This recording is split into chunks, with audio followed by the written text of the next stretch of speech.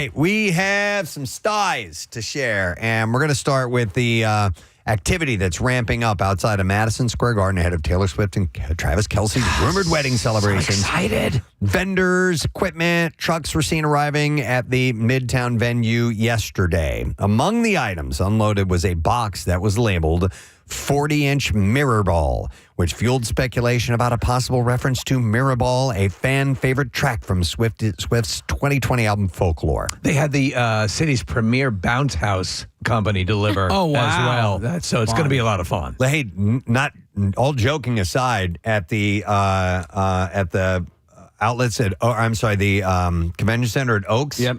Is the biggest bounce house I've ever seen in my life. Are you kidding me? Oh, yeah. They've been promoting it. I've been getting emails about it. Oh, I gotta see that. Yeah, and it's like a series of different bounce house. It's a bounce condominium. It's like a city. Yeah, Okay. it's a city, and there's different types of ones that you can go into. Imagine if we lived in Bounce City. So I wouldn't doubt it if Taylor and Travis have brought this on board. That'd be great. Yeah. That bounce house in Oaks is only here till the 5th. All right, we'll get on it. Workers were also seen bringing in spotlights, chairs, and large covered items, while some companies reported concealed identifying information on their vehicles and equipment. And although several workers said that they did not know who the event was for, it's been previously reported that, of course, the singer and the football player planning a, quote, wedding palooza celebration at MSG. If I had that kind of financial resource, I think what I would do is I would bring the machines from Digger World in. Yeah, and, right. And everybody gets to Talk play with about it. backhoes. Right, have a blast. Graders and things. So the wedding date is Friday? It's So- not the actual 4th of July, right? By the way, there is a rumor floating around that they actually have already, of course, these things always float around, Right. that they got married and this is going to be one blowout reception. Okay. Yeah. Well, don't believe everything you read, because after rumors started spreading that the nuptials are expected to be so big that Taylor's favorite flower, the calla lily, was bought up from every florist in New York City. TMZ got on the case. The outlet decided to go straight to the source to find out the truth. They called several prominent florists in the area, asking specifically if they were bought out of the lilies, and they were told the rumors were just that. That's exactly what you would say if you're being paid to cover for the event, right? Every single shop said they had plenty of flowers in stock, with one shop saying that they'd visited the New York flower market yesterday morning and there were plenty of callas on hand there as well. So it's a bunch of hooey. All right. And then welcome. there's every possibility that this is just a smokescreen, that it's not at Madison Square Garden, that it could be somewhere else completely, that they're trying to get everybody off the scent. It's possible. So- all of the indicators look like this is the This deal. is it? So you're thinking they rented out Madison Square Garden and they hired all this equipment and they've closed off the streets just to throw everybody up the scent. It's kind of like Jim and Pam in The Office, man. You know, they just went and had their They own eloped. private. Yeah. Yeah. Would Hey, you put a little bet on this for those those betting sites where you can bet on pretty much anything? Yeah. Towel sheet? Yeah. I would do that. I think. What if they end up getting married in Wildwood Crest? How about that over the you 4th know, of July or weekend? somewhere down in Icona, like Diamond Beach, nice and quiet. Anything can happen, man. They got Yeah. the resource to do it. They have the resource to do it. I do. Yeah. Even the engagement was just done in Travis's backyard. yeah. You know? All right, where did Marissa, you pulled up the prediction markets. Look down here, the Yahoo link down below, right there. Yeah, click on that. Speculation drives $4 million in bets. Ooh. So I don't know exactly what they're betting on. Let's Probably see. the Digger World. Maybe that's one of the maybe that's one of the props. Will they there. have large machinery to play with? They've got who's going to be serving as groomsmen, and who's going to be maid of honor and stuff like that. We know his best man has got to be. It's already been right. It's gotta be his brother. Jason. Yeah, Yeah, right. I Yeah. think so, but Yeah. it hasn't been officially announced. Is the maid of honor been officially announced? Is it Demi Lovato? No, I mean, according to this site that we just pulled up, people are guessing, is it Selena Gomez? Is it who? We don't know. Yeah, I don't know. So that stuff hasn't been announced. So we'll wait and see. But place your bets. Place your bets, everyone. All right. So in an interview with Yahoo Entertainment, Angelina Jolie has revealed that she has not dated in a decade. She said, Neither have I. Haven't dated or been with anyone since I divorced a decade ago. So I kind of get in my head that aspect of me is not centered in my life if I'm focusing on my children and my family. That would mean that she hasn't dated since divorcing Brad Pitt in 2016. That period on the sidelines may be coming to an end, however, as she says that her daughters are encouraging her to live life again. Well, listen, I see that. I haven't dated since 1997. Wow. Yeah. I just have no desire. And I'm married. Oh, that That keeps you from probably dating. Yeah. She said, "I'm thinking I have to live again, be free again." So Wow. she's I don't know, inspiring. man. She might put herself back out there. Me and Angelina, we did share that moment at the Atlanta airport. That made me like I already liked her, but the fact that she kind of noticed that, knew it kind of gave you a little what the hell moment, and she smiled at you. She smiled at me. That says a lot. Yeah. Yeah, so you looked at her like, "Oh, I know who you are. I could do that. Yeah. And I can close this deal." And she was she fired back with, "I know you know who I am." And So I'm let me okay with that. understand. You were part of what you call the Running Away Club. How fascinating! I was a founding member, Angelina. Oh my God! All right, back in March, Summer House star Kyle Cook and Next Gen NYC star Ava Dash were spotted holding hands. That cranked up the rumor mill. Oh, they're doing it. Led to Andy Cohen asking Cook, "What's up?"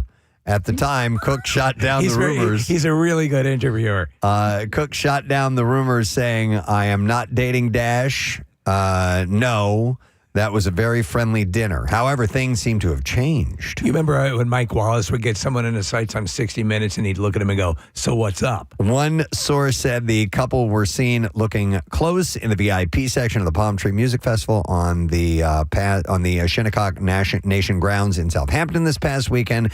But another claimed they were openly kissing.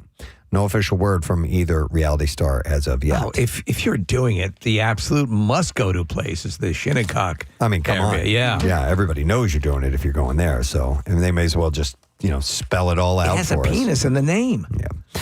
So the official cause of death for The Ring and Lilo and Stitch actor Davy Chase has been revealed, or Davy, I think is how you say her name. She died from acquired immune deficiency syndrome, which is something I've not heard in a long time. She died because complications of AIDS. Thought the same thing. The same thing. With chronic polysubstance use listed as a significant condition, according to the Los Angeles County Department of Medical Examiners. Her immune system was really worn down. Yeah. The actress was reportedly dead at 35 2 weeks ago after Roy Hernandez, a man claiming to be her boyfriend, told TMZ she died from complications from sepsis and blood infection on June 16th. Just a terrible, sad story, man. As she was, she was up and coming there for a while. In a bizarre way, the character she played in The Ring had like a better childhood. Yeah. All right, so there is a meme of a WNBA player silently pointing at her opponent in an accusatory "I see you" manner. The moment happened in a game on June 22nd, and since then has been adopted to millions of posts and memes. The star of that moment, Sophie Cunningham, explained what happened. It was after an on-court incident between Phoenix Mercury player DeWanna Bonner and Cunningham's Indiana Fever teammate Caitlin Clark. Cunningham said, "I was just kind of pointing at Bonner, and I was like, 'Don't you point at me?' And I was like, Bonner was like, 'Don't you point at me?' And I was like, 'Oh, you shouldn't have said that.' And then she said, 'I didn't say a word.' She just pointed and stared down Bonner for 22 seconds while Bonner got even more agitated. She said, 'That is the stupidest thing I've ever done.' She said, 'I'm telling you, everyone's like, that is so dumb.' And I think it was so dumb, but it was pissing her off, and I couldn't help myself. I could not. She was losing her S, and all I was doing was literally pointing." And, of course, the meme history was made. So it's a good one. It is a good one, and she has gotten the reputation as being Caitlin Clark's sort of bodyguard defender. Yeah. And she comes to her aid all the time because she's getting throttled. Yeah. Yes. Literally. She had another player had a fist on her neck. I saw it. Yeah. Yep. So she's backing her up.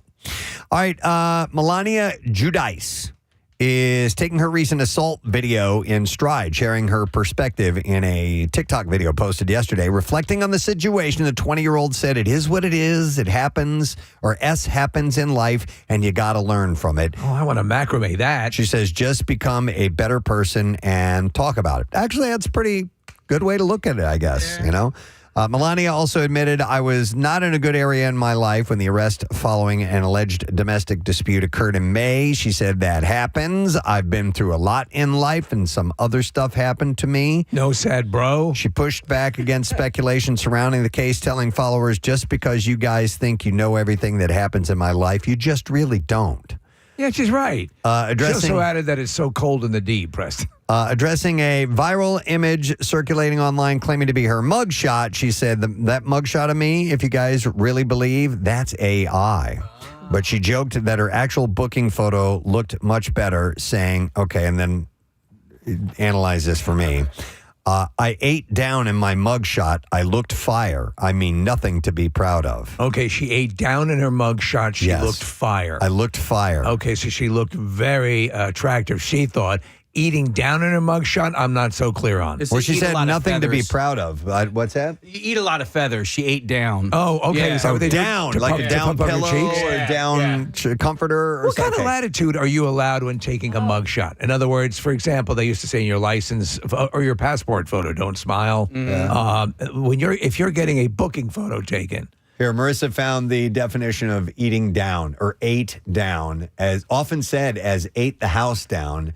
Means to there we go. Means to do something perfectly, impressively, or with exceptional skill. Oh. So she took that mugshot with exceptional skill. She ate down. Yeah. All right. There we go. I like Casey's idea better, though. We're eating down. Not full of feathers. We're going to eat down on today's show for sure. All right. Jamie King, the actress, her estranged husband, Austin Sosa, is asking the court to finalize their divorce by default. Sosa claims that he's tired of waiting for her to respond. Man. Austin claims there are no shared assets or debt to divide and has waived any right to spousal support. He just wants to get on with things. He filed for divorce in January after the couple secretly married last year. The marriage came just weeks after Jamie was linked to hotelier what's going on there. She previously said that she was completely blindsided when Sosa filed for divorce, adding that it came out of nowhere because she believed that they were still working on their marriage. She was previously married to producer Kyle Newman, with their divorce finalized in 2023. So I wonder what's going on. The rumor was that she wasn't just like a business association with this guy, that they were involved. And the husband who's seeking the expedited divorce was ripped up about it. So I don't know. Yeah, me, man. You know? All right, now I know. Here's what we do know: Secret Lives of Mormon Wives. Right. We know that. We know that world. Absolutely, we know that left and right. I eat down on that all the time. But we didn't know this.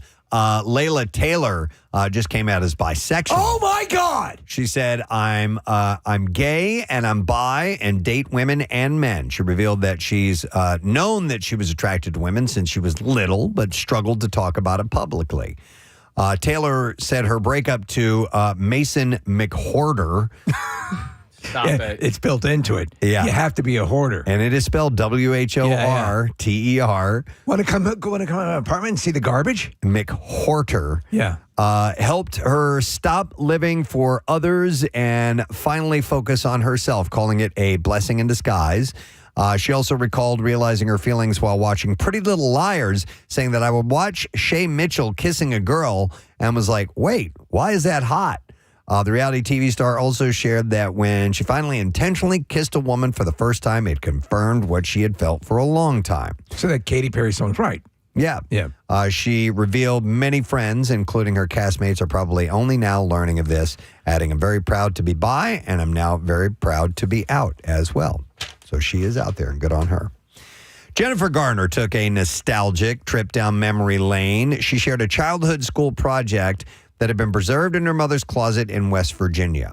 The assignment was titled What Makes Me Special, and it featured young Garner's list of personal qualities, including actress. That was one of them, yeah. How about that? Cat owner, clown, ice cream maker, peanut butter eater, and several other talents and interests.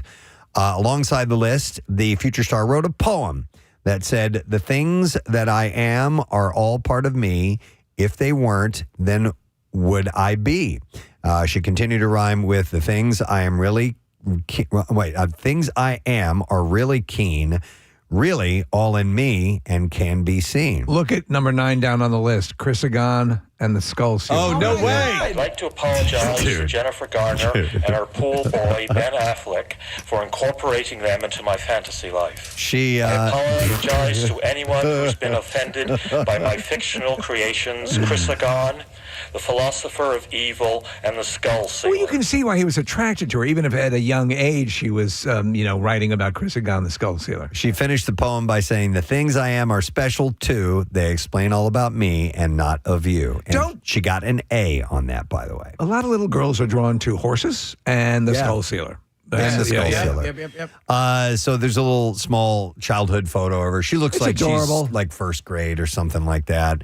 And a little glimpse into her childhood as she captioned the post from Mom's Closet in West Virginia. Number 3 kind of nails it, referring to the clown on the list. There is a picture of my wife in second grade. I adore this picture. Yeah. I can see everything that I love about her forming at that age, Aww. just in that smile. I love it. It's just beautiful. Yep, I love it. All right, believe it or not, there's even more backrooms to explore. The surprise horror hit is being re-released this weekend with 15 minutes of bonus footage on it. It finally tells you what's in back of the back rooms. The film has been dubbed the Backrooms Everything Must Go edition. Do you know what's in back of the back rooms, Preston? The actual front of the store. Oh, wow. Yeah. The re-release will feature theatrically exclusive post-credit footage featuring director Kane Parsons. The new version of Backrooms will clock in at 2 hours and 6 minutes. And that will hit theaters on Friday. So if you want a little more. That one I definitely want to see. I'm kind of waiting for the dust to settle because I want to take it in its own right. And then they're now working on the sequel, Bathrooms, which could be much more horrifying. Oh, yes. That's got the potential for. What is this? Yeah, something horrible. Agreed. All right, I'm excited about this and watched the trailer this morning. Alexandra Daddario and Finn Wittrock stepped into the roles of Catherine and Milton S. Hershey in the film Hershey, a new film chronicling the couple behind one of the world's most famous chocolate brands. Love this. According to the official synopsis, the movie shares the humble beginnings of the failed businessman turned chocolatier. Spanning decades of the couple's life together, the film reveals Milton and Catherine's relationship as they build both a thriving business and highlighting the impact of the Milton Hershey School. And she looks exactly like Catherine does. she does, doesn't she? It's stunning how She's they a nailed goddess. that one with her huge breasts. Yeah, they nailed that. I was thinking the same thing. I'm like, I don't know if Catherine, Kitty, Hershey is spot on to Alexandra Daddario or not. But she was stunning. heavy what do they call them? Hangers? Hangers. No, Swingers. Yes, yeah. No, I was going to say something, but I don't think Hershey would care for it. Okay. I'm just going to stop right there. So the school, I love the story. The school started by the couple has provided fully funded private schooling since its founding in 1909, boasting 17 Pennsylvania locations, 1,500 background actors, and almost 300 period accurate costumes. Hershey will bring the sweet life of Milton S. Hershey to the screen November 25th, so right around Thanksgiving. This is going to be cool. I'm looking forward to it, man. Absolutely. We've talked about the documentary that will air around the clock on a channel if you go to the Hershey... The Lodge. The Lodge. If you stay at the Lodge, it's probably at the hotel, too. I'm not sure. But if you stay at the Lodge, the Milton Hershey story runs constantly.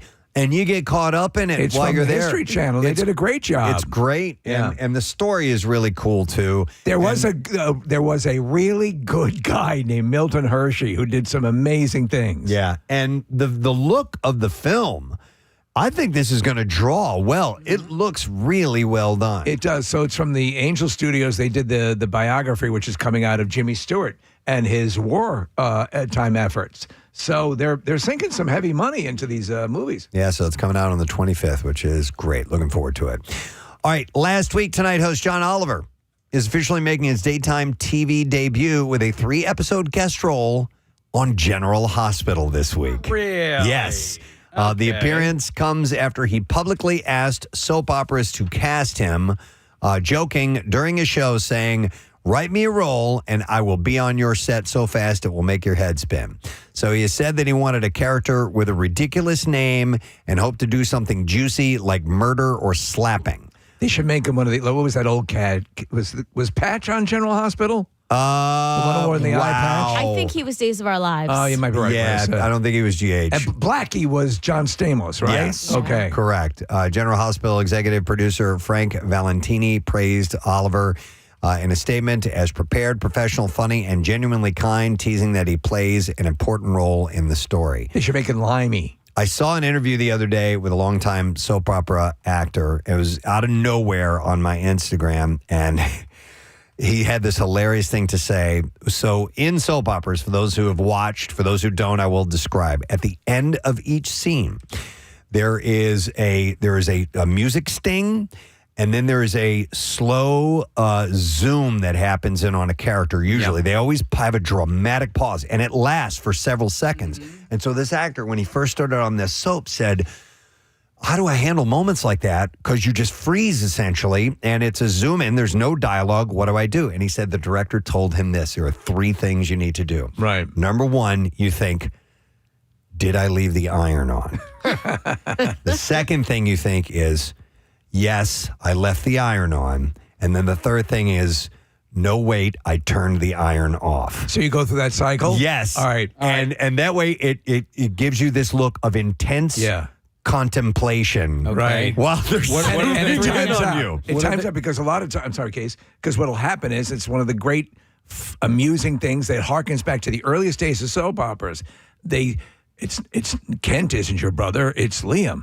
And they stay, and we're led to believe they locked in place until they join the scene again. Okay. Yes. Can we try this with Steve by any chance? Because I do have some soap opera music. Okay. Are you wanting him to have the thought of, did I leave the iron on with the reverb and all that? Yeah, what are the 3 thoughts? It is, did I leave the iron on?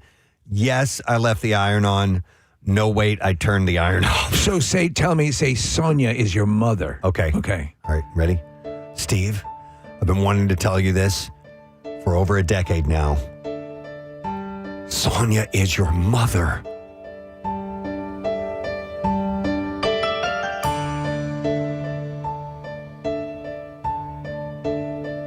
Thank you. All right. So you had to be watching on YouTube in order to. How did I do? Emmy. How did I do? Daytime Emmy. Now, can you do it with the internal dialogue on reverb? Yeah. Okay. Sonia is your mother. Oh my God, did I flush? I took a big one. Everyone uses that bathroom.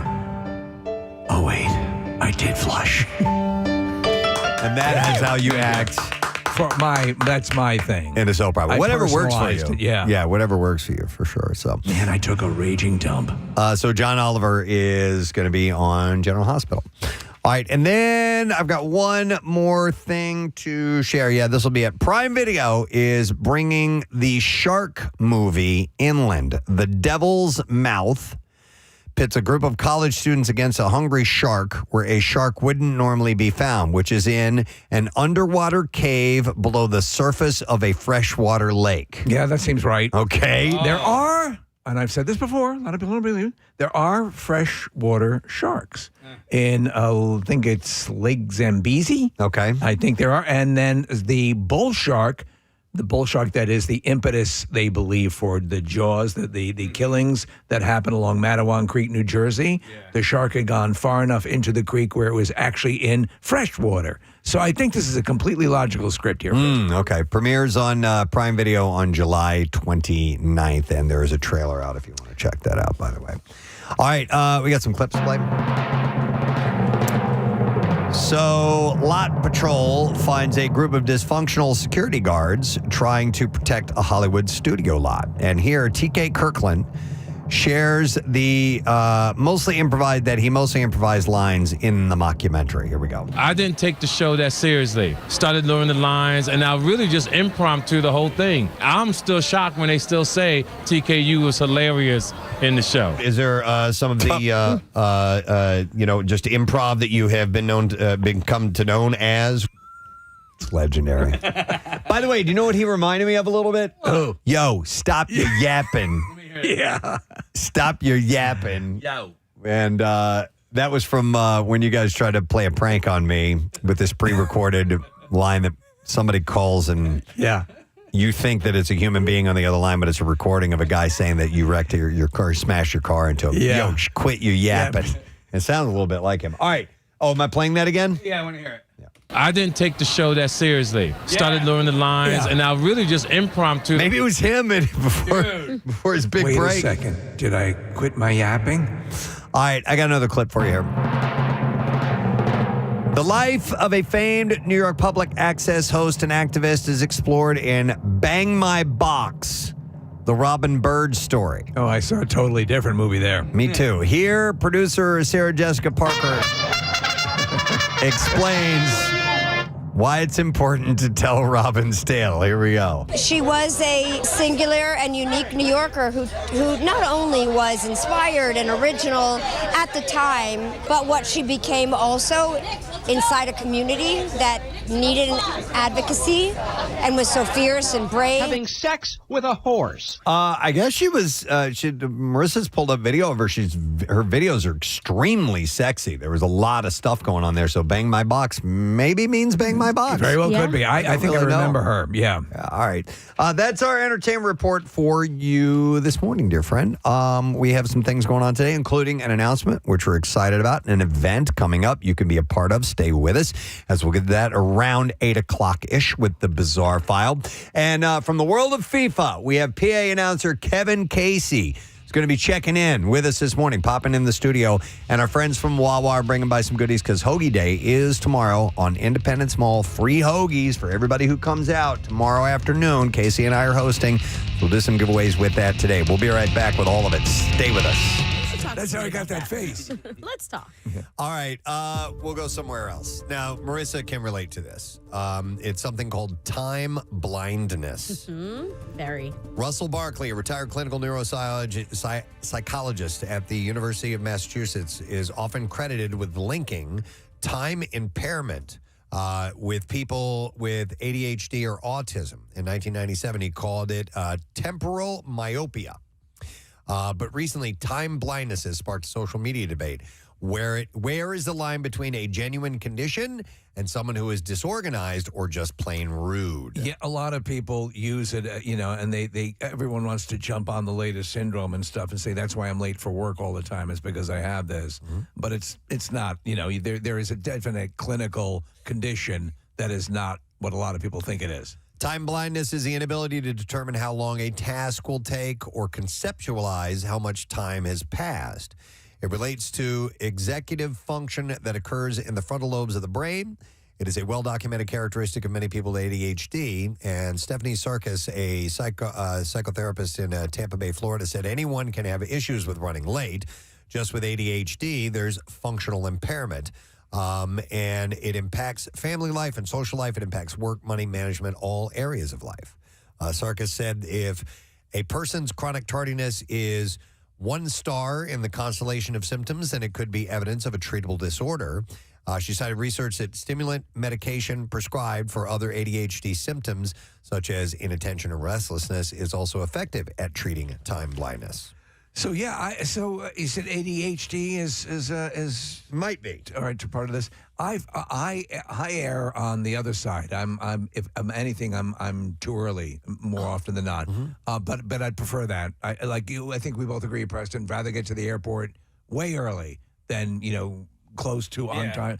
I feel like the airport. I get too nervous. The airport one is the only one where I'm like, okay, I want to be early. I see you walk in like when we do movie screenings. You walk in like 2 minutes before the movie starts. I've been there for 45 minutes. Yeah. Well, the airport thing. Yeah. And the reason that I don't mind getting there super early is, number one, fear of the major inconvenience that it would be to miss your flight. Right. And how many hoops you have to jump through.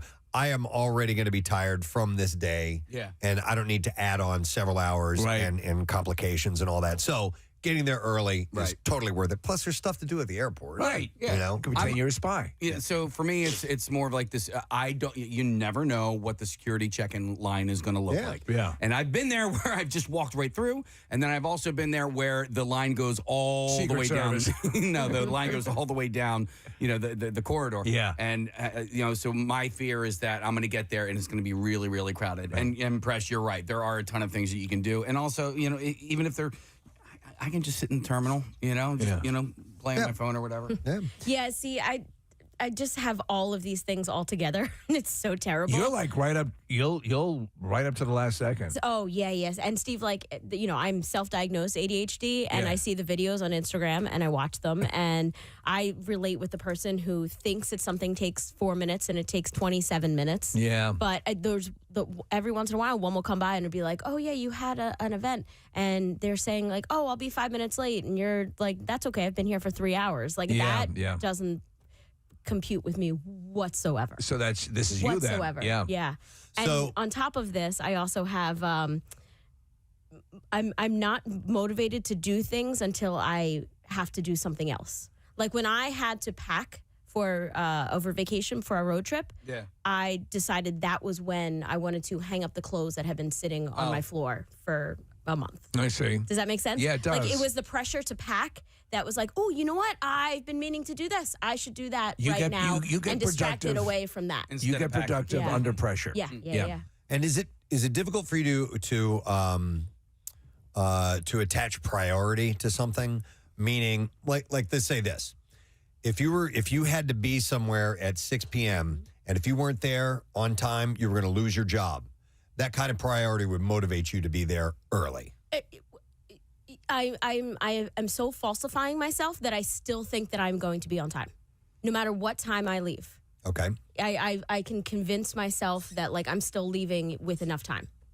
Does that make sense? But what I'm saying, but if a heightened priority were put on something, would you make a mental note to I will not get there late, I will get there early?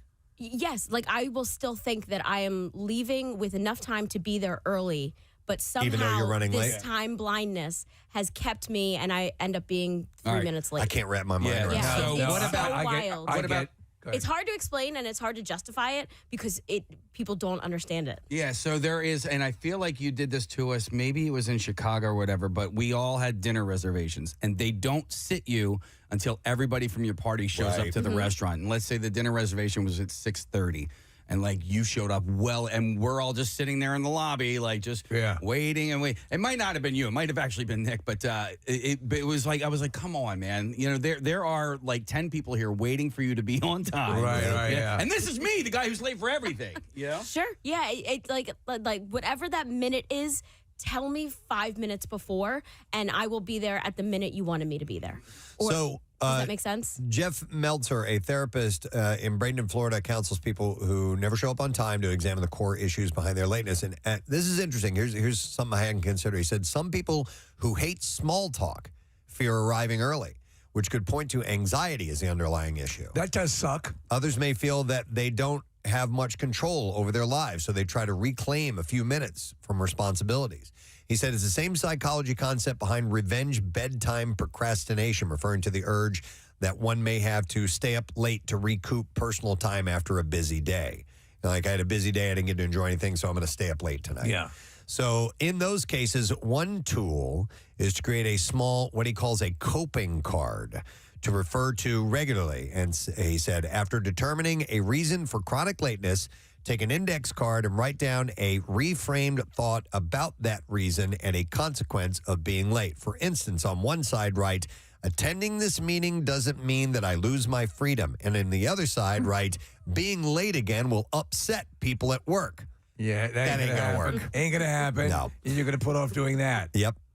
Meltzer said the hardest reason to change the habit would be something that early arrivers often attribute to latecomers, a sense of entitlement. People who feel that their time is more important than others' time may give themselves permission to be late. You know what makes me feel a little bit uneasy is when we have a guest show up way early.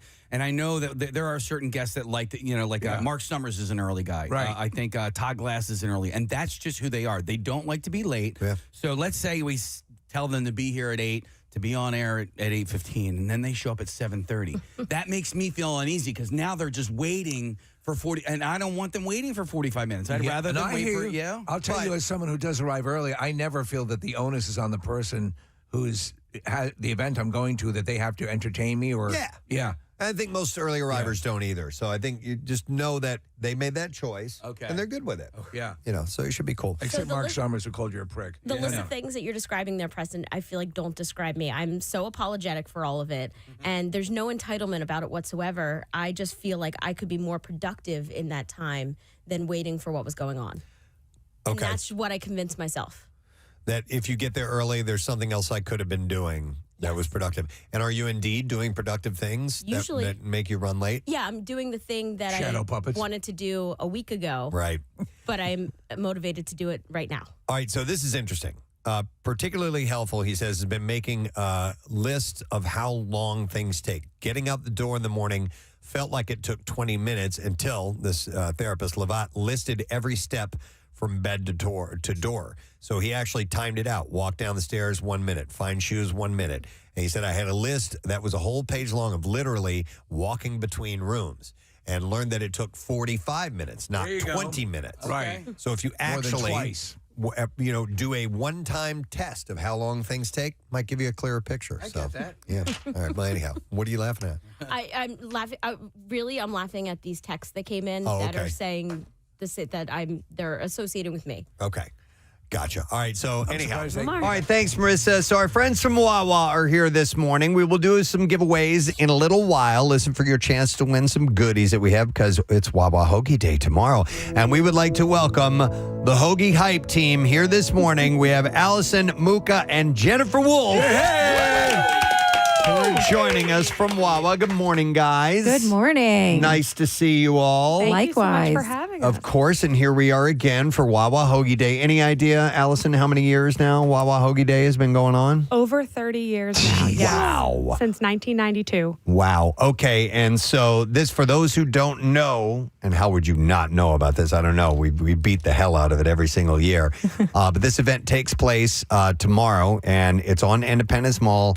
And Jennifer, how much are we talking? Oh, my goodness. As far as 8 giveaways. tons of hoagies, 30,000 hoagies, shorties. 30,000 hoagies? Yes. So the Hoagie Day, Wawa Hoagie Day, July 1st, 12 noon at Arch Street, 5th and 6th, right at the National Constitution Center. So we want to invite everybody down at 12 noon to enjoy a turkey shorty. All right, and it's easy to find it. You'll see the thousands of people and all of the moving parts because there's a stage set up. There's also musical entertainment, and there's period, people dressed in period costumes and things like that. Yes, it's such a great event to bring the community together. We love that you guys are going to be there to help MC the show. But Hoagie Day is about really honoring those who serve. So we are partners with the USO. The first 12,000 hoagies go to 3 incredible partners. So Phil Abundance, Veterans Multi-Service Center, and PAL. And then the remaining 18,000 go out to the general public. So it is about giving back, thanking those who serve. Yeah. We've got over 200 associates that are ready to go. This is like Christmas morning. They wake up and they're there at the National Constitution Center building all those hoagies. It's it's actually a touching thing to be there on you're at the cradle of the nation. Yeah. Everyone knows that the forefathers, as they were working on the Declaration of Independence, they were eating hoagies. Well, that's right? And this year, especially with America's birthday, we're just, having so much fun and just excited for everyone to be there and enjoy the day. And Allison, you were telling me about the crew that starts the building. When does that all begin? Yes, they commence bright and early tomorrow morning around 5 a.m. They build those 30,000 hoagies in the National Constitution Center, and then we'll serve them, as Jen said, at noon outside of the National Constitution Center. Nice. And we're also all day offering free admission to the Constitution Center as well. That's great. So they're open 10 to 5 tomorrow. So get your hoagie, come on inside, cool off, check out their awesome exhibits. Yes. And also there is the Hoagie building competition. That happens every year. That's your favorite, right? It's a it ends up being a food fight. It's so much fun. Police and fire. Correct. And Philadelphia Police, Philadelphia Fire. It's actually 2 rounds back to back, right? So Philadelphia police face off against fire, and then we've got 2 military teams coming. It's kind of become a UFC event at this point because they take it very seriously. It's a matter of pride. There's a huge trophy. Yes, big trophy at stake, and they take it seriously. And then, no matter who wins, we say everyone's a winner. They each get $3,000 to their department's charity of choice. So. Excellent. And there's usually a lot of smack being talked. Absolutely. While it's all going on. So it's going to be hot tomorrow, but at least it's going to be sunny. We don't have to worry about any rain or anything like that. So just come out and be a part of this. Get your free lunch. Enjoy. It's going to be a wonderful day. We love that Wawa does this. We love that all of what's happening in this area. Wawa is such a significant part of making it happen. It's a massive undertaking. Have you ever estimated the amount of cold cuts, just the amount of, say, turkey or whatever that goes into all of this stuff over the years? According to this document that I've been provided, we have over 2,000 pounds of provolone this year alone. Wow. 7,000 pounds of turkey, about 3,000 pounds of rolls, 2,000 pounds of lettuce, and 2,000 pounds of tomatoes. That's insane. It's a lot. It's It's insane. product. Yeah. And it's all free. It's all free. That's awesome. So, all right, excellent. Thank you, Allison and Jennifer. We'll see you guys tomorrow. See you tomorrow. You got it. See everyone there. Wawa Hoagie Day. Friends, that is tomorrow, so come and be a part of it. Yeah, and go by the National Constitution Center and check that out if you haven't as of yet. So we will do some gift card giveaways this morning throughout the course of the program. So listen, I will tell you when to call in, and we'll give away those Wawa gift cards. Just hang tight on that. There was a piece of audio you wanted me to play, Steve. Yeah, Preston came across this over the weekend. It had me laughing heartily. We may have come across this over the years. I don't remember. Did you send this audio to Ryan? Ryan, you sent it. Okay. Yep. All right. He's being sent over now. You got it listed? We got it. Okay. Yeah. Okay. Yeah. So what it appears to be is a veterinarian talking about dogs with a dog trainer or dog expert. This has to be from a number of decades ago, and their use of jargon I found to be incredibly hilarious. So if you want to play the audio, I think you know what I'm talking about. I haven't heard this yet. Here we go. So a fat bitch doesn't have good muscle contraction. By now you should know your bitch is pregnant. The bitch should be examined to make sure that all the nipples are okay. Milk helps aid the bitch. Scissor and milk the bitch. Determine what is normal for your bitch. And you should exercise the bitch. And these bitches often will need help. I do put my bitches on raspberry tea. Because the bitch is just very, very nervous. A little bit of whiskey even sometimes helps. Oh, my God. Why is it important that a bitch not be overweight? Overweight bitches. Don't be a little bitch. These bitches. Watch your bitch. The bitch gets restless. Calm the bitch down. Sometimes a bitch will come earlier. Calm the bitch down. Calm the bitch down. Wow. I came across that years ago. I remember why and thinking the same thing. Like it's just, and you don't even so we're around animal charities all the time. I never hear vets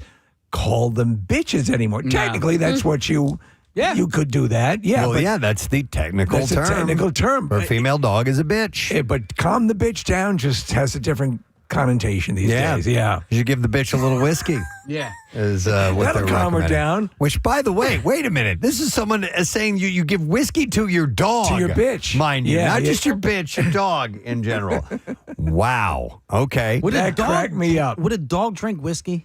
I guess so. I don't know. You know, put it in its cocktail for the evening. See what it likes. They'll drink beer for sure. Yeah. You know, if you spill some on the floor or whatever, and you can see a dog go over and lick it up without second thought. But I don't know. Whiskey's a little strong. Put it in a little puppy shot glass and see what happens. But I don't know.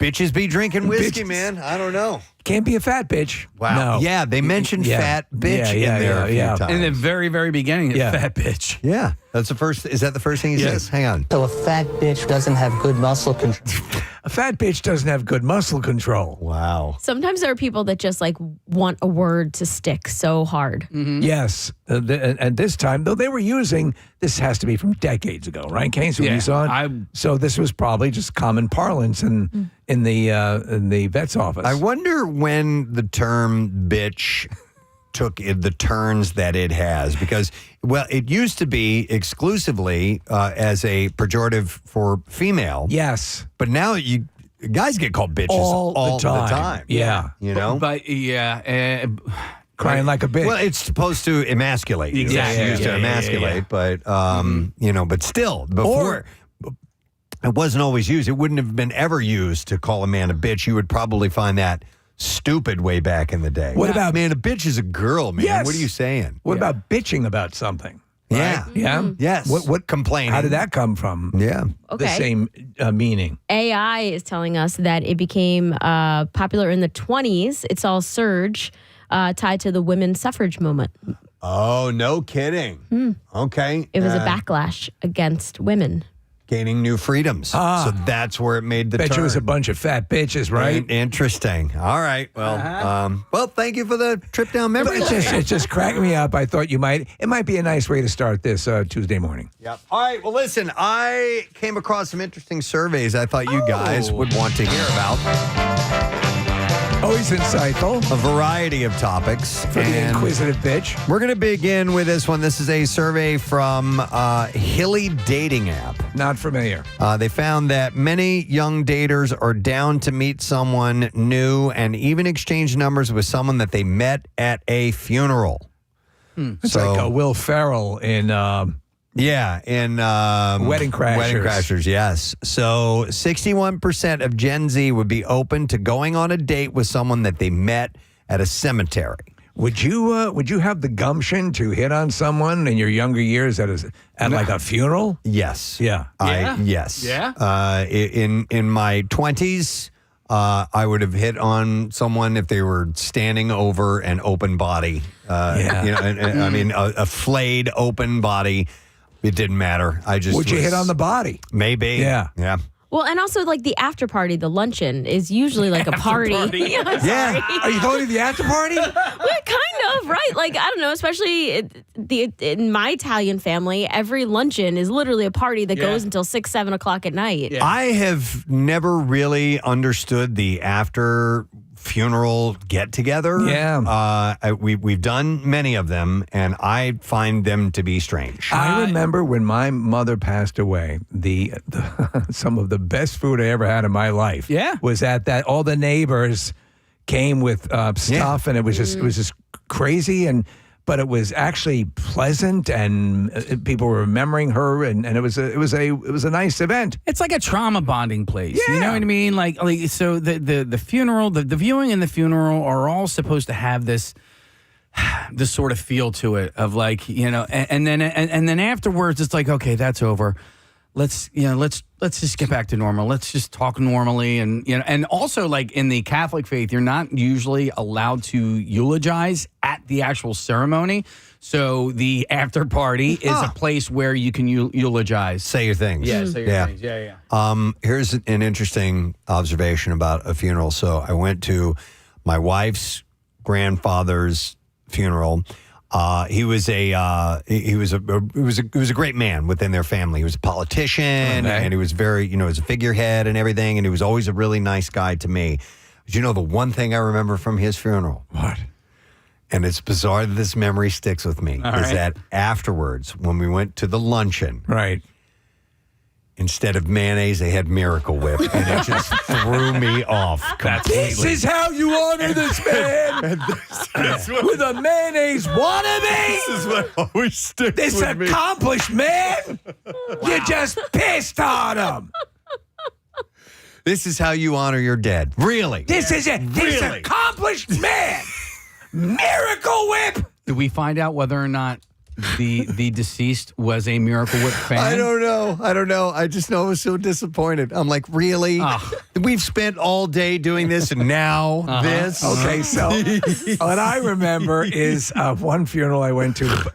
Somebody had made the best chicken cutlets I had ever tasted in my life. They were particularly flat. Okay. Like flat and breaded with a little bit of lemon. Mm-hmm. Yeah. And I'm Pounded like, out. oh That's the my best way- God. best way to have it. Now that's the way you honor the dead.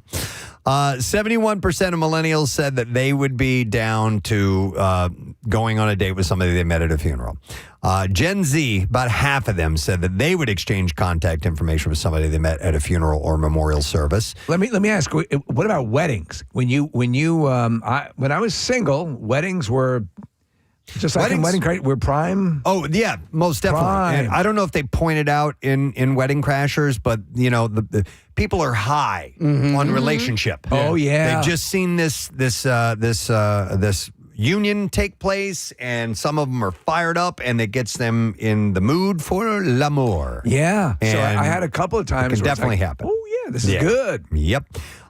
So 65% of millennials said that they would also be down to meeting someone, exchanging numbers, contact information. Gen Z thinks that flirting at a funeral should be socially acceptable. 41% of them voted for that. This wasn't as fun as the funeral. Dating apps come into play too, according to the survey.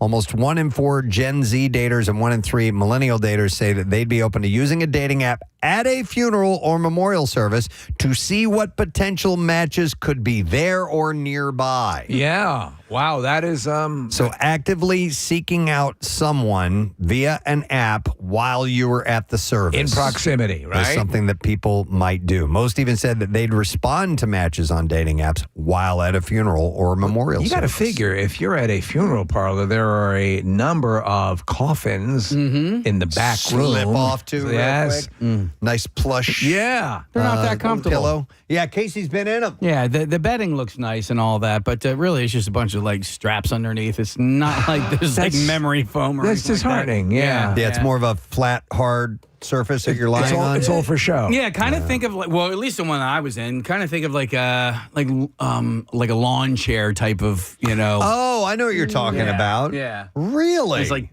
canvas straps essentially. Yeah. I never knew that. I would not for you. I know when you're lying. Listen, I'd spring for a better coffin for you. Yeah. Yeah. All right. Well, if you're off to a funeral at some point, most people are open up to maybe you really finding love. Maybe you start hitting on people the next wake you're at. You could. All right. Another survey. Timing is perfect on this one because it's going to get hot over the next couple of days, guys. In honor of National Ice Cream Month, a new survey gives us the scoop on just how crazy people are about that frozen treat. They surveyed over 2,000 adults across the country. 60% go as far as calling themselves ice cream fanatics, and another 60% say that it is their all-time favorite dessert. It's so effing good. I agree. It is.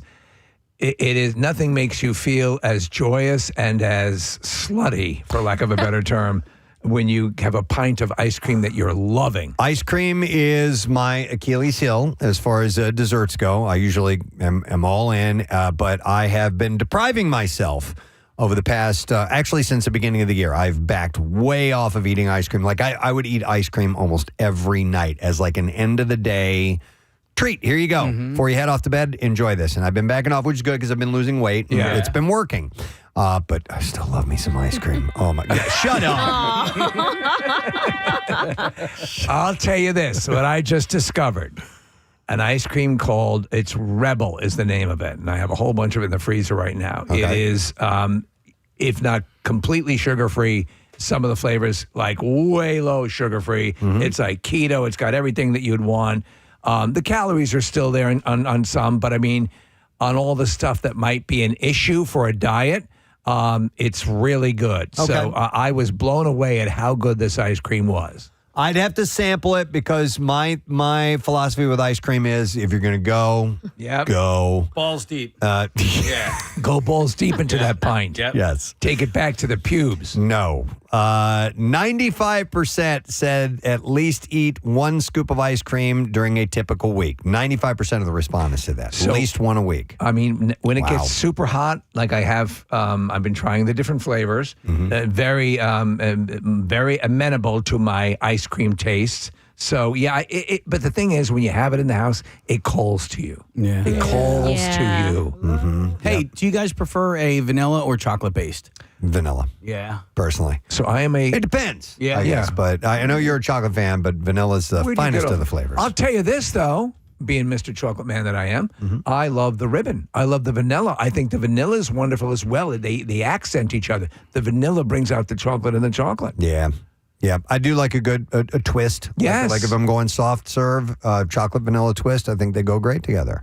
On average, people enjoy 11 scoops every week during the summer. Oh, I thought you meant it once. No. Like, that's 11 a lot. pints. 11 scoops during the week. So, that's a couple of days. So would it be your almost. after dinner, you go get a spoon, Yeah. dip a little bit? So that's kind of what I'm doing right now as I'm on my fact-finding mission with this ice cream. When it comes to flavors, Gen Z, 44 or so, so Gen Z, millennials, and Gen X all agree that cookies and cream is the best, but boomers rate the classic chocolate as their number one. Do you know what I've kind of reintroduced myself to, and I'm enjoying? Coffee.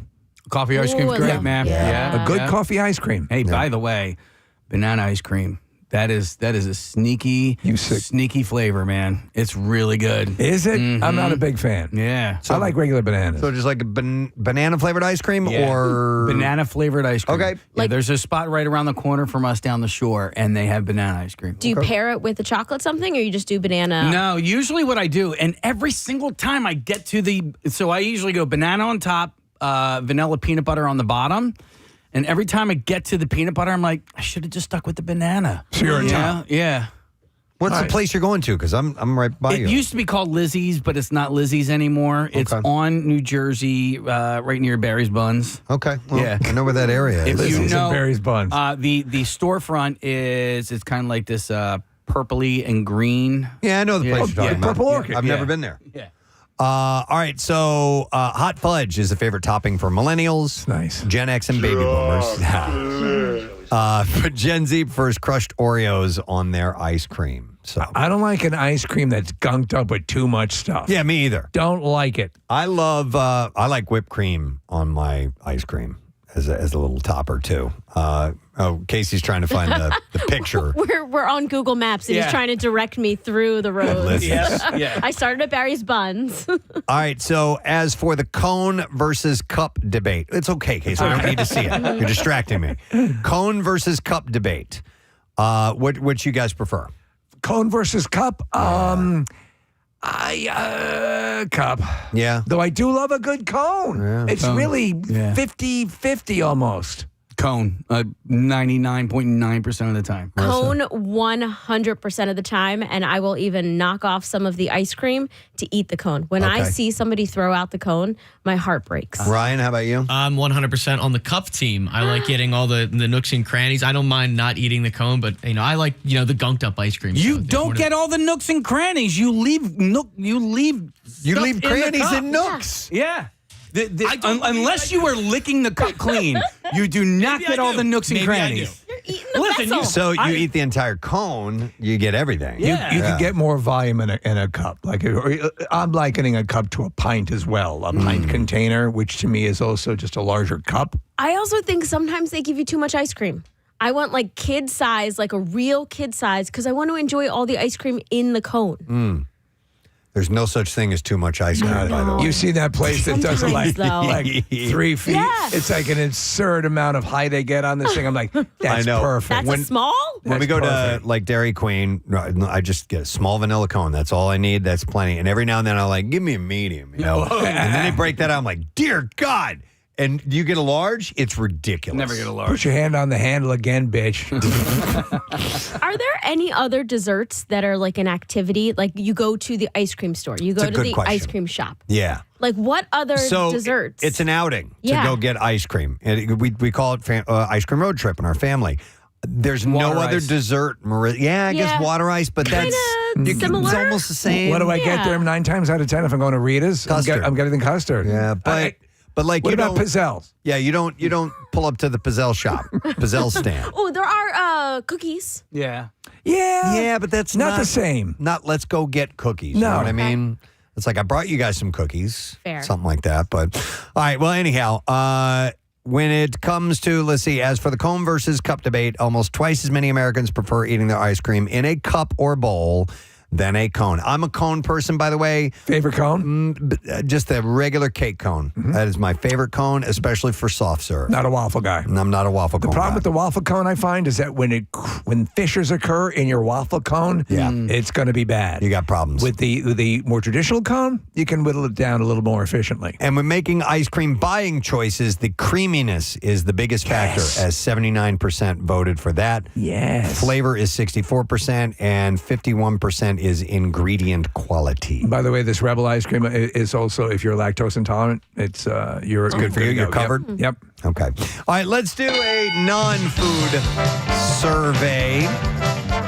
2,150 U.S. adults were asked about the best thing about the American way of life, and they voted that the people rated it as number one, 44%. Well, people are people. Yeah. Followed by land resources and climate at 20%. These are the what Americans think the best thing about our country is. Well, if you're judging by the visiting fans for the FIFA, for the World Cup, it's air conditioning. Air conditioning is the big thing. Yeah, man. If you've ever been to Europe in the summertime, they don't have it. A lot of places don't have it. And a lot of people are dying right now, yeah. It's a pain in the ass. And a lot of it has to do with how old the architecture is and retrofitting. But I still think, hey, you can get units. You don't have to get like whole home, what do you call it? Central air. Right. You can get units that don't even need to be hanging out your window anymore to keep things cool. So there's a whole bunch of those. Yeah, which so we have the inverters in our house. So the external units out and it pumps, and it's that rectangular thing you see high up on a wall in a lot of places. Europe, that's where they came from. Europe, they use those extensively. They need to get more of them. Need to get more of them. But I do like the peoples. I do. Yeah. I'm a big fan of meeting people and interacting with like strangers and all that. In general, In I general. think it's a good thing. I always have a good time. I was at CBS yesterday talking to a couple of people, and I was having a great time just hanging out as we're waiting for the pharmacy to open back up. It was fun. I visited my daughter. She's working up in Rochester, New York, and I was up there for just a couple of days this weekend, and every single interaction I had, and I had multiple interactions because she's working at this theater. So while she was at work, I just kind of rode my bike around. Yeah. I'm telling, from the person at the Vasco's cheeseburger joint to the guy at the CVS that check out, the dudes that were at the jazz festival. Hey, this guy, the the owner of the dog that I met, his name was Hoagie. That guy, the other dude, as I was putting my bike into every single person. Which one of my nuts is bigger? Was great. Yeah, I didn't even have to ask Didn't that, have to Steve. ask that. He was That's- like, hey, I noticed your right nut's bigger. I was like, you noticed that? That's great. Yeah. It's your opening line. Well, driving around this weekend, I didn't like anybody. I saw so many people doing things, and I'm like, are you serious? Yeah. Oh, my God. Get out of your car. I guess it all depends on the day. Just get out and tell them. Yeah. I think you're horrible. All right. Respondents were also asked, what is America the best in the world at? Okay. What is America the best in the world at? If you guys were to name something, what do you think? I think we lead the world in monkeys riding dogs. Well, yeah. It was a young, Ever since I was young a young man's boy. dream. Yep. Want to own a monkey. Football. Football, Yeah. you'd say? Okay. I mean, all right. because they don't really play it anywhere else. But I was thinking the same thing. All right. Basketball. Well, this survey says movies and television. Top Yeah. list We're at off- 58%. Often revered for the pop culture, which permeates around the world. The Brits are pretty solid, though. There's a number of good countries that turn out Yeah. stuff. But I think even in Europe and even China, they look towards the United States for the entertainment. Technology and innovation are second with 56%, followed by music, sports, and food. Ice cream. These are according to Americans that have ranked the best things. That's what they think that we are the best in the world at. As far as the food that best represents America, hamburgers are number one, according to this article, to this survey, scoring a third of the votes.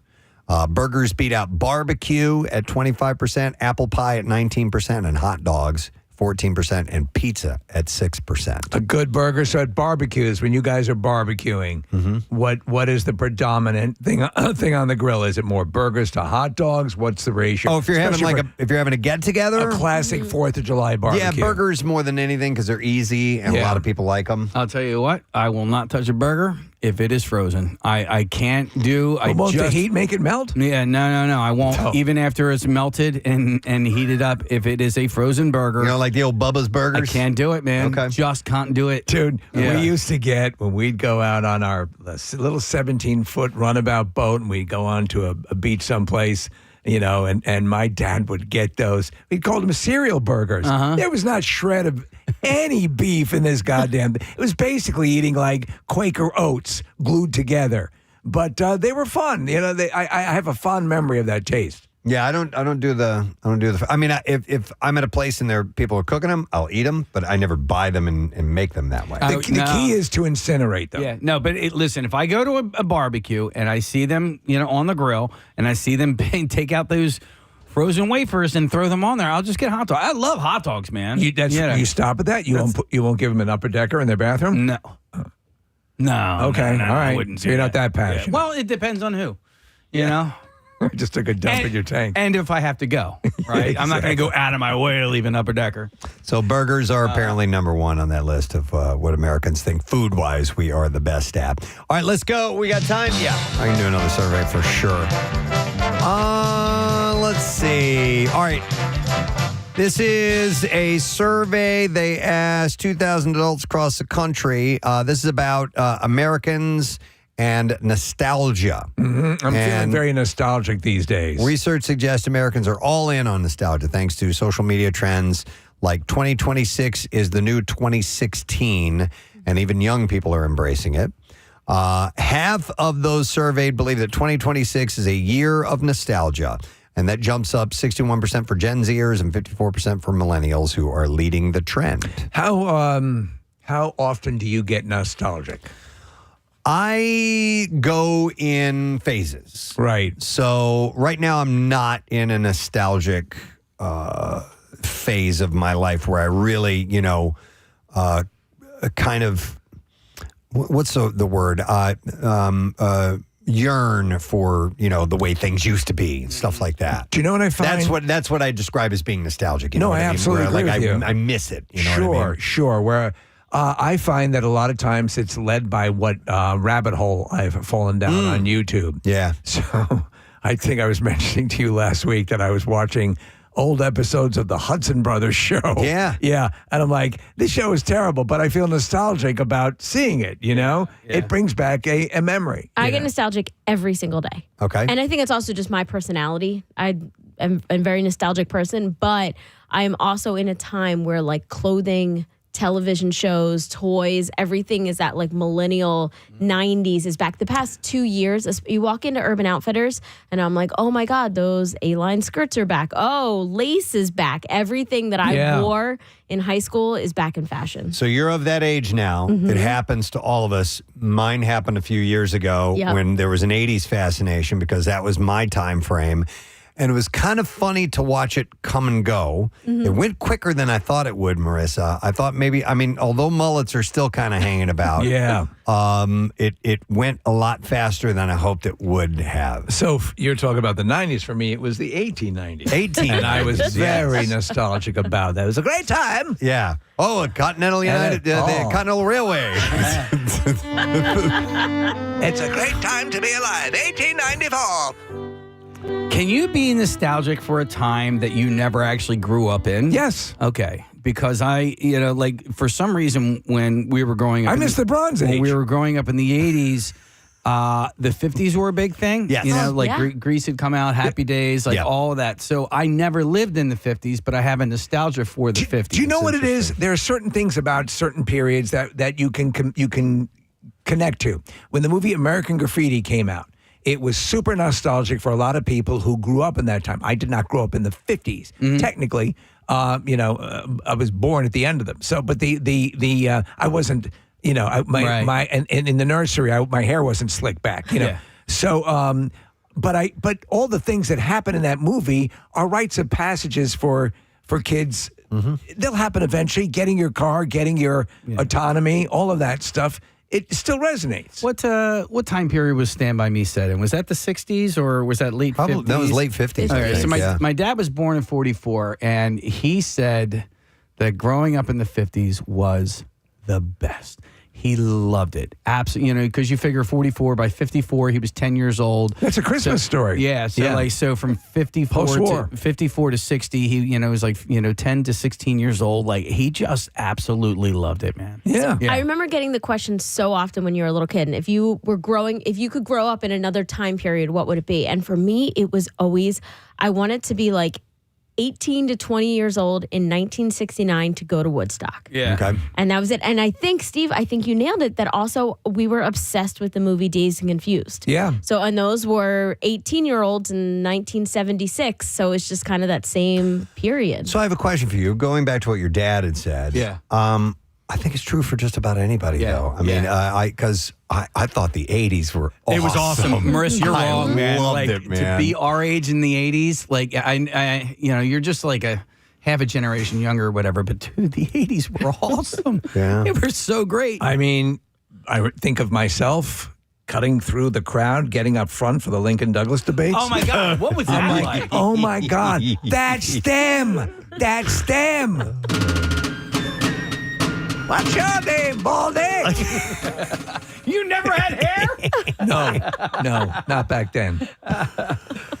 No, but I think it probably is going to be true for almost anybody. I mean, there are people who have lousy childhoods, and that might be another thing. Yeah, but, Sybil never got nostalgic. But I wonder if everyone looks back at their formative years as what a great time to be alive. You know what I mean? Do you know what it also has to do with a lot of times? You're also the people who were alive. Yeah. That my dad, my mother. The things, the special moments in time.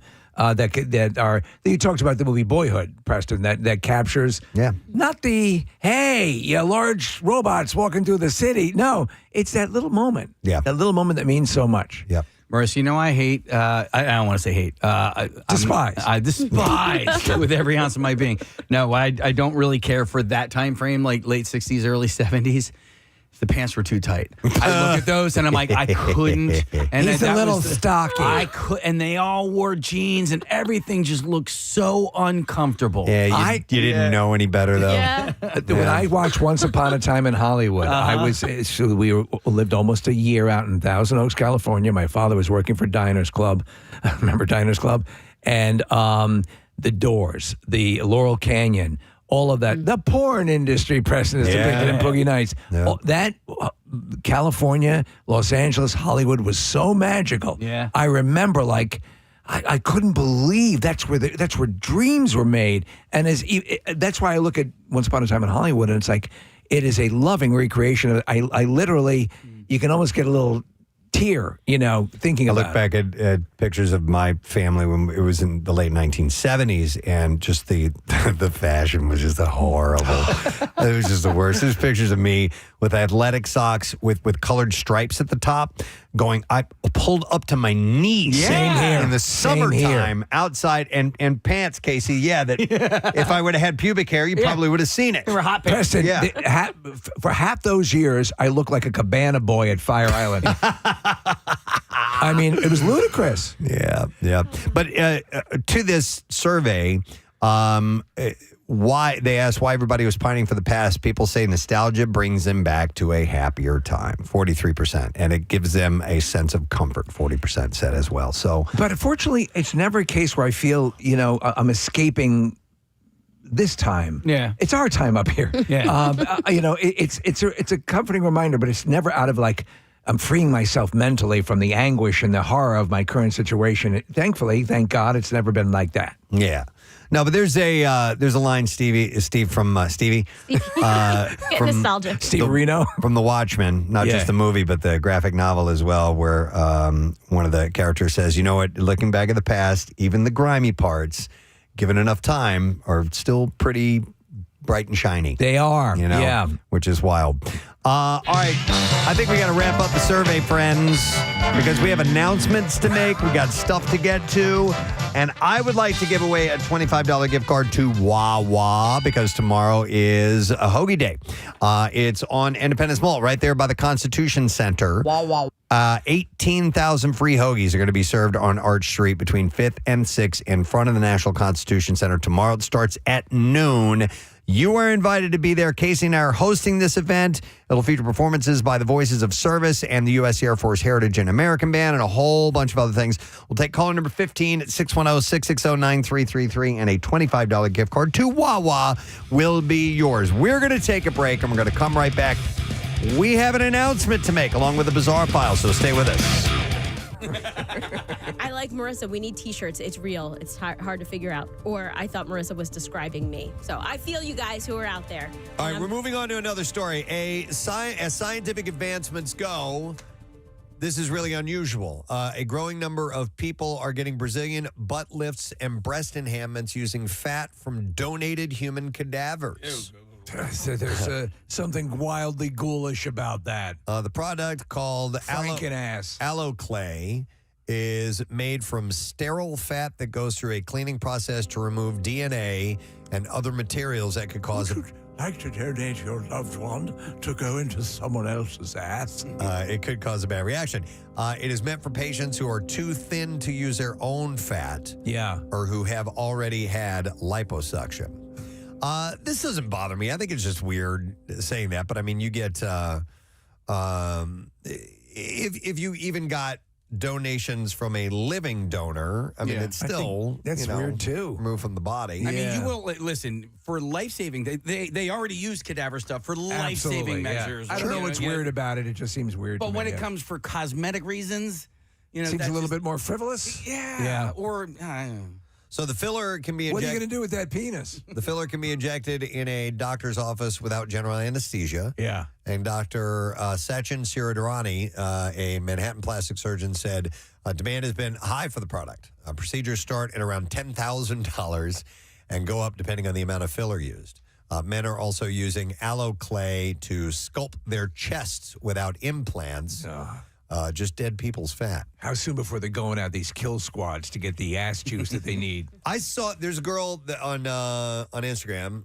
Crazy, I know. I follow attractive girls on Instagram, but there's a girl on Instagram who is she has 6-pack abs. Right. But her body, the rest of her natural body fat doesn't seem to jibe with that. And I think that there's some kind of implants or injections that It could be there. that. You know what I mean? That sort of contouring is quite common these days. Yeah. Where you'd see someone who's the rest of their body fat ratio doesn't belie a sculpted abdomen. And as you know, Steve, to get that, because you've followed bodybuilding and stuff like that for a long time, to get the really definition, you have to build up the muscle first. And then you got to lose weight. Big time. You have to lose the fat. The fat covers up the muscle. And when the fat is gone, then you see the definition. Absolutely. In case you would well know this as well, when they have to the water all of that has to be purged, and you would see it throughout the entire body. Yeah. You wouldn't just see it in the abs. Right. So, Preston, this one person you're talking about, did they have more fat on them? Okay. Exactly. So that's what I mean. It doesn't jibe together. So Right. I think they're doing either injections or maybe flat out implants. There are ab implants. Are there? Yes, there are. I wouldn't mind having ab implants. Once in my life, I'd like to have. I took a real shot at it, man. I worked really, really hard for. You got it. Kind of, sort of, but it was so. I had to give up. I was trying too hard, and I injured myself a couple times. I'm like, I can't do that. Get them on your back. See how you like it? Dude, those back abs are awesome. You must work out like Look a at that. You've got back abs. Yeah, I mean, these people are Six-pack abs. Are you looking at pictures, Mariz? Yeah, I mean, I guess it's like the equivalent of getting a boob job. You're just getting an ab job. Yeah. So we're looking at the photos of the guy on the left. Can they here, do Marissa. hand jobs? It's kind of like the girl that I was saying. See how you can tell that he's got sculpted abs, but he has big love handles there on the side too. It just doesn't seem to make sense. Quite jive. Yeah. So, all right. Anyway, you can always do dead people's fat if you want to now, because that is It's a good available. band name, Dead People's Fat. All right, I think we got to wrap up the. Or do we have time for one more case? One more. All right. Let's do a quicker one. Yeah. How about this? New research shows that stressed out rats are more likely to use cannabis when given the chance. So they toke up when they get a little bit of agitation? Yeah, they roll a spliff and get fired up, and you're good to go. Irie. Scientists at Washington State University created Put on some Marley. Created a detailed behavior profile for 48 rats, and then let them access cannabis vapor for an hour a day over 3 weeks. Why not just give them edibles? I know, right? Maybe they could. I'm not really sure. So the rats could get the vapor by poking their nose into a small port. Rats with higher levels of stress hormone cortisone use the cannabis more often than calmer rats. This cheese tastes so good. The connection was tied to their regular baseline stress levels. I'm in the mood for pizza. Not stress from specific tasks or puzzles. Researchers also found that rats who had trouble adapting to changing rules were more motivated to seek out the cannabis. That's kind of funny. Trouble adapting to changing rules. They're like, dude, I can't figure this out. Let's just smoke You're up. bumming me out.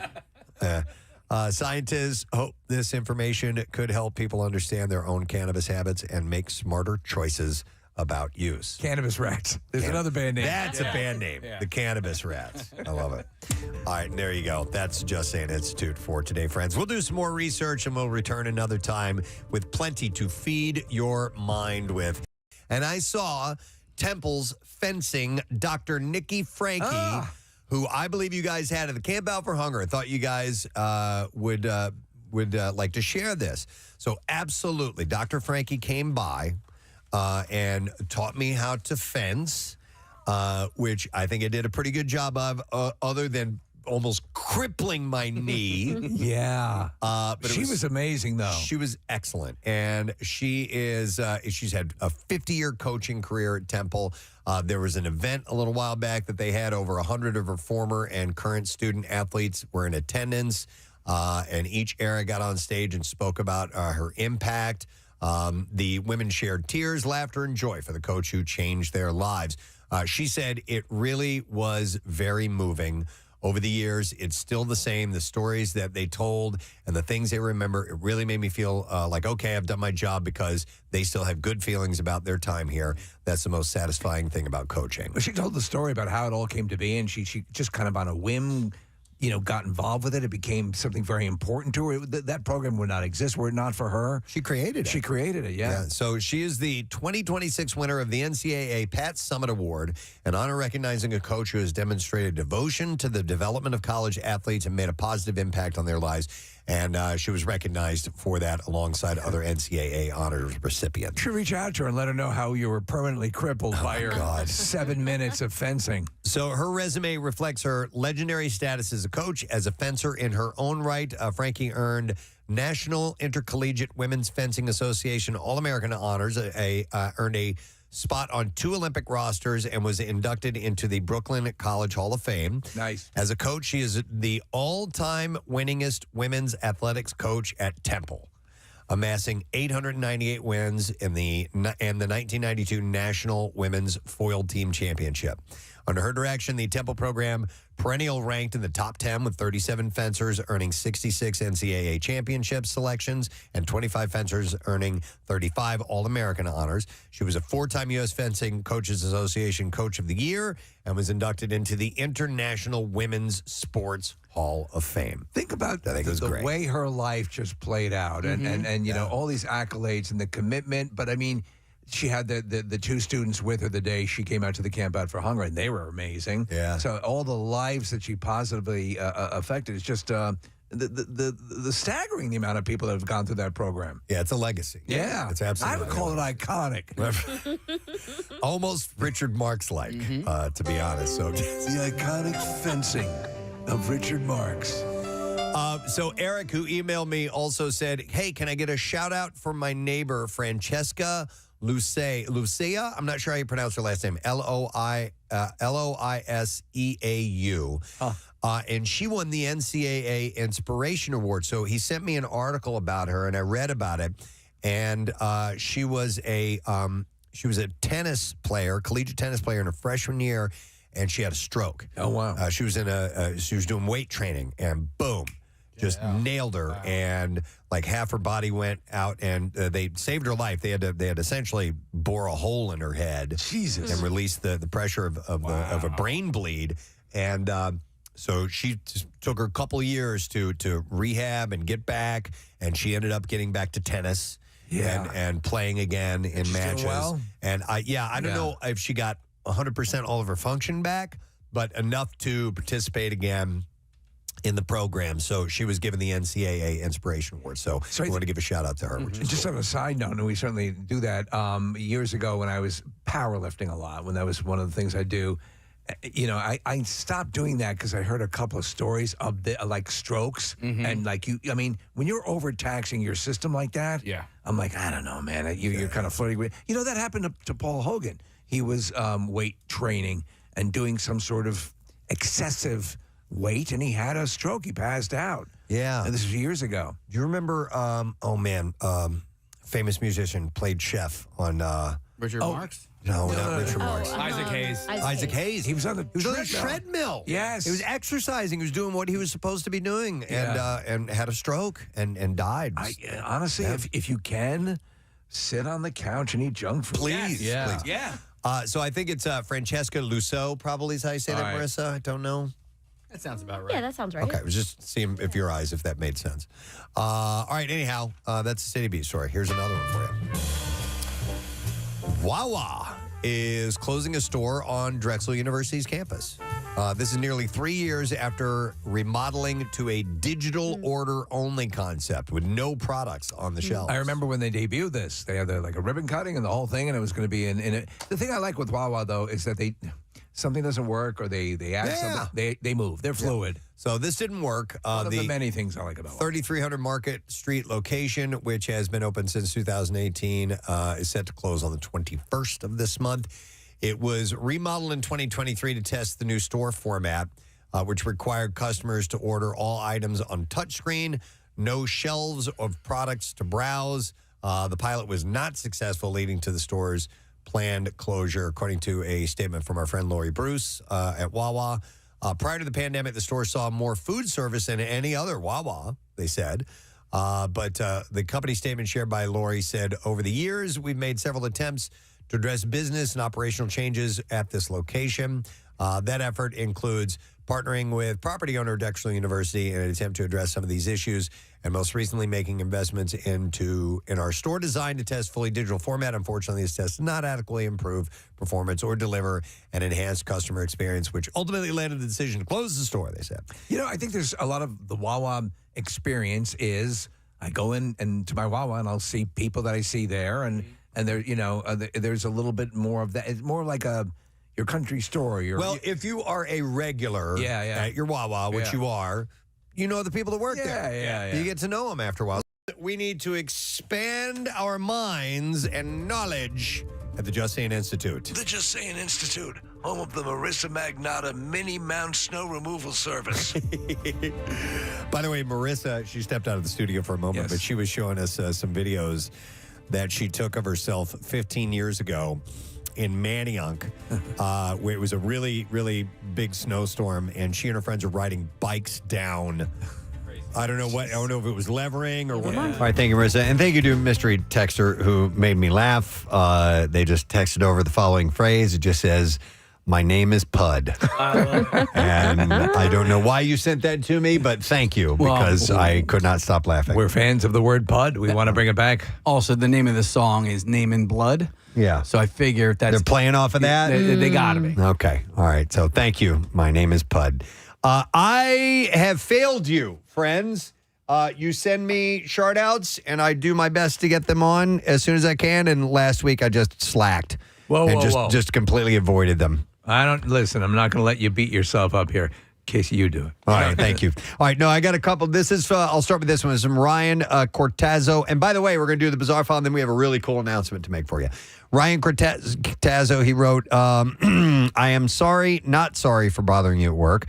I am writing to request a shout out for myself on June 19th. See how far behind I am on this? Oh, man. As I will be turning 40 that weekend.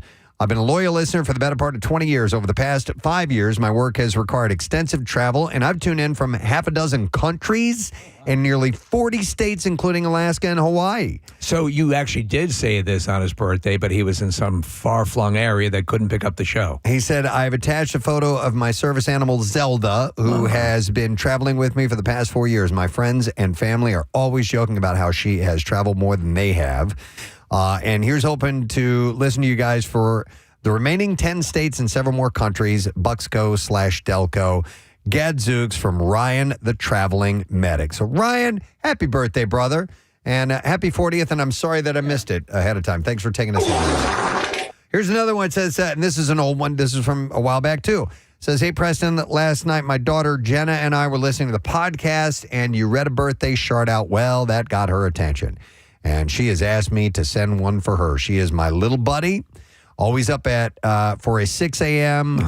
trip to Home Depot on a Saturday morning. Her 8th birthday is June 20th. That's adorable. So if you could give Jenna McFadden a shout out for her birthday anytime between now and then, that would be greatly appreciated. You guys rock. Thanks for everything you do for the community. Tom McFadden. So here's the shout. And also we say if you hear a name mentioned, touch base with the people and let them know that Preston did this because sometimes, obviously, it gets lost in the sauce. I lose them. Here's another one. It says, good morning to see you. I'd like to ask for a juicy birthday shout-out for my sister, Nikki, on Friday, June 26th. She is the reason why I started listening to you guys back in the Y100 days in the 90s. Love you, sis.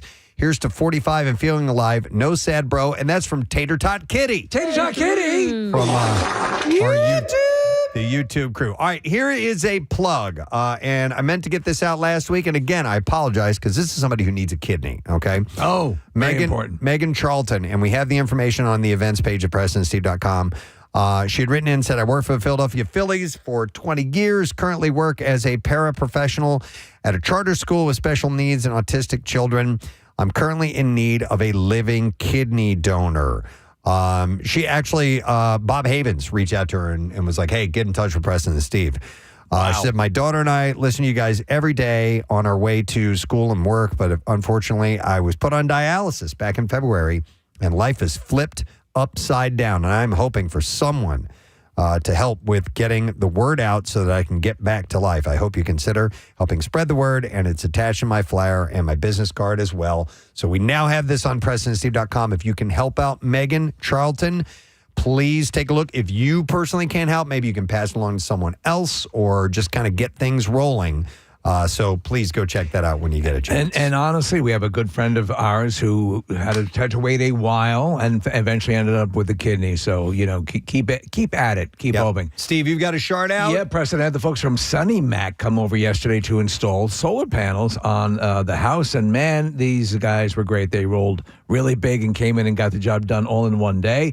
And I said I'd give them a shout out on the air. We have Omar Garcia, Derek Taylor, James White, Jason, Luca, Gabe, Sanchez, and I hope this is Cole Bergen.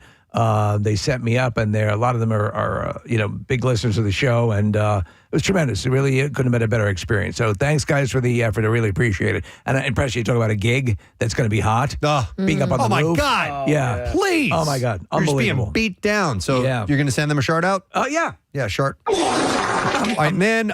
So I'll do a personal shout out real quick. Yesterday, I was at Penn, had an upper endoscopy done, and I would like to thank my nurse, Renee. She was a sweetheart. She's a fan of the show. Oh, wow. And also the dude who wheeled me down the hall. He is a nurse as well. His name was Steve. He lives in Harleysville, believe it or not. Nice. And listens to the show, too. So I want to throw some love for those guys. Thanks for taking good care of me yesterday. I enjoyed it. Well, I didn't enjoy it. It was an endoscopy for crying out loud.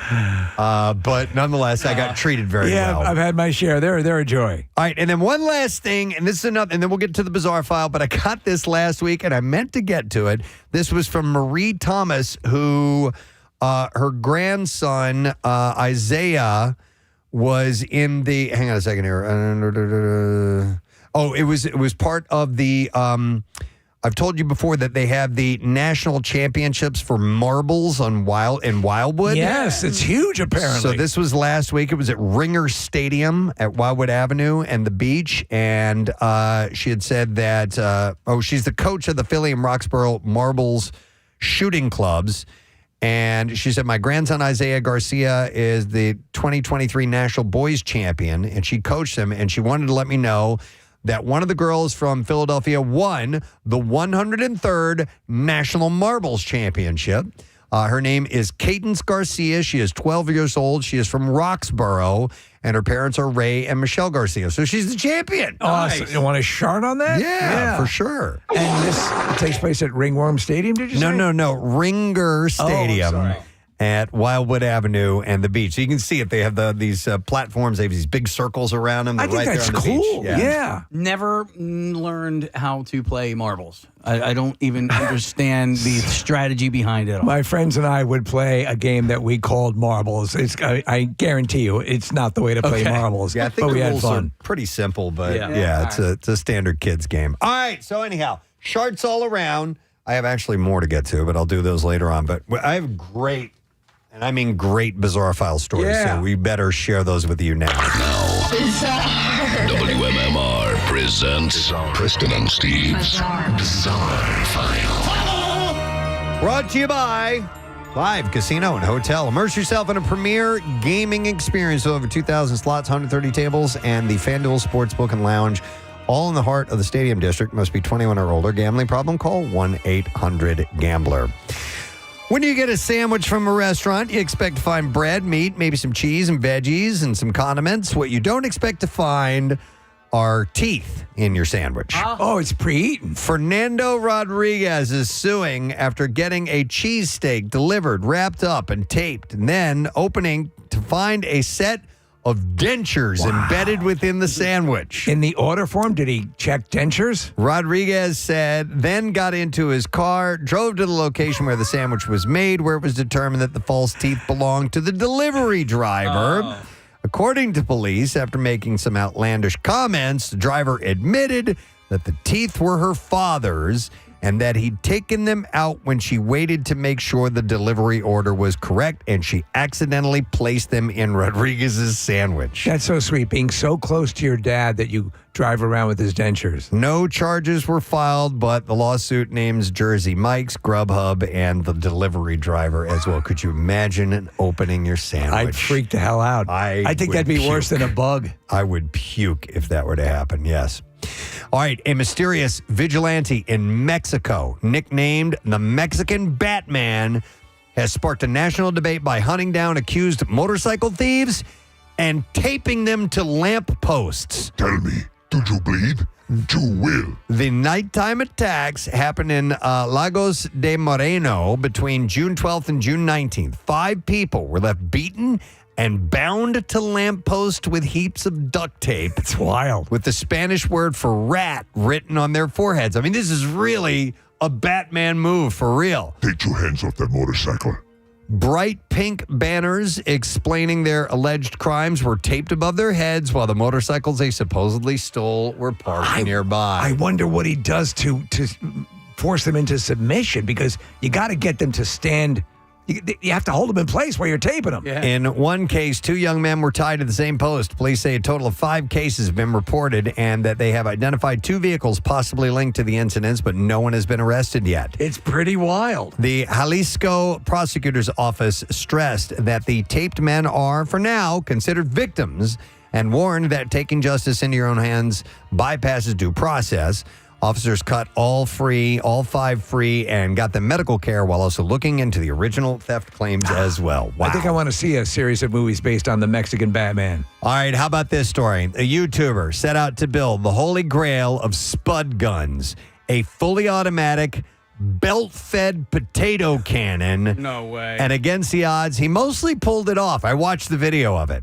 He started by repurposing an old air-powered salad cannon, then upgraded it to a beefier shoulder-mounted chamber that could blast large potatoes through targets at 80 psi. But the tricky part was making it belt-fed. Yes. He built a rotating indexer to feed potatoes one at a time, driven by a big stepper motor, plus sliding covers powered by pistons to seal the chamber before each shot. After plenty of mishaps, including a badly placed weld that he had to grind off and redo, he got everything lined up, mounted on a turntable, and a wobbly homemade tripod in the finished cannon, fired a potato about every 6 seconds, though it struggled to build pressure fast enough between shots. He called it technically working and incredibly cool, but plans to redesign the whole thing in a future video. Do you know, as we're looking at the video, so we've had our own share and experience with potato guns and potato cannons. The velocity is usually amazing. This doesn't look like it's firing that hard. Well, he's trying to get it to do it rapidly. Rapid fire, so that's the tough thing. That's part of what they said. It doesn't have enough time for the pressure to build up. There you go. To really make it a high-powered potato gun.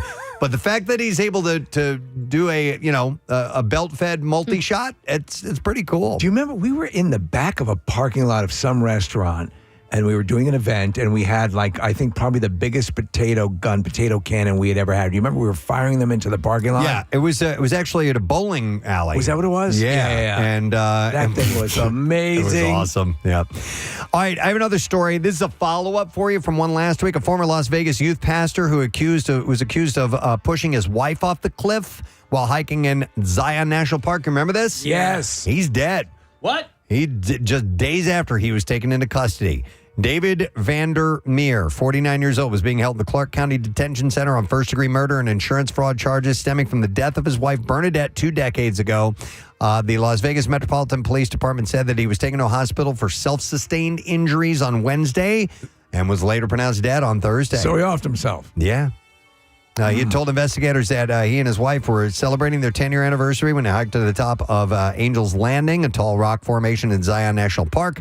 In 2006, he claimed she fell to her death while he was about 5 to 10 feet away, setting up a camera to take her picture as the sun rose. Her death was initially ruled an accident. He later submitted a life insurance claim, a payout of about $567,000. That was until last October, when the attorney's office in Utah received a tip from Barry Diamond, a senior pastor at Legacy Christian Church, where Vandermeer had worked as youth pastor, that Bernadette may have been pushed to her death. And there were some other extenuating circumstances, him with a relationship with an underage person and all these other things that happened. Is the 10th anniversary the push off a cliff anniversary? It might be, for all we know. But anyhow, I think that is where we ought to wrap things up in your Bizarre File. I have other great stories. We'll get to that in another run of the B-File later on. But we have an announcement to make. Oh, boy. And the timing is great with something that we actually had in the entertainment news earlier this morning. So, ladies and gentlemen, coming up on a Wednesday, it will be Wednesday, July 15th, the Preston and Steve Show returns for a live broadcast at Hershey Park. Yeah!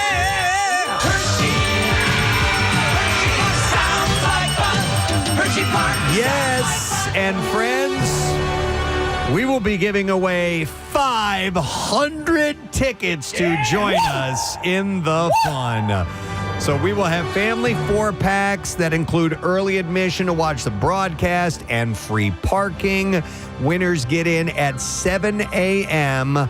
Rides open on or before 9, but you're able to get into the park and hang out with us ahead of time should you feel like you would like to be a part of that whole thing.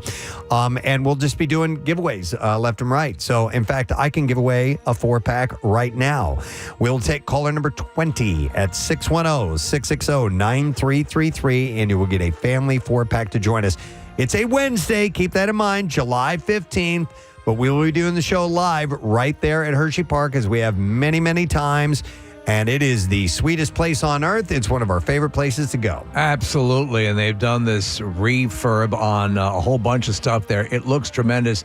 When we were there last year, they had just debuted the Twizzler. Yeah. Which looks amazing. There's a whole bunch of great stuff. If you have not been to Hershey, make it a destination. Yep, and there's that movie coming out, Hershey, about the story of Milton Hershey, and that'll be along in right around Thanksgiving, so we're excited. That timing is great, as they just released the trailer. It's out today if you want to check that out. So Hershey Park is home to over 70 attractions, including 15 epic coasters, over 40 family rides, and an entire water park, and so much more. If you'd like another chance to win, just go to WMMR.com and click on contest, and you just might win passes that way, too. But we have 500 tickets Love we're giving it. away. So we're looking forward to putting those in your hands, my friends. So, again, mark that calendar. Date, Wednesday, July 15th, live broadcast. We will be headed back to Hershey Park. We're going to take a break. We'll come back in just a moment, so make sure you stay with us. Preston and Steve. Preston and Steve. Steep roads. Crazy. Yeah. Insane. Suicidal. Yeah. So. You said, what was you were saying? I could never do this now. I can't do that anymore. I can't do that anymore. I will risk permanent damage in my destroyed knees and so on. So, all right, well, tell my wife I love her. We're going to start with this. NASA will soon run a high-stakes fueling test on its Artemis II rocket, a practice run that must succeed before 4 astronauts can fly around the moon. The U.S. Space Agency inched the 11 million pound space launch system and mobile launcher to a Cape Canaveral, Florida launch pad on Saturday. The slow procession of the 322-foot rocket, topped with the Orion spaceship, took 12 hours on the aging crawler transporter to complete. Those things are amazing. Did you say 11 million pounds? Yeah, 11 million pounds. Wow, man. Yeah, it's unbelievable. I've been lucky. I've been to the Kennedy Space Center before, and we took a tour, like a close-up tour. You have to pay extra to do that. Yeah. And they took us by the crawlers, and you're right at the base of it. It's massive, and that's just the thing that moves the massive rocket. To roll it out into place is astonishing. It's pretty incredible. So that 4-mile trek could mark the first leg of Artemis II. I love the name Artemis, too. Yeah. It's perfect. Which will be a 10-day journey around the moon and back that will put the spaceship through its paces. The lunar mission will be NASA's first with astronauts since Apollo 17. It's been 53 years since anybody has been up that close to the moon. It's been way too long, and I know that you are. I assume you're like me. I'm out of my mind excited for this. Oh, very much so. So the astronauts include Victor Glover, Christina Koch, Reed Wiseman and Canada's Jerry Hansen that will be aboard. No Katy Perry? No Katy Perry on this one. No, she did go up in the Orion. On that mission. The Orion, right? Okay, so I'm sorry. I don't have is your microphone not on? There you go, Charlie. In the Blue Emu? The Blue Emu. In the Blue Emu. Yeah. So the Blue Horizon, was that it? Yeah. All right, so the Blue Waffle. the so-called, they're calling it the wet dress rehearsal. Oh, man, that's hot. Will load the Mega Moon rocket with 700,000 gallons of ultra-cold liquid oxygen and liquid hydrogen propellants and take the countdown all the way down to 29 seconds before liftoff. You guys wet yet? How this test goes will shape the flight timeline and determine whether launch opportunities Go, Squirt, go. in February remain in play. So wait, when's the launch? It's going to be February 2nd. Ooh, that's exciting. If it remains, if everything goes right, that It's can 12 always days before Valentine's Day, Preston. can always change. So during the test, teams will fill the rocket and rehearse every major step of launch day fueling. Controllers will run through all countdown procedures, including the final terminal count, and then stop on purpose at T29 seconds. NASA is targeting February 2nd for the crucial exercise, though that could change depending on preparation. So If all you were to depends on see how like this an goes. Apollo 13 or anything that will show you the inside you just watched from the Earth to the Moon, inside those capsules, in the kind of equipment looks borderline prehistoric to what they're going to have now when they go into space. Yeah. I mean, when you realize that at the time, the average cell phone that we carry had more technology than all of NASA at that time. Yeah. It puts it all into perspective. Yeah, it's pretty amazing. And you look at the antiquated computers that they were using and the commands that they had to give. So they used their commands were verb and noun. Yeah. It would be like verb 020 enter, noun 254 blank, and they would have to do these really long computations to do whatever they needed to change in the guidance computer, but they couldn't get anywhere without it. They had to use that stuff, and that's what and at the time it was cutting edge technology. And then other times it was tape and a wing and a prayer. Yeah, totally. So Artemis 2 builds on lessons from the uncrewed maiden voyage in 2022, which needed several tries to complete just the fueling. Engineers adjusted how they load liquid oxygen after seeing temperature issues, and modified hardware after hydrogen leaks were discovered in the connections between the ground systems and the rocket. They also changed and cryogenically tested a key valve that had caused some trouble during the final uncrewed countdown. Since Artemis 1, the Kennedy Space Center has revised procedures and upgraded hardware as part of the Artemis 2 plan. Once the wet dress rehearsal ends, engineers will pore over the performance of the rocket, the Orion spacecraft, and the ground systems. Only if the data looks clean with the mission managers will they move on to setting a specific launch date, but they're hoping for February 2nd. I mean, listen, amazing. We need to go back. And I know people say, why? It's something we need to do as a species. We need to explore. Well, yeah. So the old adage is why? Yeah, because it's there. It's there. Yeah, and that's part of the reason. But there's some practical things too. Sure, that they need to figure out. And you never know what Velcro came out of the space program. I mean, come on, man. So did Corningware. Absolutely, that came out of the space program. Yeah. Yes. Yeah. There are a lot of things, Marissa. In fact, you could pull up a list of household items that were created through the space program. They had other uses that they were intended for, but they ended up being perfect for other things that we still use to this day. Yeah, absolutely. The melon baller. That came from of course. That's how lunar soil was scooped with a melon baller. So Marissa just pulled, and I'll just read off the list here. I'll take it here, Marissa. So things that were created from the space program: dustbusters, little handheld vacuums. Memory foam, yes, was something that was created from NASA and the program. Before that, the foam could not remember. No, wireless headsets. Modern running shoes, water filters, scratch-resistant lenses, freeze-dried food, baby formula, treadmills came out of the program. I mean, the double-headed dildo. Wow. Yes. Oh, my God. That was originally part of a retro rocket. I did not. And they repurposed it. And they repurposed a double-headed dildo from the space program. Houston, I think we have another use for this. Wow. Let me get back to you in a couple of minutes. If you hear some groaning, you just ignore that. So anyhow, they're doing those. They're getting the full what they call the wet dress rehearsal underway. We talked about this last week about the resort on the moon or things of that nature, and the projected cost of what it'd be to go there. I don't think, obviously, in my lifetime, I'm not going to make it.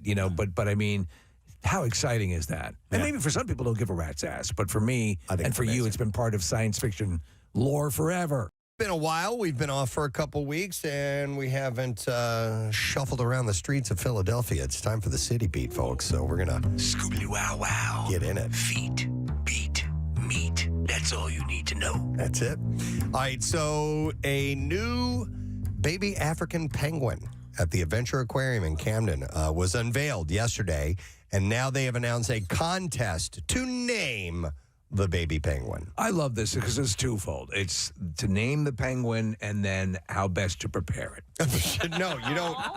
We're not going to eat it. No, it's adorable. It's funny how when you talk about the changes that some, animals go through when they are young to what they become when they're older. We essentially look like small versions of humans, but there's this massive change that takes place, but it's adorable. Yeah, they're cute. Casey, I know you have a knack for coming up with names for dogs. Yeah. Do you ever, collect those names, have a repository of them, and maybe you could dip in there and find something, a great name for this penguin? Well, my latest dog name actually could go with this With the penguin? Yeah. Let's hear it. Go-birds. Go-birds. Go-birds actually. That's one word. Yep. Go-birds. Where do you stand on go-birds? You. I don't love it. Yeah. I think it's a cute idea. Yeah. But the plural at the end It throws me off a bit. Yeah. What about any one of our band names? Dude, okay. So yesterday, finally, I wrote them all down and I printed it up. Really? And I have it here with me. Okay. I have the full list of the Preston Elliott band name repository that I've been collecting for years and years and years. I'm not going to read it. I'll just show you. Give us a taste. I'll show you. This is the full All collective right. here. Oh, my God. It is, hang on, 1, 2, 3, 4, 5, 6. I'm counting the pages. God, we could sell this too. 6. The music industry. I I was have in 8 pages. Well, about 7 pages. I was in a store the other day, Steve, and they had a little notebook, and on the front of it just said band names. Oh my God! Really? Think of what we could. Think of all the money we won't make. I'll just give you. I highlighted my favorite ones. Okay. I'll just give you one for now because maybe eventually I will reveal the whole thing. But I really like this one. Saskatoon Bible Camp. And here's another good one: the Shoe Tree Dildos. Okay. I mean, come on! I've got pages and pages. Oh, of these those are names. great. I don't think they'd be right for a penguin. No. Where did shoe tree dildos come from? I don't know. You have Something no Steve idea? said probably. Okay. It happens a lot while we're discussing something offbeat, and then 2 words or 3 words are put together, and I'm like, that's a great name. It's almost like when you're playing that game where you look for the there's a whole page of letters and you look for words within the and that's the same word thing. search. Yeah. So I agree with you. Those probably wouldn't be suitable for a penguin. No. Don't think they should do the penguin make penguin face. No, don't do that. That's kind of old, but The penguin's sibling is Schubert, if that inspires, and okay. his parents are Hubert and Mushu. And Mushu, that's right. So the unnamed chick was hatched November 21st and was the 3rd African penguin to be hatched at the Adventure Aquarium last year. The announcement of the new chicks are held off until they determine that the new bird is healthy and expected to survive, so they've gotten past that point now. The other 2 baby African penguins, Duffy and Oscar, hatched earlier in November. What I do remember about the penguins when I visited them is that they stank.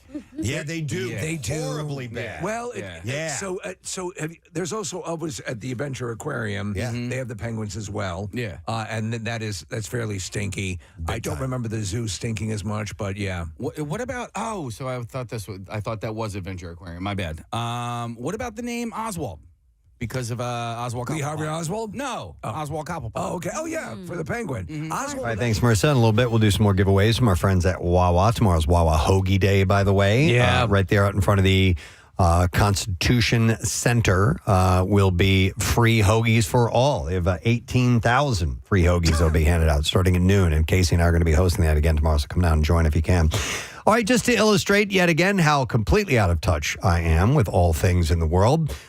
Some dude sold out Citizens Bank Park that I've never heard of before. I'm going to speak comfort to you because Noah Khan is the gentleman you're talking about. I had just heard him mentioned once or twice, and then one of my financial guys, Mike, he came to me and said, he needed some help getting tickets. I tried to pull some strings. He had to buy them, but I was able to pull some strings. I'm like, where did this guy come from that he's selling out Citizens Bank Park and the tour sold out? Sold out completely in advance. Yep. He's actually been selling out stadiums like this for a little while now. He sold out Fenway last year, maybe a little more than that. And so he's How long has he been around, Case? Well, so he had like an EP or whatever come out in 2019, but really his breakout album was Stick Season. That came out in 2024. Yeah, so this is just I give up. I forget it. Well, listen, I'm not trying to stay on top of anything. So it's futile. How do you miss that? Yeah, I missed it. I don't know. There's good songs. I enjoyed the song. I'm sure. I didn't know who sang it. So I've been singing along to this song and didn't know who it was, and I think that happens a lot. He's not the Biscuit song, is he? Oh, No, Steve, he's not that lucky. Don't do it. I'm not going to do it. In fact, I'll do this instead. Everybody's No, okay. But anyhow, his fans are so rabid that they don't leave their seats and they take a dump right there. Apparently, no. Everywhere! Yeah, apparently at the Philly show, someone filmed what they believe is some dookie sitting on, and it was like a floor seat. Next to one of the seats. This girl had filmed this and posted it. And everywhere! And Noah responded to it. He said something on stage about, or no, he tweeted something out. Or he did say something on stage here we go. At his Toronto concert. All right, here we go. This is awkward and this is fresh in more ways than one. You'll find out in a second. When you enter this building, you enter a social contract, right? And one of the big rule number 2, besides don't literally kill each other, is don't on the floor. So, so we're gonna do some therapy type thing where we all basically repeat after me, okay? And if you think you have to on the floor, then don't repeat after me, I guess. But please don't do it. Okay. I solemnly swear. I will not my pants. And if I do, I won't take it from my pants and put it on the floor. It's good natured and good on him for having some fun with it. But I mean, I'd be flabbergasted, repulsed. Oh man! And I'd also laugh. I wonder, if the pooper was just waiting. I don't know how something like that happens. Now listen, mind you, I had some intestinal issues last week. Yeah. So I get it. I understand. But there's usually a little bit of an inkling that something is brewing, and you can kind of get out of there unless they're waiting for the big hit to come. Yeah. I didn't want to be the party pooper, pardon my phrase here, but having done enough work with the Crohn's and Colitis Foundation, when I see things like this, I'm like, and I have a kid who has Crohn's. I'm like, one of the first things I think of, oh man, is it somebody who's got a physical problem? It's a wholly other thing. Or are they just a disgusting human being? I don't know. Like the Delco pooper on the hood of the car. Oh, yeah. I mean, that was art. That's art. Yeah. So in this case, I mean, so I get it. And you talk about and this is a topic that we go to because it happens. When it pops up in the news like this, and was this the first date of the tour for him? Or was it? I think it might have been. Anyway, regardless, we've all been possessed of that moment, which I have called the phase 6, where no force in the universe can stop you from going. Yeah. But even still, there's a caveat. You get to somewhere. You get. You try to break off in the pack as quickly as you can. So I told you the story. I will tell it again for those who don't know it. I was standing in a bar, Harpo's on the Cleves Landing in St. Louis. You'll never forget it. With some friends. And we had not been there long. And I'm standing there with my beer in my hand, and it was packed. Yeah. And I thought I had to fart. Okay.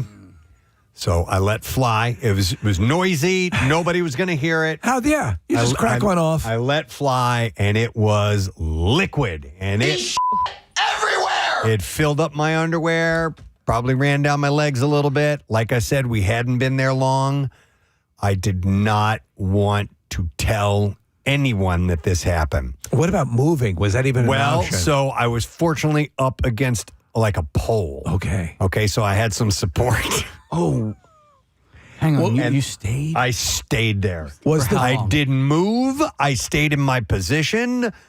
Because, dude, we had just gotten there, and we were with a group of people. Girls? Like, we were all, girls, too. And we were all, I think there were girls. And we were all going to have to leave, and I was going to have to tell everyone what happened. Were you leaning sideways into the pole, or was it cleaving your ass cheeks? No, well, it wasn't helping with the butt cheek part, but I was using it for support. And, dude, I stayed there. I didn't move. And it was You must have been dying. It was a bar that was, it was a nightclub. Yeah. So there's loud music. There's beer all over the floor. It didn't matter. Yeah. I thought at one point I did try to get into the bathroom, and it was one of those situations where it's just an open bathroom. No, you couldn't. People all over there were no stalls, nothing. You'd be a social pariah. And I couldn't do it. And we stayed for maybe hour and a half, something like that. We were closing up, son. And then we got out of there. I don't remember who was driving. I did tell them because I rode on the way home like this. Oh, my God. So it didn't touch the seat? So it didn't touch the seat. For those of you who can't see me, I was arching my back. I was in the back seat. How long a ride? Yeah. Not that far. But what Fortunately, about- I lived in the city, and we weren't too far from where I lived. What about the smell?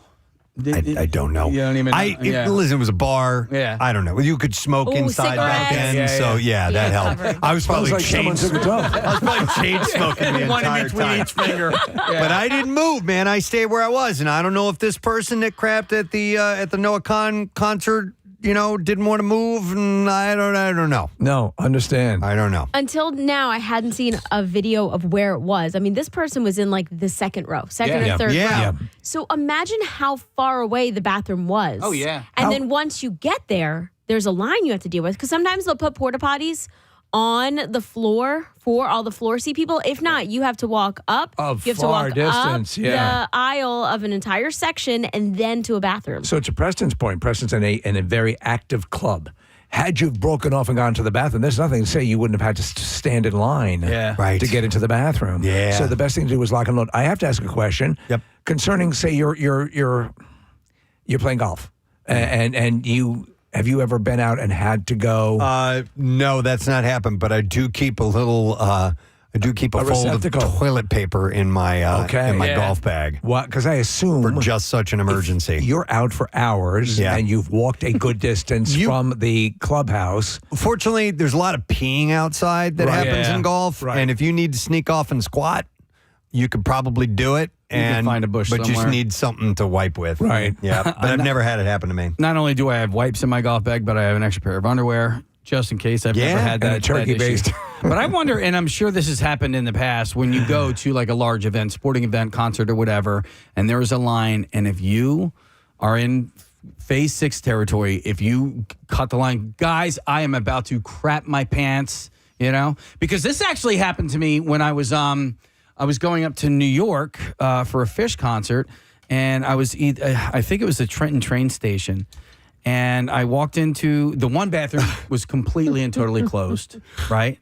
And so I go to the other bathroom, and there were only 3 closed stalls. And you're you're DEFCON 1. I was pretty damn close, and as it turned out, like, long story short, the 3 stalls were being taken. You could see through the cracks of the one stall. Like, the dude was, like, playing on his phone, right? And I'm like, I'm sorry, but the Trenton bathrooms are disgusting. I don't know why anybody would want to camp on a toilet in one of those places. Right.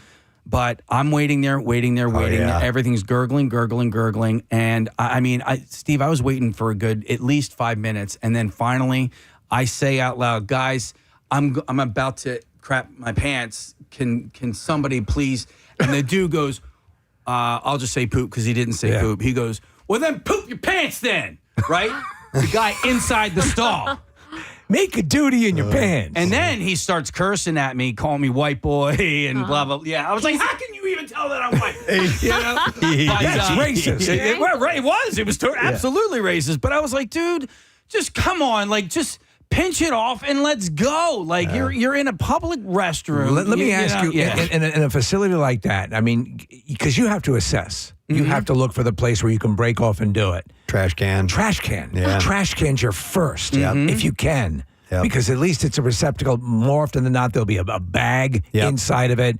But I mean, that's where I'm going. Next, sink. Topiary, potted topiary. Things like that, right? Yeah, I guess. Or sink. I don't know, dude. Sink seems unlikely as well, but it's really nasty to do that, but it's better than the floor. Melissa McCarthy in Bridesmaids. Oh, my God. In the sink. Casey, I feel like there's been too many people that have kind of ruined that for everybody else, where like you'll be at a bar and then two girls will come running up and they're like, she's going to throw up. And they're just lying to get to the line. Yeah. Doesn't happen much in the guys' room. No, we're serious about our crapping. Well, then you guys are lucky. Yeah, no, I've never experienced anything like that. Somebody trying to cut line by lying about something. But by the way, somebody texted in, they're right. They're like, dude, at today's ticket prices, you should be able to take a dump wherever you want to. I was thinking the same thing. So you're at, knowing what I know about this Noah Khan concert and how hard it was to get tickets. Maybe that was the case. I'm not leaving this seat no matter what. Somebody also is saying that a bunch of people have pooped their pants at a 5 Seconds of Summer concert, K-pop concerts. They don't want to miss songs or lose their spot, especially if you're in a GA area. Okay, so that's what I was wondering. Is it somebody who is that dedicated that they don't want to miss any tiny little bit of it? But I didn't think of a general admission. You're screwed. If you lose your seat. So I told you that, like looking at things like at the O2 Arena or Wembley, or I was watching, I forget what Sam Fender concert, a video of Sam Fender concert. The people are packed in so tightly. If you're in the middle of that group and you're going full phase 6, it's going to take forever to get out of that group of people. If you think about it, too, think about like the Eagles parade. Yeah. We're talking millions of people, right? Or like about 1 million people. Yes. Yeah. Had to be. Somebody. Yep. At some point in that day probably took a dump outside. Don't you think so? Oh, my God, yes. Of course. I mean, we saw people at the Mummers Day parade just, pissing on houses and stuff like that. And that's just piss, Yeah, there's actually video of people like that's just piss. pooping inside, like in South Philly, especially Mummers Day parade. I was speaking of New York on New Year's Eve. Don't people famously wear diapers? They do, because Marissa. once you're in Times Square, you can't leave. So you've got to get there way early. Once you're in, you're in. That's it. And you're exactly right. People will say flat out and admit it that they're wearing, usually you think of the diaper as the pee stop-gap. Yeah. When you're an adult taking a full dump, that's a problem. Remember George Wallace was singing the praises of the adult diapers the other day. Steve, do you remember the old SNL bit, oops, I crapped my pants? Oops, I crapped my pants. And I just did. Whereas it was the brand name for these adult diapers. Oops, I crapped my pants. Save me today. Oh, my God. Was it women doing it? It was men and women. It was a scream. I vaguely remember that. It was the best. So from the comments that I've seen, it hasn't fully been verified that was 100% poop. It looks like poop. It looks like poop. That was on the floor. Yeah. And there's nobody there at that point. And I wonder if it happened by accident. Because they were kind of look like turds, actually. Yeah. One of the weirdest things that I saw, this was years ago and we've had stories that are similar to this. A guy is down by Times Square where all magic happens.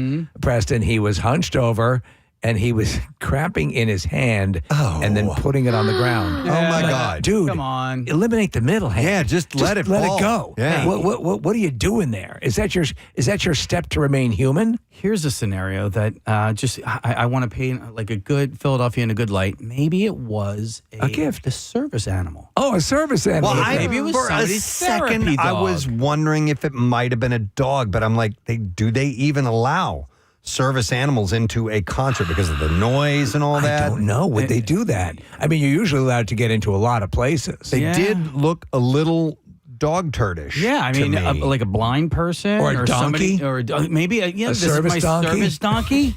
Your therapy donkey? Possibly.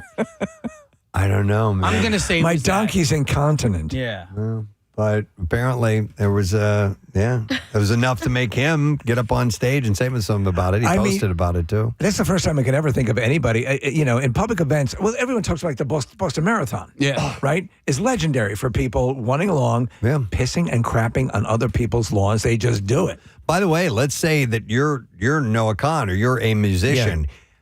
This is flattery of the highest level. So good. I just stand here and crap. I am in my own filth. Right. Because I'm not moving from here. It's my crap set. If you want to take a dump and you're with your special lady, this one's for you. We're going to bring things down a little bit. Down to the floor and then pick it up and put it on your chair. But his big hit, this is the stick season.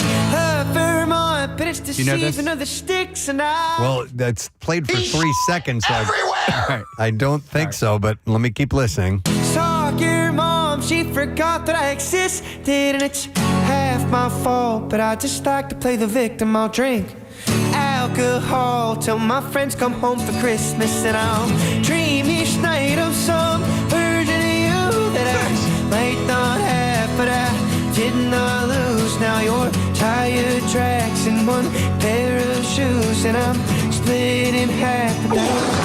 Oh, there it is. So this sells out arenas. That is. Yeah. Excuse me. Yeah, that's the big hit. I mean, he's got. Listen, it's a nice sound. It is a nice sound. Is it a zero to selling out stadium sound? Apparently. Well, I enjoyed the whole album, but apparently he does that in the encore. So if you does he have everyone crapping? If that's what you want to hear, just know that that's probably going to come out in the encore. But he's got a couple of other songs that off of the new album, The Great Divide, that I'm like, There's one song where I like, everybody's going to sing along because he says the word a-hole in it. And then douchebag is another one. And so he's got these, I think, when he was coming up with these songs, he's like, people are going to sing along with this. Yeah. He seems like a very likable guy. I mean, his statement was very amusing. I'll tell you what, watch the documentary if you got a moment. If you want to, Con, if you want to find out a little bit about him. I think it's either Netflix or HBO Max, one of those two. But, so he suffers from mental health issues, but he sings about that, and so I think lyrically a lot of people identify with what he has to say. Con has mental health issues. Mental health issues. He's seen a good side along. Somebody texts, a bunch of people texting in. Somebody says that the poop was verified. She got ejected. She pooped her pants and then pulled it out of her pants. Oh, no. This is from the girl sitting behind her. She did a whole TikTok video about it. I wonder if that's like a reveal, like look what I made for you. Yeah. This is for you, Noah. It's like the kid, the nanny in The Omen. An unboxing. This is for you, Noah Khan. That easily, she could have grabbed a cup, even if she had to pour out someone's beer or something, and said, I will buy you a new beer. I need a vessel to put something in. Don't just drop it on the ground. Quick question to you, Marissa. You're there. You're in that situation. Do you open up your pocketbook?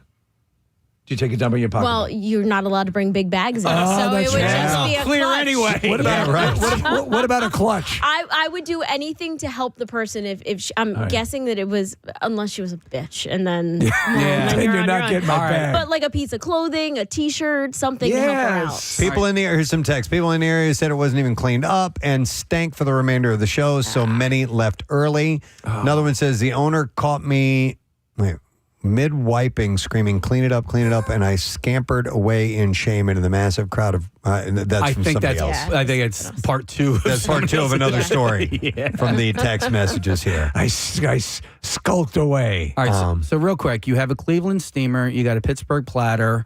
What is the one with the glass top table?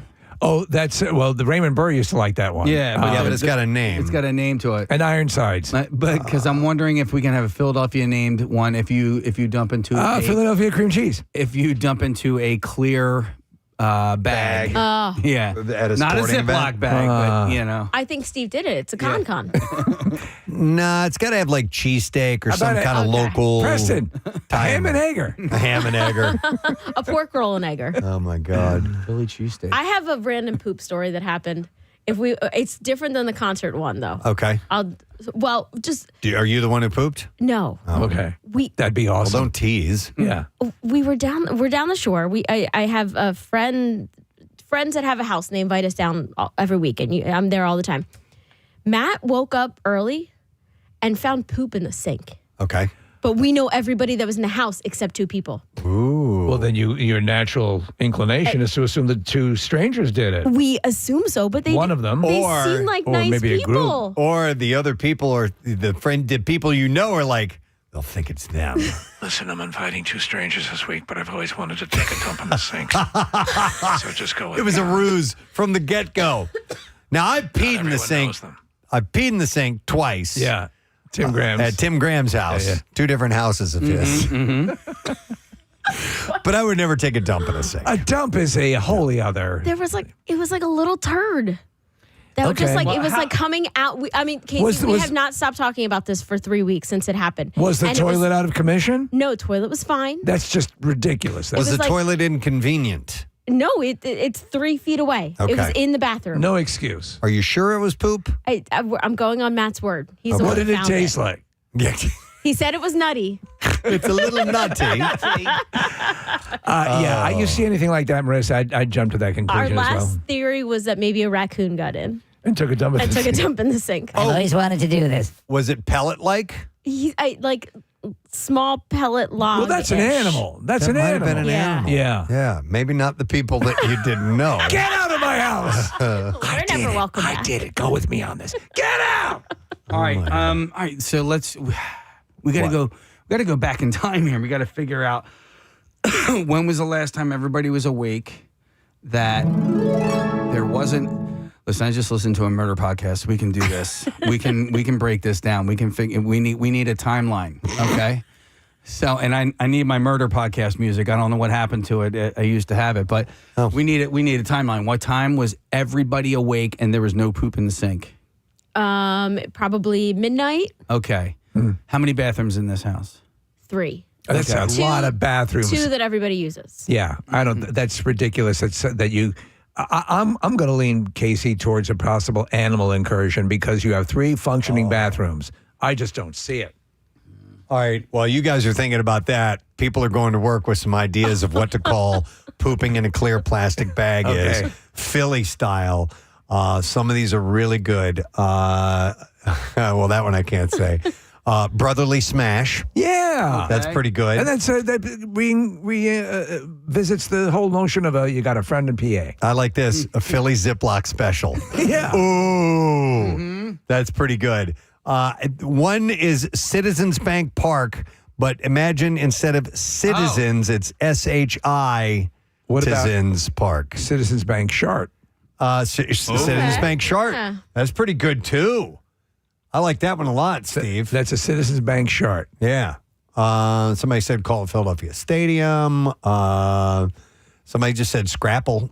Call it that. A Philly floater. Boy, there's a number of them.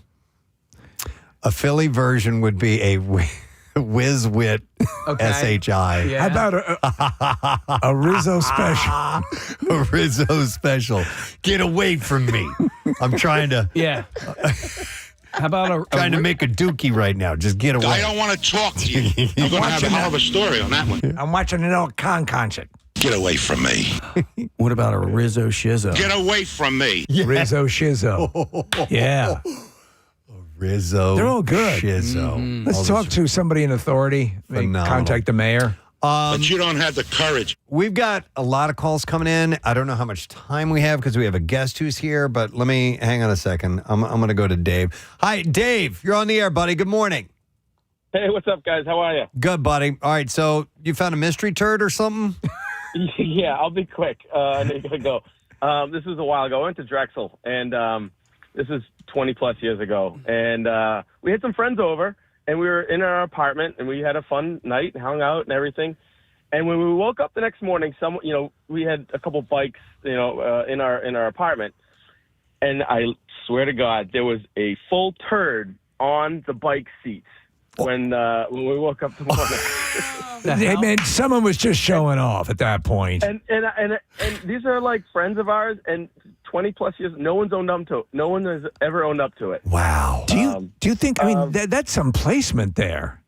I don't know. I mean, that takes effort. Skill. So- Yeah. Definitely some skill.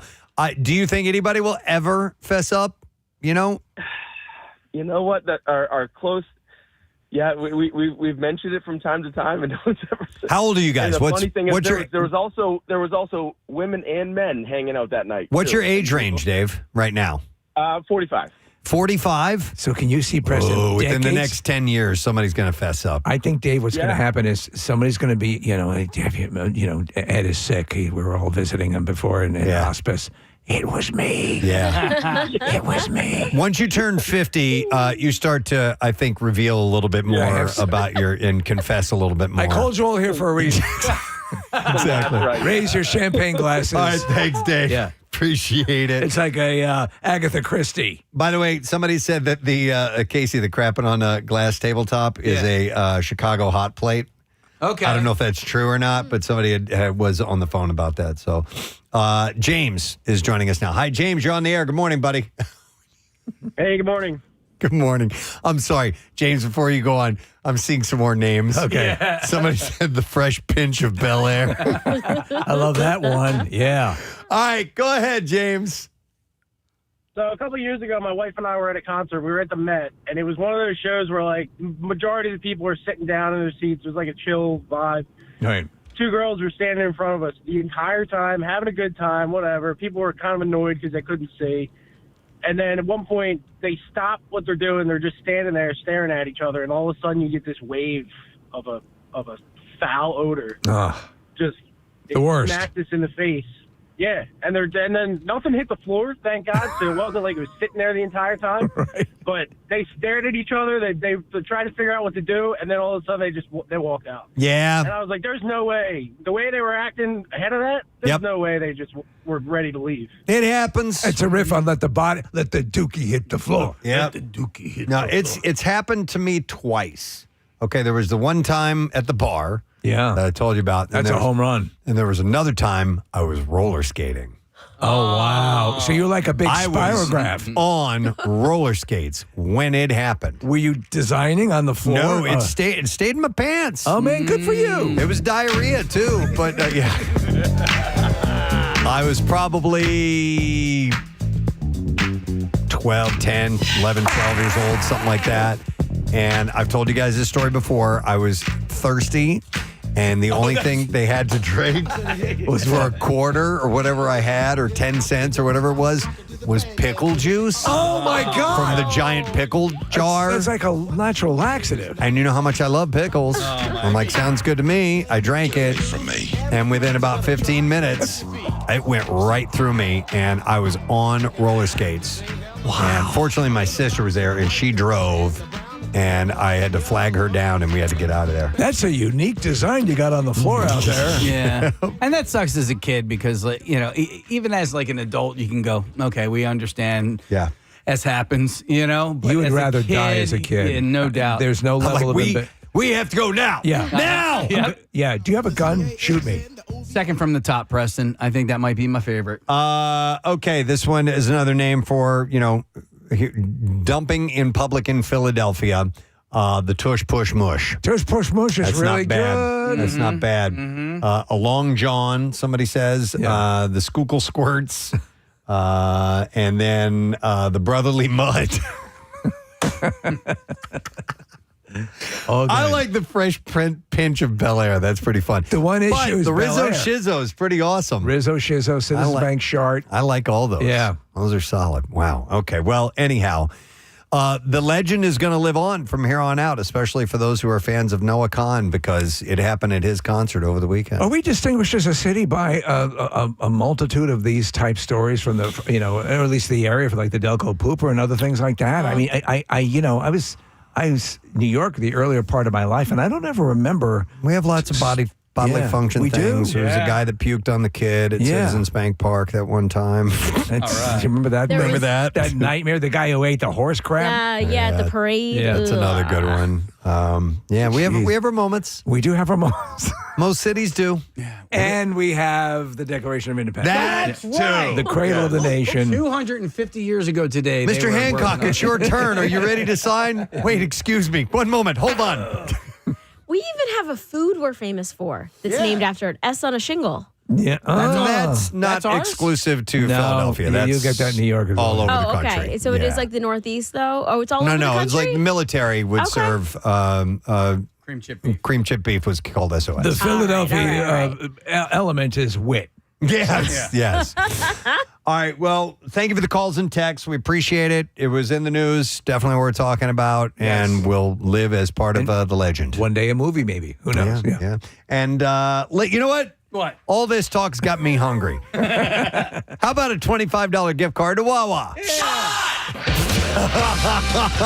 We haven't heard that in a long time. Yeah. One more time, if you would. Everywhere! Yes. Caller number 17, 610-660-9333. Tomorrow, me and Casey will be the MCs as we are hosting the kickoff of Wawa's annual Hoagies for Heroes competition between local police, fire, and military teams. And you can grab free a hoagie. It comes with, usually you get a hoagie, chips, and a drink. Yes, it's nice. So for Wawa Hoagie Day, and that is tomorrow starting at noon. And you can find us right in front of the National Constitution Center. We're going to take a break. We'll come back in a second. And we got some World Cup stuff and a guest to talk about when we return. He's nefarious, horrible, strangling, pimp. Yeah. That might be not the most appropriate for a penguin. You remember that they stank. All I could think about is that they have CDs hanging in their little enclosure to kind of, the light reflects on them. They like the and it shimmering distracts stuff? them. Oh. Oh, I don't really? remember that. Really? Okay. And they choose the artists. Yes. They get to choose which musicians are represented. Harvey Danger. So, Maddie Alskovich Pohl, a biologist, says that the aquariums, in the aquarium's introduction video, although he's a little bit younger than the other two, he does make up for it in size. He is quite a big baby penguin chick.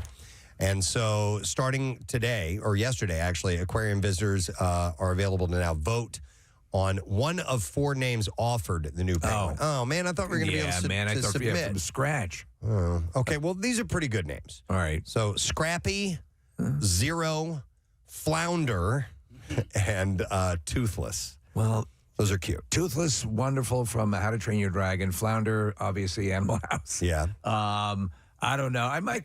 Zero might be from Casey, that show Sticks. Yeah. With Owen Wilson. There's a character named Zero on that show. And I'm not sure about Scrappy. I like Zero. Just like my country, I'm young, scrappy, and what is it? And hungry. Young, Just like my country, young, scrappy, and hungry. young, happy. Yeah, okay. Whatever. I don't know if any of those are thrilling me, but I might do Toothless because I love that character so much. I like Zero. I think I would go with that. The unnamed chick is being parented, like Marissa said, by Mushu and Hubert, and they also parented a 2024 chick named Schubert. How about Moobert? Then their Mushu was named for a dragon sidekick from the movie Mulan, the Disney movie. Okay, Mulan. yeah. So the aquarium's birds and mammals team chose possible names using a dragons and sidekicks theme. Here's my suggestion, and don't dismiss it immediately. Okay. If you want global press, name it the C word. Yes, do it. Right? If you want to make waves, Yeah. want to get your name out there. You will not believe what they named the penguin at the Philadelphia Zoo. Mm-hmm. Are you Is it the zoo or the aquarium that has It's it? the aquarium. Oh, I'm sorry, Adventure in case I Aquarium. misunderstood. Okay, yeah. So the naming contest will close on January 19th, and the winner will be announced January 20th, Penguin Awareness Day, the aquarium staff had said. So that's why they're doing it on that day. African penguins, by the way, which originate from the waters around southern Africa, are classified critically endangered. So the hatches are important to the survival of the species. Do you know what they have over the Adventure Aquarium, which is kind of a cool thing, is they have the porcupines. Yeah. Which are, okay, you got these too. Yeah, I don't know why those were chosen to be a part of the aquarium. They're in with the hippos, I believe. Is Button still there? The hippo? hope so. Do we know? I think so. Because Marissa, we went there like the first or second year we were here at MMR. We all went over there together to meet Button when she first showed up. Yeah. And I have no idea. Got to be a full-blown hippo now. If that's full status. And you know what? They're simultaneously adorable, but they're deadly. Are deadly. Yeah. They're awesome, though. They're really cool. How long do hippos live? Because in 2019, Button turned 22. So that would make Button 22. Yeah, I don't know. I have no idea what their longevity is. I assume it's fairly long, but it does seem to be a high-stress life. There's that iconic photo of me, like Button's mouth completely wide open, and then my mouth next to it, my tongue ring hanging out. I made you do that because at the time we had learned that you could put your whole fist in your mouth. Can you still do that, by the way? I don't know. It's been a minute since I'm trying. I'm a married woman. That would make you even you don't have to do that anymore. Yeah, that's when you stop doing it. The thing is that you could, a human adult could easily fit in that friggin' mouth, that hippo mouth. It's amazing. Oh, I thought you meant my mouth. All right, so if you want to help name the penguins, you can do that. You can check on the Adventure Aquarium website. All right, here's another thing. I like this. From the City Beat. They're going to do some cocaine. This happened shortly before we took a break, and I wanted to point this out. It's kind of an older story. You may know it, but I thought this was so cool.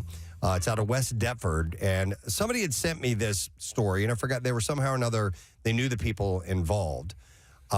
So when a lottery rep called John DiCarlo and told him that someone at his bar won over $590,000, he knew something was up. And it was from the Quick Draw game, a popular activity among patrons at Southwood Bar in West Deptford. Drawings take place every 4 minutes. And on the night of December 8th, a New Jersey lottery rep informed DiCarlo that someone in his establishment won that $100,000 that afternoon. But something was up. Nobody at the bar that day indicated that they were holding a big winner. And maybe the lucky patron didn't want anybody to know. They secured a large sum of money, stuff like that. But maybe they didn't realize that they won the ticket and was discarded and possibly gone for good. Yeah, how do you go about finding that person? Listen to this. So what ensued was a man's holiday season journey of detective work, dumpster diving, and rummaging through piles of garbage to reunite a life-changing slip of paper buried in chicken wing residue with its rightful owner. That's right. So DiCarlo said that there were multiple people playing that day. He said it took a little detective work to get down to that individual and then take a chance. Do I dive into that dumpster or not? He said because it may very well not be there. So the way the game works, ticket holders can select up to 10 numbers between 1 and 80. 20 of those numbers are drawn every 4 minutes, and players can select their wagers and how many draws they want to play. Most players at the bar only select 1 or 2 numbers, which yields a smaller prize, but you're far more likely to match a couple of numbers than all 10. Each ticket features a second progressive game underneath, and for an extra fee, players can win a growing jackpot by matching all 10 numbers. And to bet $1, you can win 10% of the prize. Bet $5, you win 50%. Bet $10 to win it all. DiCarlo admits that he didn't know about that part until the lottery rep had called, and that's when he learned that a patron had bet $5 on the progressive jackpot, which had been nearly $1.2 million. Few people pay attention to it since it's a tough win, Yeah. He said, so I called my bartender, and I said, did anybody go jumping for joy? He said, for most folks, that would be a significant semi-life-changing event, and they're like, no, nobody did anything. So he and his wife, Denise, the co-owner, were in alignment, and they were going to do whatever it took to find that lottery ticket and give it to the winner, but they didn't know who won. The jackpot was won at 3:16 p.m. that day, so DiCarlo examined his bar security footage from that period. He narrowed it down to a few people and then selected a possible patron. The footage showed that the customer with a ticket folded over the edge of the bar, which was later brought to the trash. And he said, I couldn't see it in the camera if it hit the trash or not, but I thought if that's a ticket, they didn't claim it, it's not in their wallet, there's a good chance it's going to be there. So he decided to search the dumpster the following day. And so he apparently it was reported that morning, media outlets, that there was a winner there, and so everybody started calling him. and saying somebody at the bar won. He's like, yeah, I know about it. with calls. So he got into the dumpster. He took out 10 bags of trash. He put them in the back of his car. He took them home. And then he started going through he went through almost every bag, and he couldn't find anything. He did find Lenny Dykstra's dentures. Finally. That's where they were.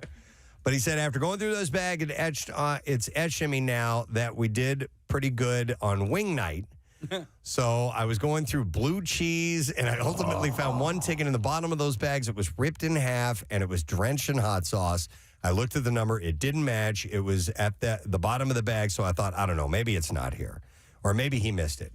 And he decided to search contents 2 or 3 more times before changing gloves, and he decided to get back in there. He said, I lifted a couple of napkins at the bottom of the bag. I looked. There was something balled up. I pulled it out. It was wet and messy, but I carefully brought it out, and there were 2 or 3 tickets. I laid them out, and I looked, and sure enough, one of them was the winning ticket. Listen, and this is not for him. It's for someone else. It was for somebody else. Out of the blue, motivated to do this. That says a lot about this guy. My question is this. Does he have rightful claim to that ticket? Does he have to find the patron who bought that? Or, in other words, could that have been his? Yeah. Because they actively threw it away. Uh-huh. That is a very good question. But they did pay for it. Yeah.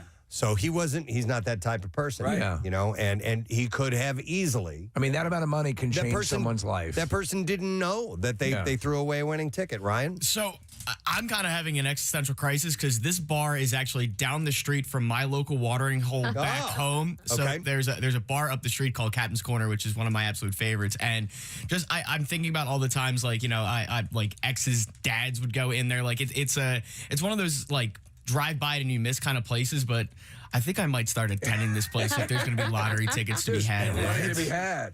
And a staff nice enough to do something. Yeah, exactly. Seriously. So he called the winner, and the winner wants to remain anonymous, but he asked if they played the lottery, and the winner said, yeah, but I didn't win. And he said, not so fast. And he explained it to him, and he set him up with it. And I have no idea if obviously this person needs to give him some type of a reward for going to that great I think length. you'd have to. I mean, at least like 10 grand or something like that, right? Or at least let him lick the chicken sauce off. Yeah. And I wonder if he gets a fee, like when the PA lottery or any of those lotteries hit, they get like 10% or something. Yeah, maybe he's going to get something, And but maybe he needs more. Yeah. He deserves Agreed. more. But that might be why the lottery actually called him to begin with. Good point. Yeah. To issue they sell those tickets there. It's a good point, yeah. And it's a good motivation for him to go find it, because if he does get something, it's in his best interest. Here's another question. All right, so they call him, and they're going to do, here's your percentage of the win because you're the facility that sold it. Do you need to have... They know that it was sold there. Does it matter if the recipient or the person who bought the ticket? Good question. That's a whole other aspect of it, right? I wonder if it's not redeemed, if the place that sold it still gets that bonus or not. It's a good question.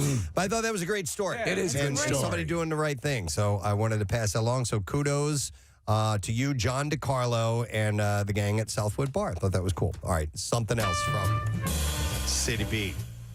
The Atlantic City Expressway is going to stop accepting cash at all its tolls on Sunday. That's when it starts. And drivers without an Easy Pass will be billed more than double the fare amount per trip. They're going to make you do it. Dude, yeah. I'm having such a struggle right now with Easy Pass. I just had to re-up everything because you got to go on.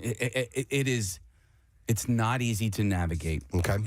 But it says it right in the name. No, it's not. Their website is just not user-friendly. It is not. It's not. And also, so I don't know if my transponder's bad or what the deal is, but I re-upped everything, and then we literally just went through the tolls over the Christmas break, and like the day before, I re-upped everything, and then when we went through the tolls, it says pay on, unpaid, and then it took my picture, and as it took my picture, I'm looking at the camera like, what's going on? Like, come on, I just paid all this stuff. You had a similar situation probably about a year plus ago, and it was Jersey, right? And then I had my thing with my Easy Pass for a car that had been stolen, my wife's car. All right, so before we get fully into the weekend and wrap up the week, I have to empty the jug drawer. Thank you, Marissa. With all the World Cup action that's taking place, we needed to have a guest in the studio. And our next guest is not only the PA announcer for the Philadelphia Union, but also U.S. Soccer, University of Pennsylvania, and FIFA World Cup. Ladies and gentlemen, boys and girls, please welcome Kevin Casey. Yeah, what's going on, guys? Gadzooks, thanks for having me. Nice to see you. I took your catchphrase and you just took ours. Yes, love it. It's all love. Ladies and gentlemen, boys and girls. That's how right. you. That's 100%. You're right. Yeah. That is how you introduce or how you welcome everyone. Yes. We get them all on their feet. How long have you been doing the Union PA announcement? So I've been there since day one, right? Wow. So 2010, which is kind of a unique experience, right? So you don't get a chance to say that you've been with the team since the start. Yeah. So I've been lucky enough to have that opportunity, and it's just been awesome. It's pretty wild because we've been talking about the Union and having over the course of years, and when soccer gonna happen, and it's been happening more and more. The Union's had some really good runs, and things ebb and flow as they always do. But with the World Cup, with FIFA here, I've heard a lot of people say, and I'm quoting, I forget who was the newscaster saying it, this is the year soccer fully came to the United States. Do you agree? Oh, 1,000%. I just think this has been such an amazing experience. And the greatest quote that I saw on social media about it is that this is the cousin's sleepover that we never get to have because our parents hate each other, right? Yeah. And it's just been, my timeline on my social media feeds has just been such positivity, right? All of these amazing images of people from all over the world. It's seductive. I found myself, so I will watch, and we've been out to obviously watch the Union play, and it's I think that's something to see in person. The jump to watching it on TV has been something that's been maybe a little bit of a bridge too far for me until a couple of these matches. Yeah. And I'm watching them, and I found myself getting caught up in a few of them, and just seeing the caliber of play and seeing also the fan bases and the little in-stadium rituals that they have. And it's a compare and contrast to what you're experiencing on a domestic level and what you've been seeing on the international stage. Yeah. Soccer is really, it's called the beautiful game for a reason, right? And it's sort of a poetry in motion, right? In that it's a slow buildup, right? Yeah. And you sort of have this slow buildup of, you can see a goal happening, but it doesn't happen right away. It takes, a few seconds, but you can see it sort of happening, and that sort of buildup, and then you get the buildup of the crowd in the arena, and just the release of when that goal is scored or something happens of a major value. Everything is so impactful in the World Cup, right? And so when you're at a Union match, it might be just a regular season match. There's sort of that level of importance, but everything is magnified. And we saw it last night, right? There were some crazy matches last night that went into PKs. A big upset. Massive upset, right? Germany loses to Paraguay. Yeah. The fourth biggest upset in the history of World Cup as far as the rankings are concerned. And things like that are why we love the game. Well, Philly, I think, and also besides taking dumps on our seats occasionally, I think, and everyone seems to say this, and from what I'm seeing, I can concur on my limited level, Philly distinguished itself dramatically against some of the other host cities by the presentation and execution. Is that what you're sensing? The organizing committee absolutely crushed the creation of this. Have we been on our best behavior? Is that what we're saying here? I think we had to get it out of our pants with Noah Khan. Yeah. And but as far as this goes, the soccer, seems to be. We've been on our best behavior. Yeah. I mean, the Fan Fest is free, where in other locations it might not be. It's open every day, which in other locations, I think Boston just closed their Fan Fest.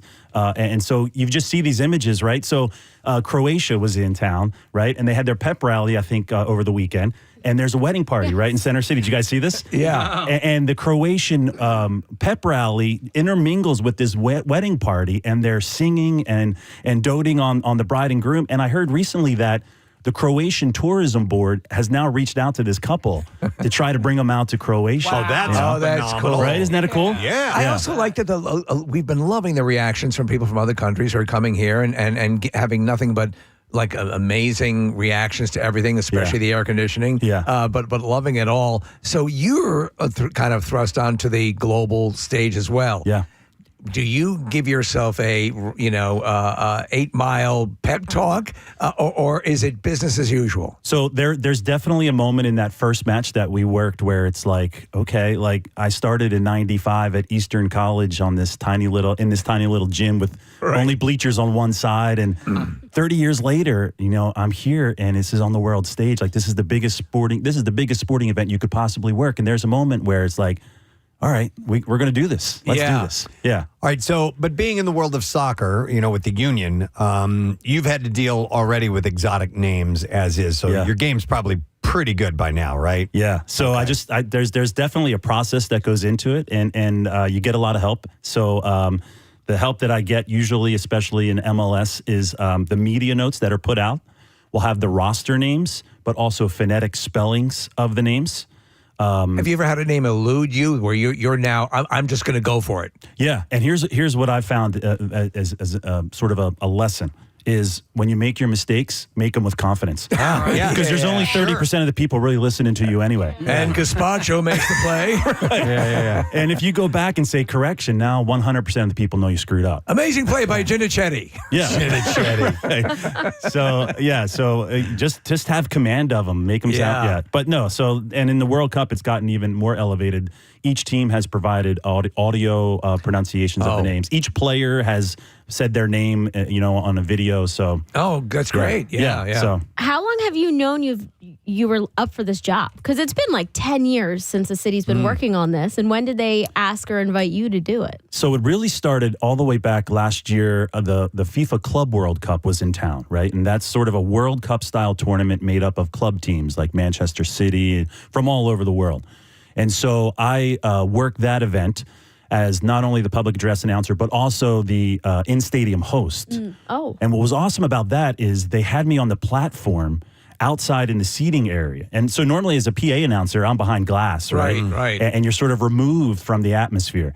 But being out and experiencing the Brazilian fans of Palmeiras and Flamengo and hearing that atmosphere, it was intoxicating, right? And so, what fan base stands out?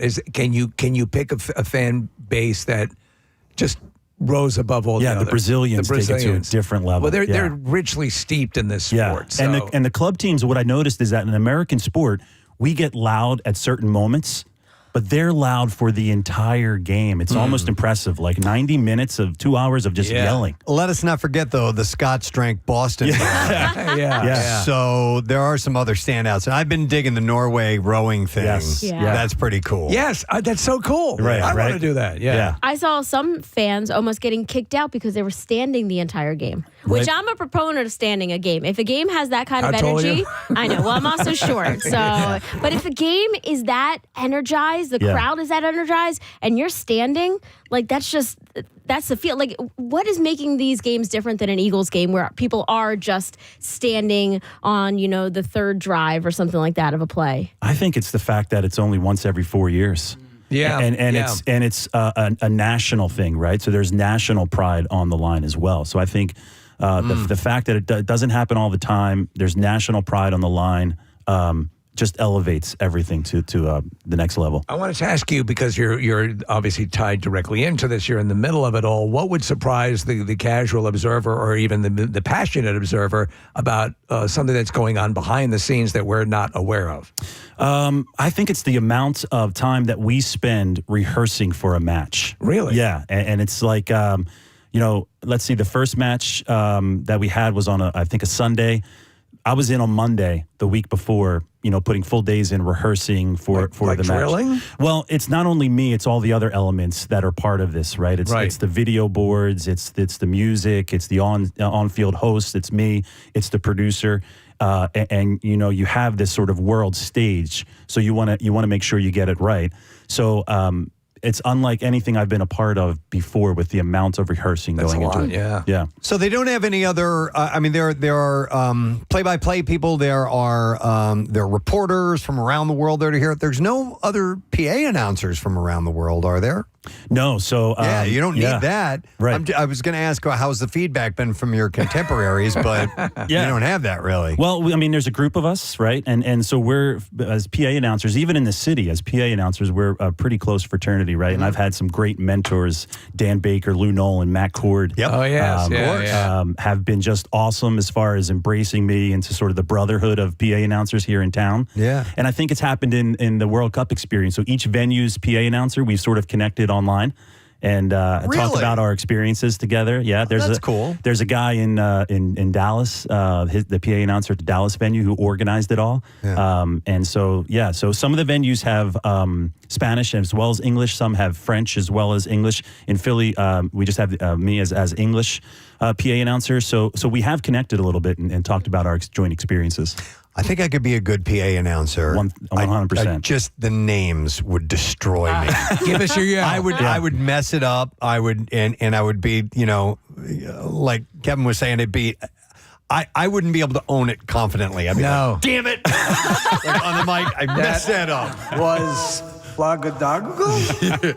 I've got the projection. I've got the diction. I just don't have. Did you see what that guy did? That guy just kicked to the other guy and he's gone. The pronunciation. I wouldn't be able to do it. It doesn't always go right. I'll give you an example. So we had the last week we had the longest weather delay in World Cup history. Oh, 2 hours was it? Yeah. And so I'm consistently being asked to make announcements asking for people to clear the seating bowl. Right. So I've got 70,000 people booing me over a 2-hour period. Right. And in the control room, they're laughing at me and having fun with it. And then I finally get a chance to make the all clear announcement. So now I can become the hero again. Yeah. And so I'm supposed to say, we're going to resume normal activities, right? Which is what I thought I said. But then I looked back at the video, which I put on social media. I said, resorm. We're going to resorm. Oh, my God. And of course, like the comments are filled with, wait, we're going to resorm. Time to resorm. Right.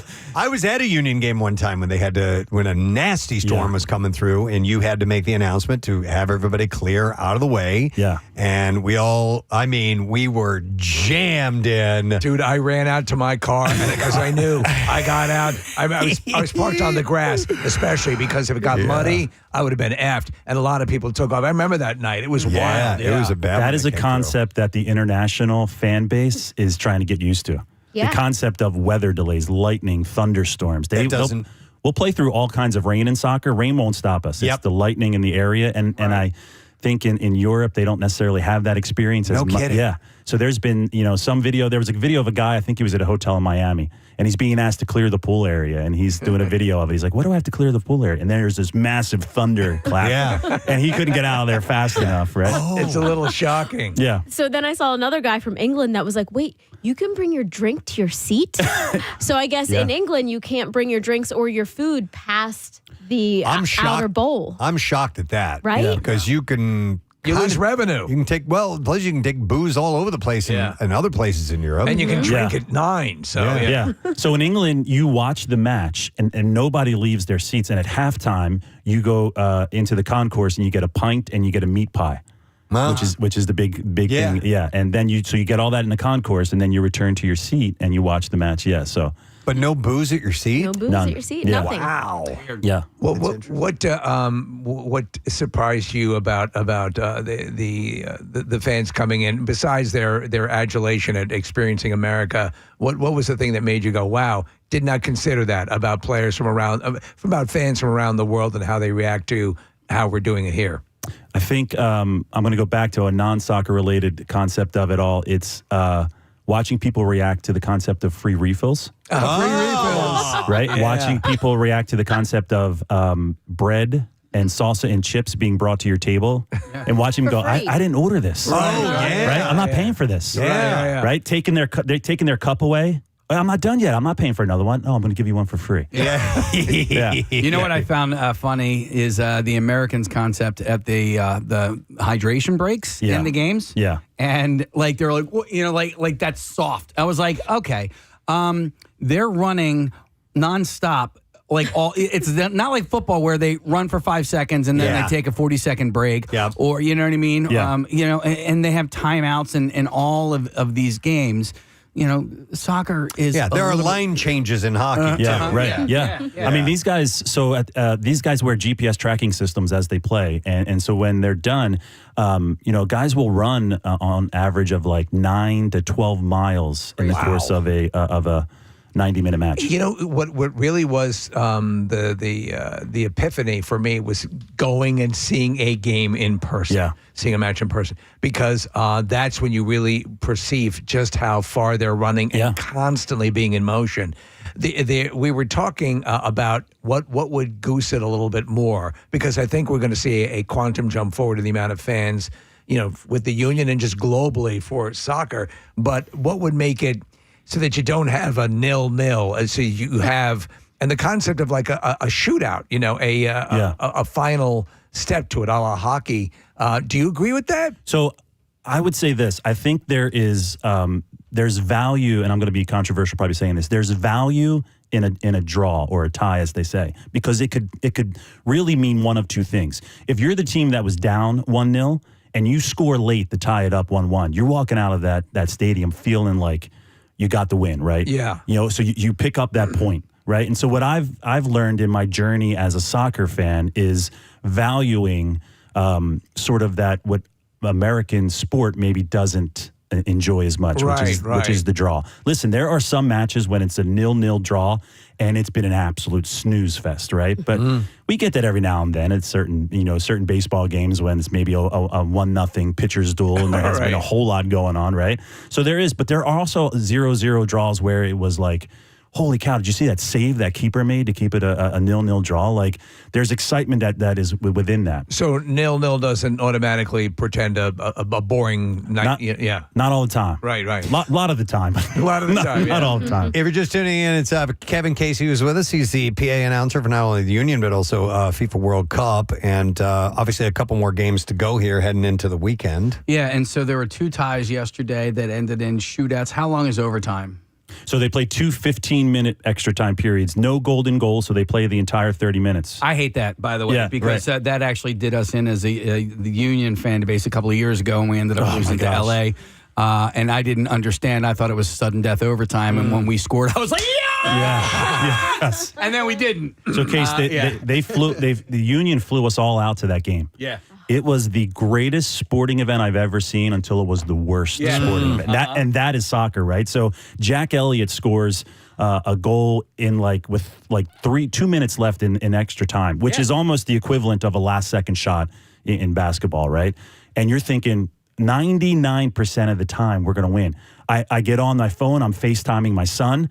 I want to share this moment with them. Yeah. Gareth Bale, an international superstar. Mm-hmm. And I see this buildup and the cross is made and he heads it in and ties it up. I'm ahead of Micah, my son, as he's watching at home. I'm going, Micah, turn the TV off. Don't watch. Don't watch. You don't want to see this. Yeah. Let the boy watch. And then who else lost that day too? The Phillies? Yes.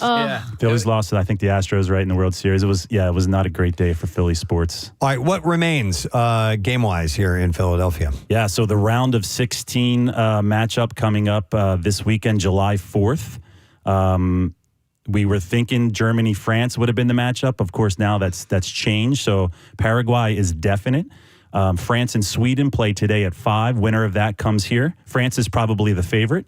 Yeah, I mean, Germany was a favorite. Do you know, odds-wise, where Germany and Paraguay and France and Sweden were? Or are they? Yeah. I would say France and Sweden are slightly closer. Okay. France is loaded. Yeah. France is really loaded. Kylian Mbappe is one of the top 3 superstars in the game today. Yeah. And he's proving it right now in this tournament, scoring a bunch of goals. We had them for a group stage match against Haiti.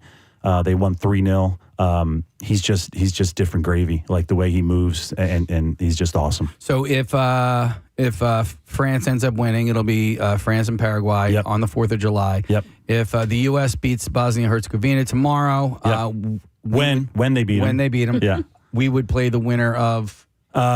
We would have the winner of Belgium-Senegal. Okay. Who play tomorrow at 5. Belgium is another team with a lot of loaded superstars. Belgium's broken our hearts before in the World Cup in knockout rounds. I just think there's something different about this U.S. team right now as far as how they played. What do you think for the U.S. is? What would you be happy with finish-wise? Okay. Them making it to the round of 16, them making it to the round of 8. I mean, I would love to get to a quarterfinal. Quarterfinal matchup will most likely be against Spain, which is a massive. That's a massive. So, but they've been saying right from the get-go. Yeah. Because I think the U.S. came into this ranked 17th.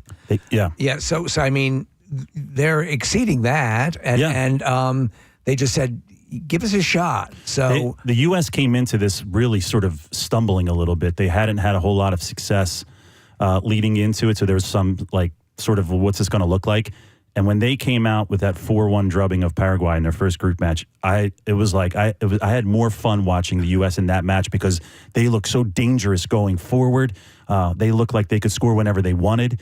And they sort of kept that going. Australia, Turkey, they sort of rotated the lineup a little bit. So we won't include that one, but right.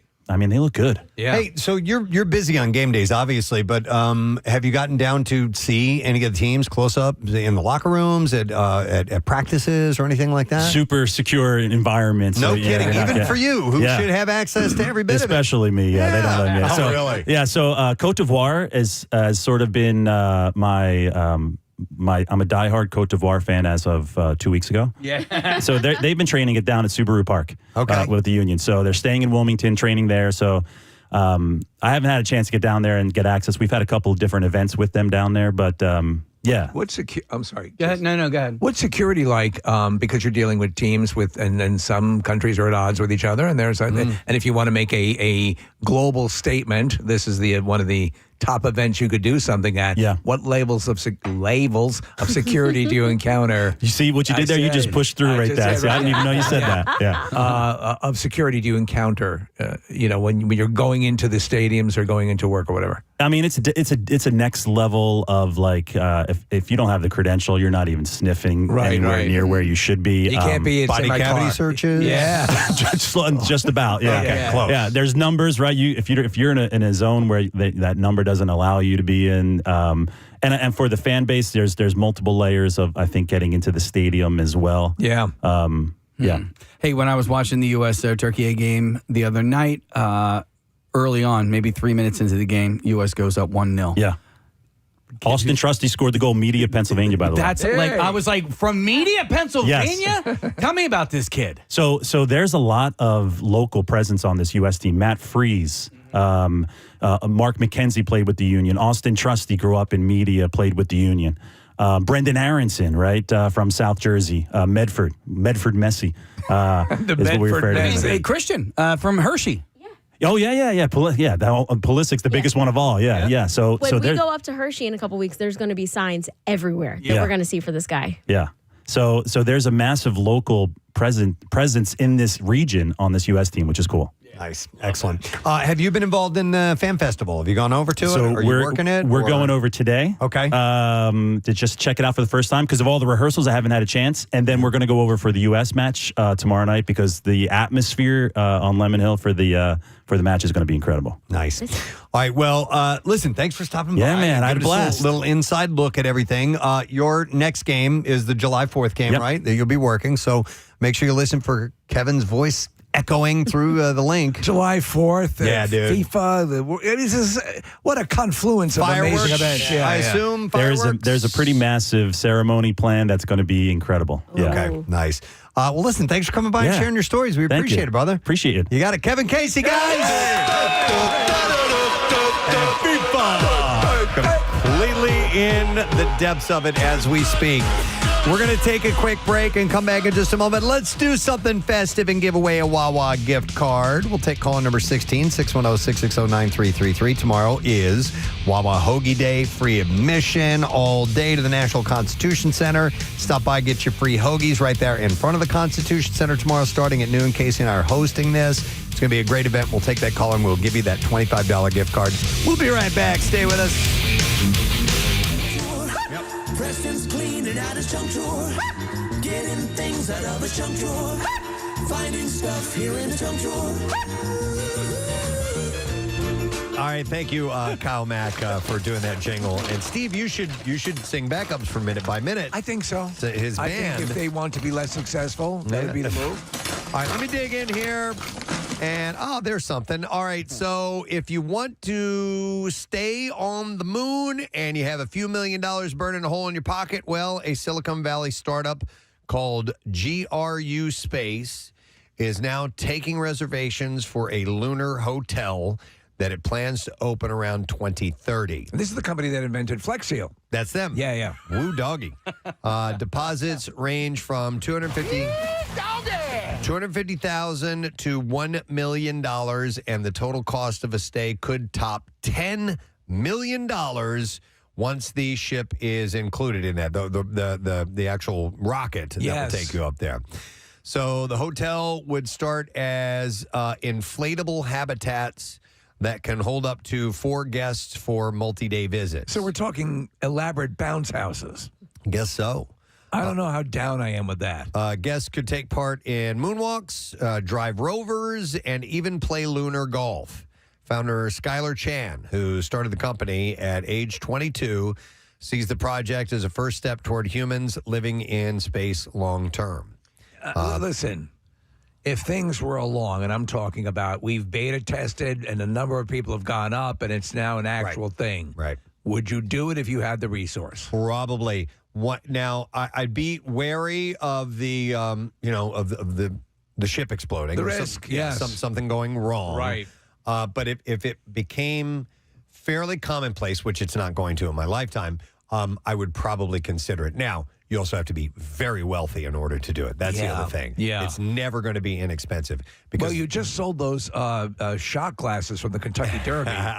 But the fuel is so expensive, and that's what it takes to get people up there. So I don't know. How about you? Yes, it would be a dream come true, but it's not going to happen. Yeah, not in my lifetime.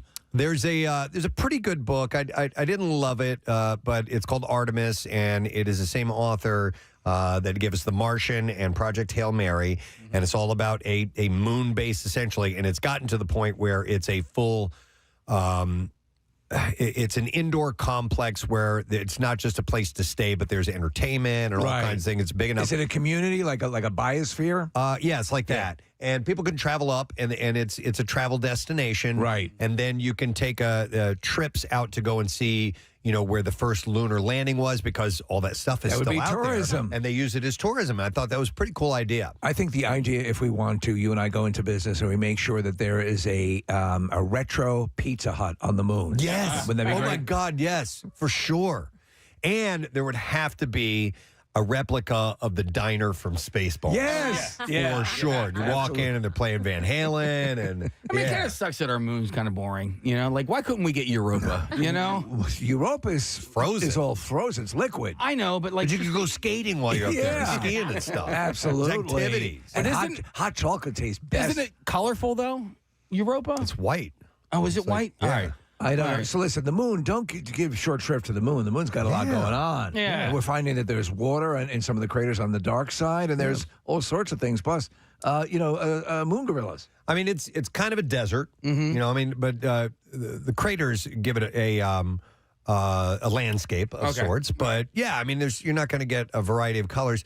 But I don't know. What do you want, man? Yeah, come on, man, get off our back. The Sea of Tranquility. They were when they were landing, they were just how many yards away from a crater that was pretty deep. Yeah, Neil Armstrong had to use it manually. Had to get them out of that area. I want to see a great series, and I'm most of the way through it again, probably for the 5th time or so, is From the Earth to the Moon. And the second trip up, they got much more specific on where they landed. Yes, They proved that they could navigate to a very specific spot. But that first time, with Buzz and Neil, Steve, they were just kind of down to the second. They were just kind of hoping they could put it down somewhere safe. Second trip up, they landed near the diner. Yeah, exactly, and that inspired Spaceballs for that scene. So anyhow, the hotel doesn't exist yet, obviously. But the company says that it's not stopping people from already signing up. So people are on board. Do you know what they should do? In like Blazing Saddles fashion, put in a toll, like, get it all the way up.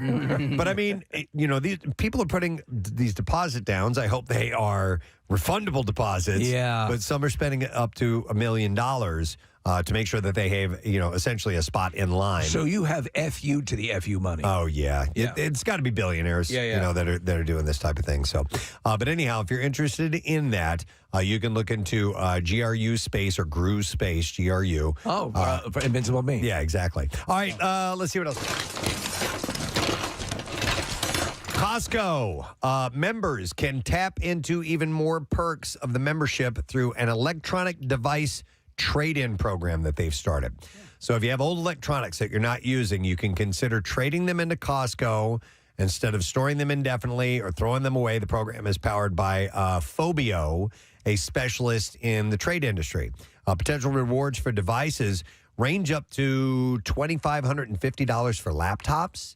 And Costco accepts a wide variety of brands, including Apple, Samsung, and Google. The 6 product categories that you can trade in are phone, laptop, tablet, smartwatch, desktop, and media player. So I assume that they're doing some sort of vetting where they check like to see if the device is functional on a basic level, right? I don't know. I think they want the components. They just want the components. Yeah. So, and by the way, I have like 6 old laptops. As do I. I have a gazillion iPhones. I've always been trepidatious about throwing because them of personal away. information. Personal information. Yeah, Listen, Rochelle's the same way. I'm like, I think it's too much work for somebody to go mining into my Agreed. laptop and It's- find anything that's worth a damn. And I know it's unhinged.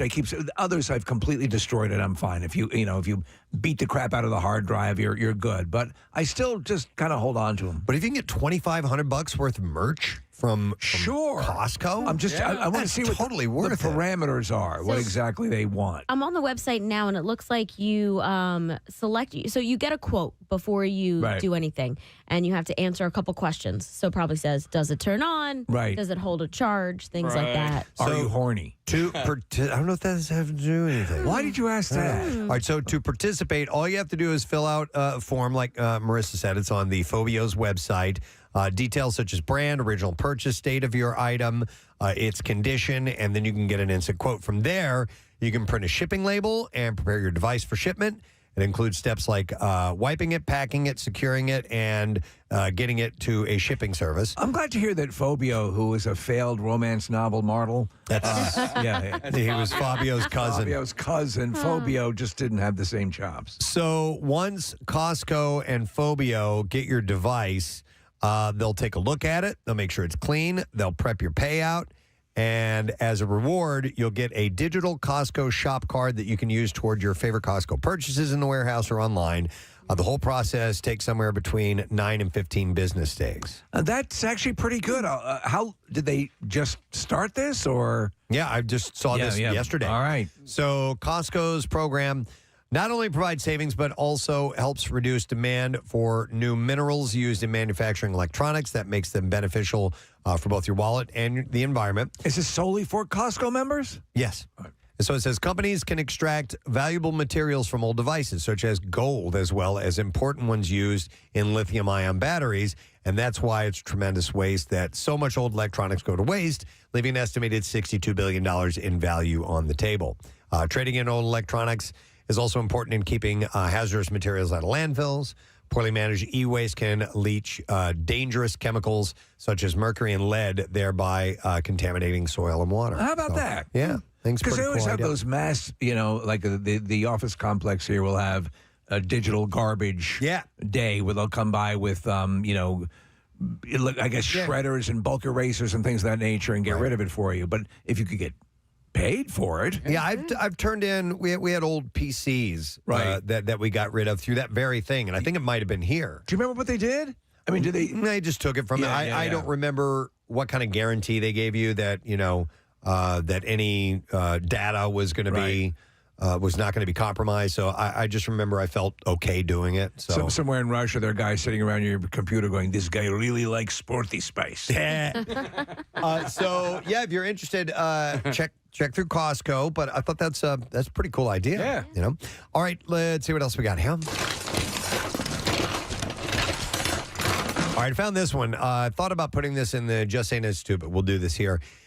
A biopharmaceutical company is looking for ways to slim down household pets. Okava Pharmaceuticals in San Francisco plans to introduce this week a new GLP-1 clinical weight loss study for cats. It's called Meow 1.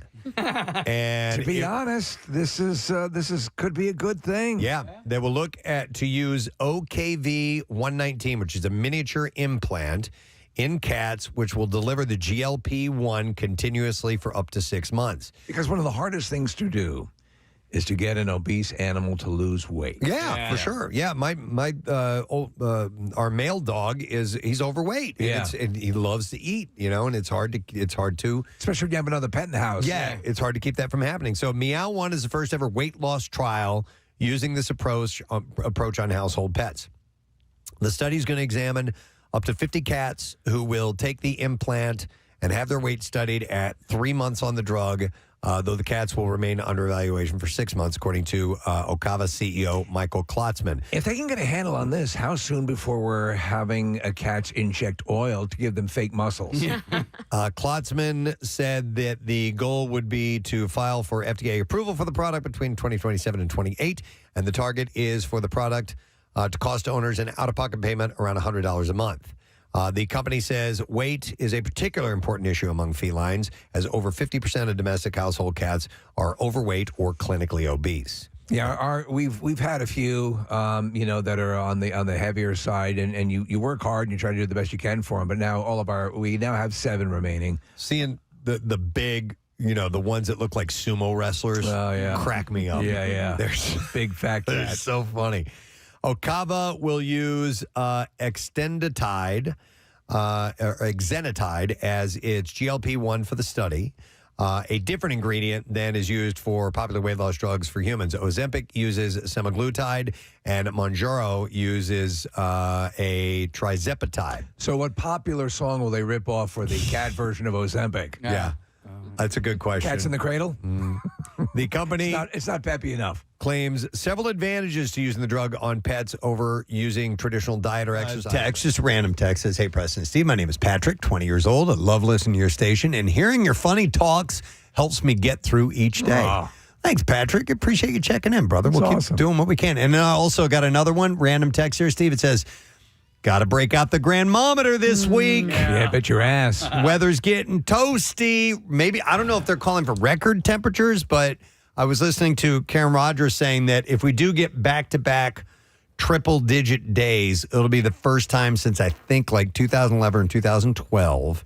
If we get 3 in a row, it's the first time since like 1993. They're saying 33 years, whatever that ends up being. Yeah, so it's a stretch that we've since we've had that kind of run of hot days. So we'll see how it pans out. But going up to like 91 today, 97 tomorrow, and then Thursday and Friday, 103 and 104. My son Parker, he was just like, dude, he's like, Thursday's gonna suck. That's going to be the mofo. Let me ask you this: do they have? Well, you can't be running AC when you're running in and out of the vehicle all that time, right? No, I think there is AC, but I mean, it only does so much because you're in and out so quickly. But they have required breaks. Oh, yeah. That you're supposed to take like 2 or 3 15-minute breaks for sure. I would imagine that you have to take per the company. So we'll see how it works out for them. So anybody doing any kind of job that's outdoors and everything, we'll save that for Friday. Yeah.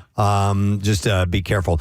Real quick, couple of shout-outs. I'm trying to get ahead of these. I did the ones that I was late on. Here's one. Says, "Good morning, It. I have been listening to your show since I first discovered it on my way to work shortly after I moved to North Jersey from Colorado. I think the first episode I heard was the one with the farts in the jars. And I could tell right away your show was what I was looking for. And I've wanted to write your show for a few years and few years now. And if last year has taught me anything, is to say my piece when I can. I want to thank you for having such an entertaining show. It's always what I put on when I want to listen to something while I'm doing anything. I love the positive vibe that the show always has. It always puts me in a better mood. I love so many of your segments and learn so much from the show that I just want to say thank you, Preston, Steve, Casey, Marissa, and now Ryan. You all deserve a shout out for what you do. You're the best friends I've never met. Oh, that's so sweet. We love that. Though I did finally get to go to the last Cardboard Classic and see you in person. Preston reminds me of my older brother. Steve reminds me of my older brother's hilarious friends. Casey is a lot like my friends, and so when he talks about his college days, I'm right there with you, remembering similar stories, even knowing that beer pong was originally called Beirut. And Marissa, you remind me of my best friend's fiance in both spirit and appearance. I can't help but love you all. I'll be turning 50 on July 5th, which is a day your show seldom broadcast. I had to find an old podcast in the vault to find out which celebrities I share a birthday with. It's a short list. And I've only met 2 other people with my birthday, and one of them is my daughter, and she'll be turning 18 on the same day as I. Aww. So I'd like to ask for a shout out for both of us. Her name is Ember, but she won't let me call her that anymore. She now goes by Nix, but she's still my little firecracker. Ember. I love that name. It's E-M-B-E-R, like a burning ember. Yeah. But she goes by Nix. Thanks again, you guys rocking. That's from Dave Ingagalia. So here is a shout out for you, Dave. Thanks for the lengthy message. I felt like reading it all because it was a very sweet message. Really nice message. So very nice to hear that. There you go, buddy. And I figured I'd get it done in advance of the 5th because we're not going to be here for that, and just make sure that gets sent out there. I have a few more, but I don't have time for them. Yes, Marissa. Well, Did you want to do one? Go ahead. Really quickly, our former intern, Kalisa, made a movie. We promoted it a few weeks ago. She is premiering it tonight in Atlantic City at the Jay's Food, No Cover Free Anchor Rock Club tonight, starting at 7. Excellent. Nice. And congratulations. Good luck with everything. Yeah, absolutely. All right, beef file time. WMMR presents Preston and Steve's Bizarre File. Brought to you by Neumann University. Ready to take the next step? Advance your career with Neumann University's graduate programs. Flexible, supportive, and career-focused. You can learn more at newman.edu/graduate. All right. Boy, this one's a wild one I saw this morning. An Alabama woman was strangled to death by her boyfriend, who then died while trying to dump her body in the woods. Ha ha. Yeah. So the district attorney's office representative Mike Segrest said he died of a heart attack while doing it. He's talking about Daniel Robbins of Georgia, who killed his girlfriend Jessica Folds sometime in early June. Talk about instant karma. Said their bodies were right there together. Folds and Robbins had been dating before their deaths. The couple were found on June 10th around 12:30 p.m. The sheriff's deputies were dispatched to investigate an abandoned vehicle. Upon arrival, deputies located a deceased white female and white male in a wooded area near the vehicle. The bodies were transported to the Alabama Department of Forensic Sciences for autopsies to determine the cause of death. And Segrest said, based on the investigation, the female victim was strangled, and it appears the male was attempting to dispose of the body in a remote location. The abandoned vehicle the police found was still running when deputies arrived on scene. The driver's side door was open and the tailgate was down. There were drag marks found in the dirt from the truck to the location of the woods where the bodies were found. Investigators believe Robbins was in the middle of moving Folds' body and attempted to dump it when he collapsed and had a fatal heart attack. So he thought he was going to make quick work of this, and he ended up dropping dead. His ex-wife said that he had a pre-existing heart condition. Folds was found with her hands raised over her head like someone was dragging her, and Robbins was in the fetal position as he curled up and died. I've never heard of anything like that before. No. That is wild. Shouldn't have done that. An incident occurred on June 21st when a 13-year-old guest exited their ride vehicle on Tiana's Bayou Adventure at Disneyland before the attraction had ended. Disneyland confirmed the ride was immediately stopped. Emergency responders attended the scene, and the guest was transported to a hospital for evaluation before later being released. The guest reportedly exited the vehicle near the top of the attraction's signature final drop.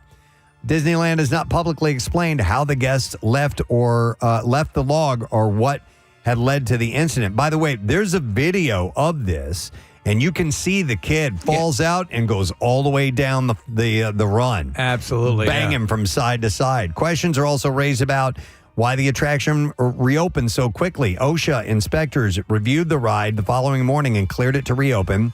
Tiana's Bayou Adventure resumed normal operations the next day, continues to operate at Disneyland, and the video shows the full extent. It shows the young guest seemingly trying to climb out the back of the seat of the ride before falling down the full 50-foot height of the ride's drop. While they initially seem to be trying to reach the side of the drop, the child follows the log all the way down the track. I was wondering if the kid got scared and wanted to jump out before it went down the hill. Maybe. Is that a particularly scary ride? Maybe for this particular kid, that drop was too much. It's still unclear why he left the vehicle. However, the guest did so intentionally rather than falling from the log itself. Unlike the version of the attraction once known as Splash Mountain found at Magic Kingdom, Disneyland's ride does not include lap bars or restraints. Some have theorized that this will inevitably trigger a change to the ride's vehicle in the future.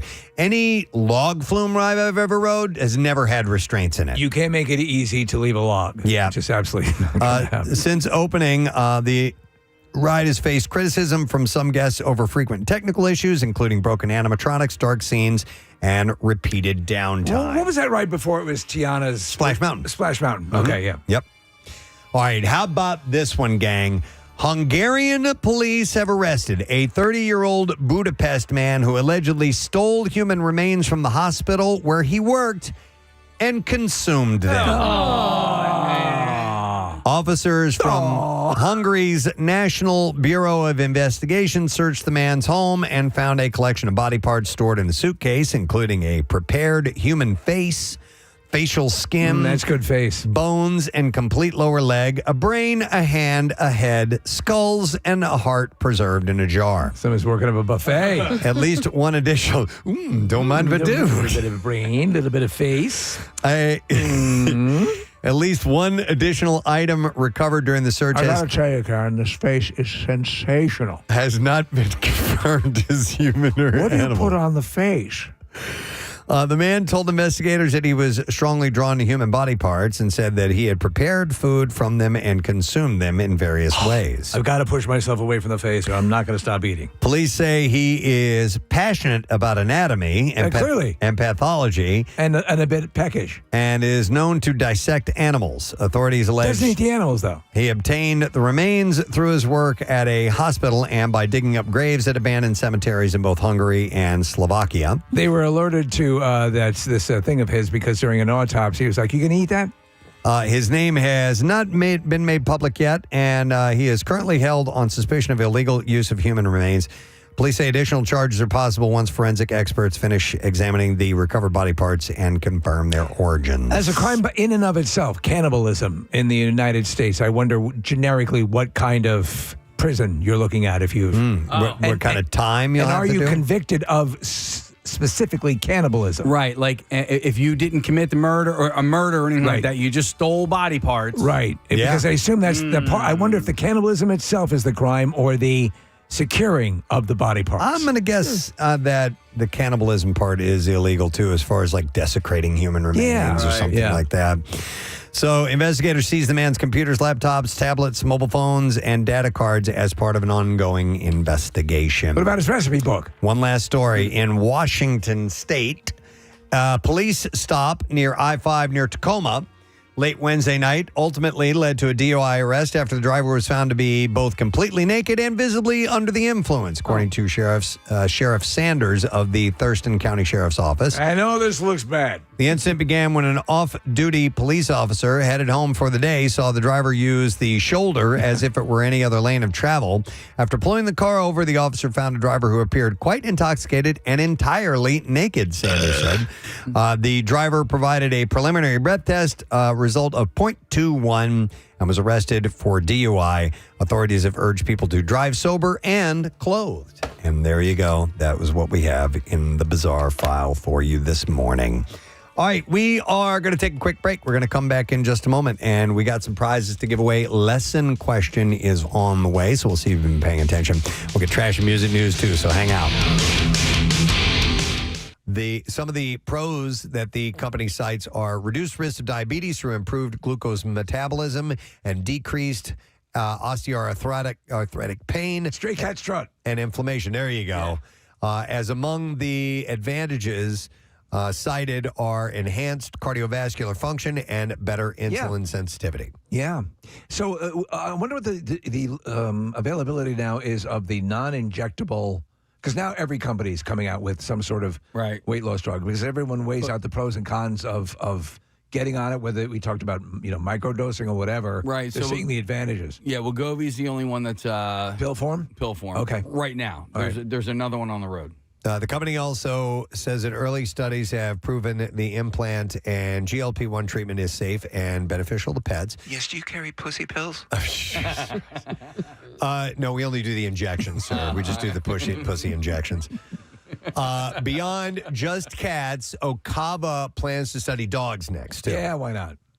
They said the medicine works similarly in pets as it does in humans. For my experience over the years has been you're more likely to find a corpulent cat than a puffy puppy.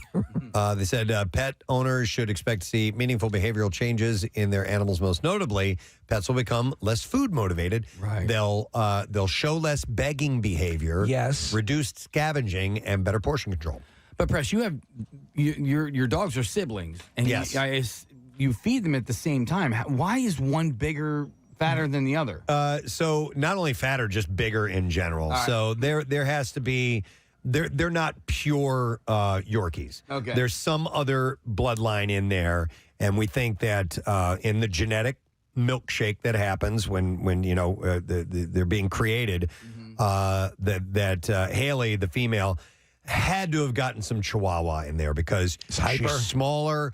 She's more intense in her she's more hyperactive, like you said, and her snout looks a little bit different. Okay, but they're both from the same litter. She just came out a little different. Is it possible they're Saint Bernard Yorkies? Saint Bernard Yorkies, quite possible. I don't know if I see any Saint Bernard in there or not. But anyhow, I thought that was a cool idea that they're gonna do weight control for cats. Long-term health prospects. That's good. Yeah. All right, back into the junk drawer. All right, I saw this story out of China.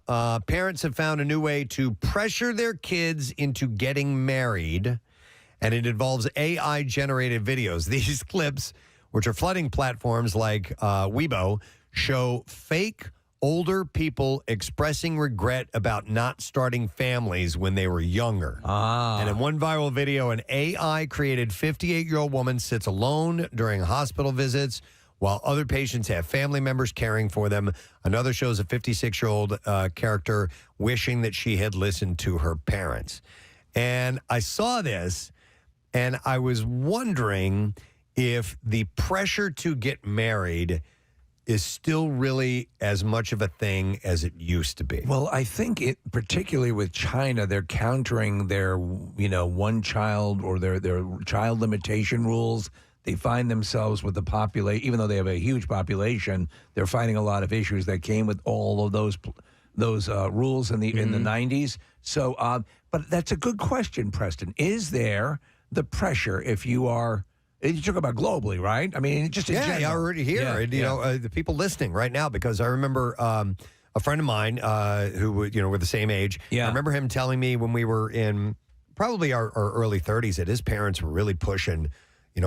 Hey, you're not married yet. I never had that. We really want some grandkids, and in fact, I'd never gotten that from my parents, but because it says here not just about having kids, but just about getting married in particular. And I know, obviously, times have changed. Specifically, that there was a time where women needed to find a man to help support them because women weren't really commonplace in the workforce.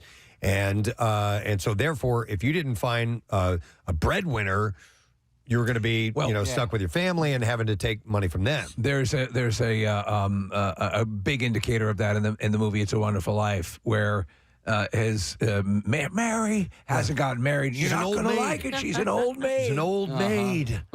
Yeah. I mean, women couldn't get credit cards until the 70s. Yeah. So, but they had their own cigarette. Oh, Virginia come a long Slims. way, Yeah. baby. Somebody had to buy them for us, but Baby. You've come a long way, Baby. You got your own cancer stick. Oh, my God. But yeah, I'm just not sure if it I think some exists. cultures are probably you're going to feel it a little bit more. Certainly, yeah. And maybe China is one of those. China saw marriage registrations drop more than 20% in 2024, with just 6.1 million couples tying the knot, which has parents worried, apparently. While some commenters are cheering on the trend and asking for more videos, young people mostly find it funny. Many say the fact that parents had to use AI because they couldn't find real people to share these regrets says a lot. That doesn't say a lot about your message. Yeah. I'm loving it, man. Yep. All right, back into the drawer of the junk. All right, here's one. Speaking of having kids, this is according to Kate Stone. She's a mother and is breaking down which extracurricular activities are most helpful for getting kids into college. Or I don't know. She is hang on a second, college admission process. She's a professional who's built a career on guiding students. So she's a madam. Yeah, she's a no. She's a college admissions expert. I see. So, Okay, yeah, sorry about that. Is crew in there rowing? Well, let's start at the beginning, and then I'll get to that. While being involved at a school is great, not all extracurriculars are created equal. Anything that thousands of kids are doing is always going to be less helpful for you, she says. And it's not that you should completely avoid popular extracurriculars, though. It just means that you have to bring something creative or thing. That wrong. It's Preston and Steve show. We got wonky sounding signal in some spots. They're doing some work on our transmitters. And so they're kind of bouncing between backups and primes and all this stuff. And so somebody said it was sounded echoey. Really? Which is kind of weird. Like old school. Yeah. It's Preston and Steve show. Good morning. How are you? I guess so. But thanks for the heads up. We appreciate it. So our engineering obviously is doing some work, and it happens from time to time. It's live, people. You never know what's going to go on. Let's see. What are we doing? Lesson question? Yeah. Well, we have a chance for you to win 4-pack of tickets to the Elmwood Park Zoo. Great place. One of our favorite places. All right. And the question, let me see. I didn't look at these ahead of time. So how about this one? Steve is nostalgic for the 90s, but which one? 610-660-9333. Let's see if you heard that earlier this morning. We were talking about being nostalgic and nostalgia all the rage at this moment. Steve is nostalgic for the 90s, but which 90s? 610-660-9333. If you know, call now. The trash business is a gold mine. 93.3 WMMR with Preston and Steve's Hollywood Trash. All right, we'll get some styes, and then we'll get the winner. Steve, what's going on this morning? Well, Preston, as you reported earlier, actress model Jamie King's estranged husband is trying desperately to legally wrap up their divorce, even without a settlement deal. Austin Sosa says ending this marriage feels like taking your time after you accidentally zip up your nutsack. Hey! Love Island UK dumping new contestant Gabriel Garland after discovering his connection to a 2019 stabbing case. However, Gabriel is not completely out of a job, as he will appear in the spin-off series Stab Island. Yeah. Oh, my God. And finally, Harry Styles doing just fine after choking and collapsing on stage during a concert at Wembley Stadium. Apparently, Harry was hitting a high note and accidentally swallowed a pigeon. All righty, we need an answer to the question. Steve's nostalgic for the 90s. Which 90s? And we're going to go to John and see if he knows. Hi, John. Good morning, bud. Fresno. Yo, my man. The 1890s. 1890s is correct, sir. And you win. John, hang on the line. Got yourself a 4-pack of tickets to the wonderful Elmwood Park Zoo. You can feed a giraffe, come face to face with a jaguar, and cool off with a drink at Zoo Brew at Elmwood Park Zoo. Every path leads to something unexpected. You can plan your visit at elmwoodparkzoo.org. Now, Preston and Steve's Music News on 93.3 WMMR. I got a few things to pass along to you. We'll start with this. PBS is set to air an interview with Bruce Springsteen. The boss rarely sits down for interviews, but he did recently chat with PBS NewsHour co-anchor Jeff Bennett about the upcoming and opening of the Bruce Springsteen Center for American Music. Bennett said, as the interview unfolded, it occurred to me that it would be a shame to lose half of the conversation on the cutting room floor, which is often what happens with a broadcast interview. One time in concert, I pooped myself on stage. And I just stood in place because I didn't want to have it roll out on the floor. The brief chat will air as a 30-minute special, Bruce Springsteen Finding America in Song. It was during Thunder Road. The interview will run on PBS July 5th at 6:30 p.m., and it will focus on Springsteen discussing his life, career, legacy, and the role that music plays in telling America's story. No reasons have been released, but the current Bob Dylan tour has seen the departure of two of his longtime band members.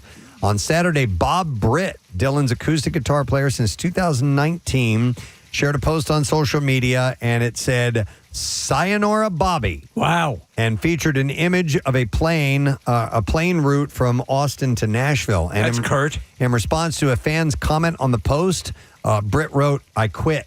Well, apparently, Dylan got into his olive loaf in the refrigerator. Oh, you can't do that. And that pissed him off.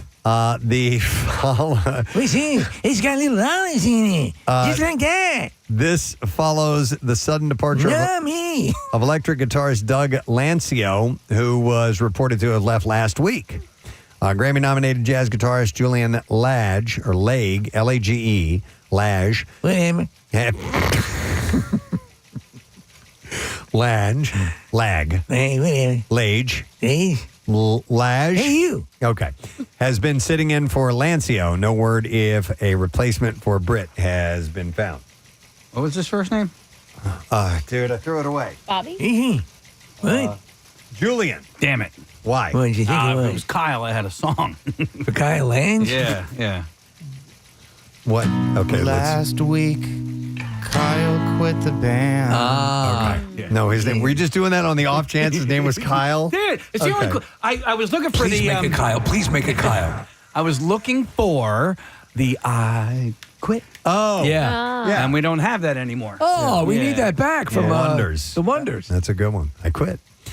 All right, rock band Bad Wolves have a new voice. The group announced that singer Sarah Killboy Skinner is their new vocalist, introducing her with a single and music video called Painted Red. Skinner, not which is out now. Out now via Better Noise Music. It's the band's first release of 2026 and Skinner's debut with the group. Founder and drummer John Becklin said that they were not just looking to fill a spot, but to push the band into its next chapter, praising Skinner's voice, presence, and versatility. Do they see the Wolves becoming good? I don't know. Good Wolves instead of Bad Wolves? Yeah, Maybe. I mean, I don't know. He said whatever kind of wolf you're into. He said she is not here to recreate the past, but to help build the future. So that could be cool. It's a big deal. We'll see. And then last story, Lionel Richie is recovering after experiencing a dizzy spell during the opening night of his Sing a Song All Night Long tour. Yeah, he attempted to grin and he collapsed. Forcing him to end the concert early. His ex-wife, Brenda Harvey Richie, reassured fans that he's on the mend. I'm going to try it. She wrote on social media, Lionel is okay, and I call him Lionel. Lionel is okay and will be back on the stage. At the time, Richie briefly tried to continue the show before his performance ended up being canceled.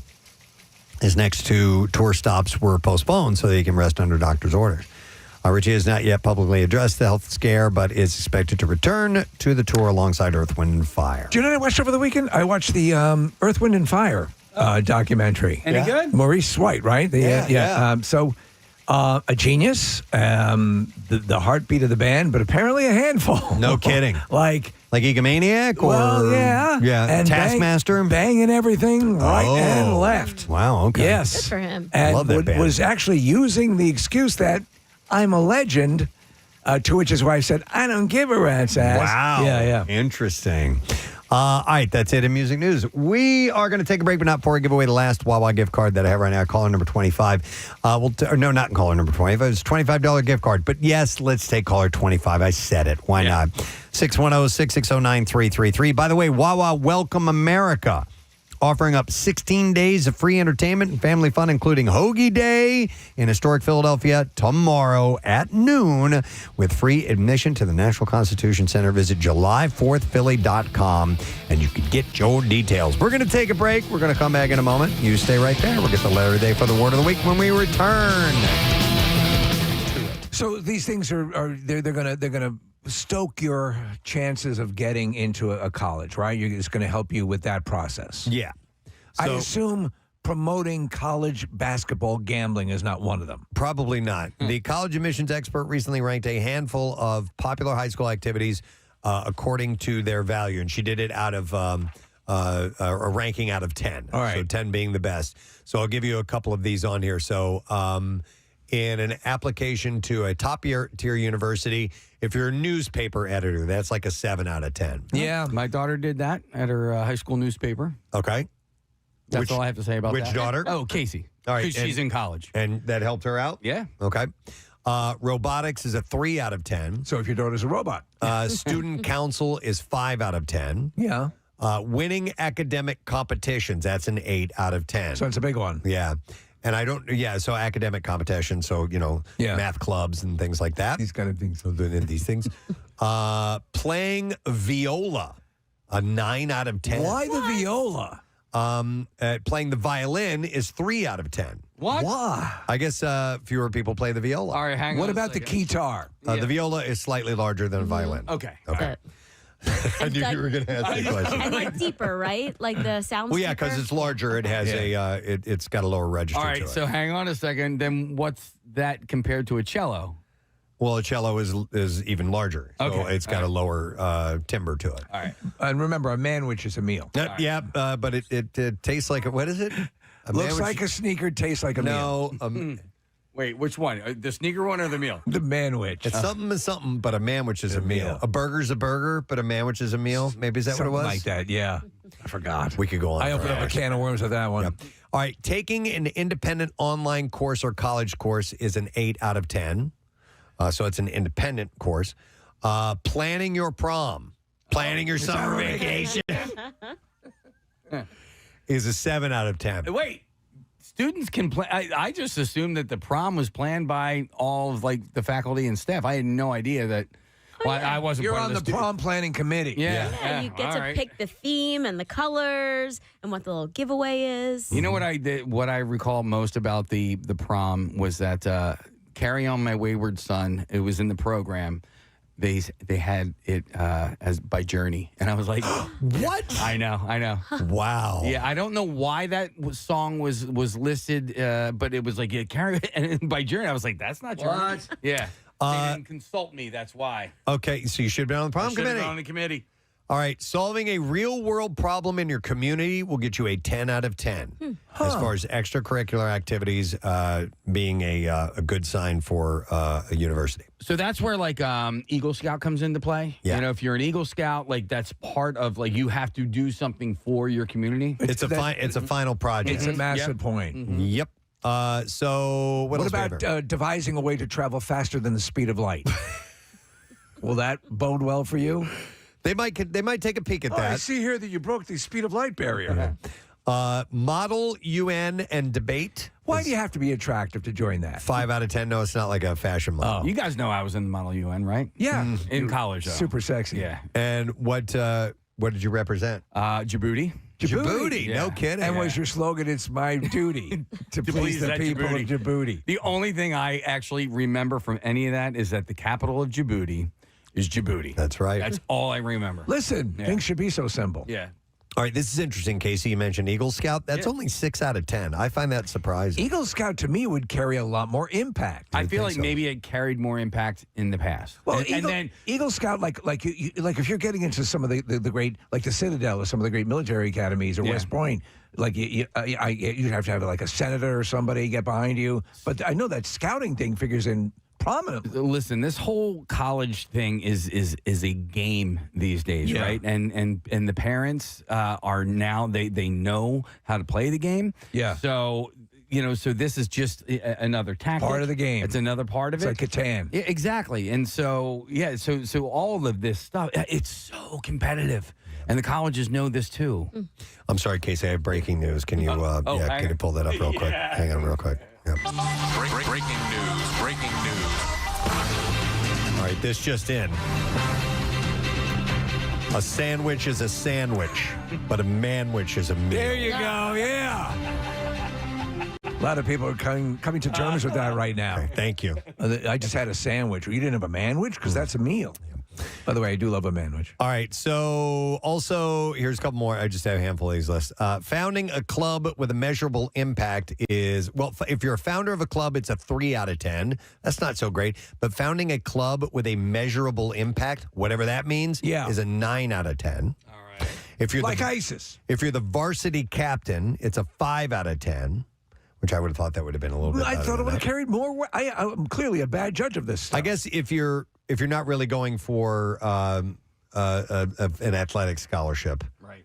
Maybe, I don't know. You just like to smell worn gym clothes. If you are a tutor, not like a farter, okay? A tutor. Well, what is that? Tutoring. I should have gotten into Yale. I thought you meant like a British royal family.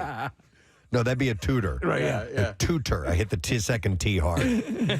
4 out of 10. Internships will gain you a 7 out of 10. And that's important to know. Yeah. Internships, or I wouldn't be doing what I do without entering into an internship program. Hey, Marissa, can you do me a quick favor as he's going through this list? Can you find out how many high schools there are in this country? All right, back to you, Preston. How many high schools there are in the country? Yeah, it's just a point I want to make. Okay, and then there's only one left, and that is if you are DECA, DECA, which is Student Career Organization, that'll get you 5 out of 10. Wow, I had virtually none of the. In fact, I had none of these. What am I saying? Right. Virtually none of these. I All was, right. Marissa found not inclined.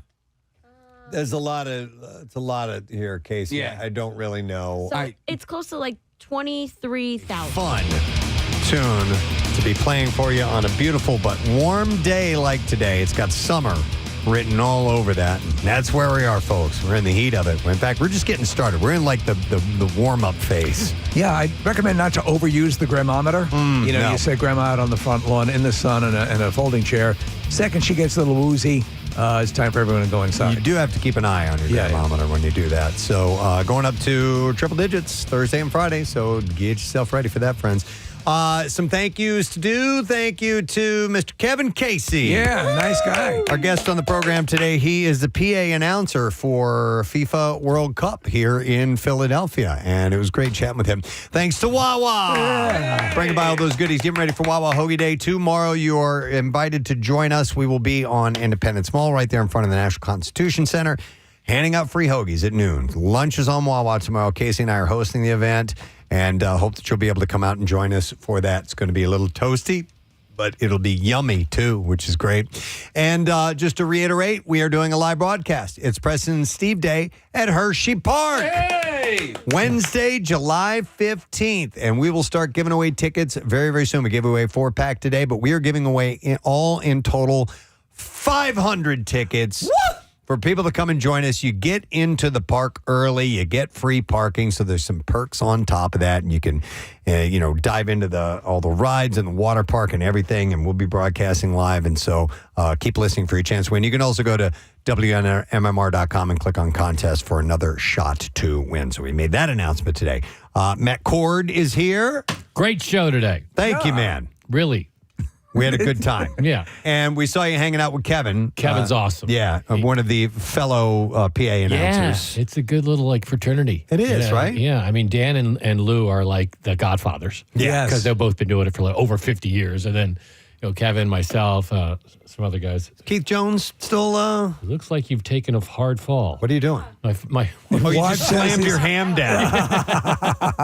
I love that. Matt had a fall. Let him know. I'm okay. They'll send an ambulance. No, but Kevin can do like soccer. He can do baseball. He does every sport. So he's Nice. great. Cool, man. And what a dream come true for a soccer guy like that doing FIFA. It's amazing.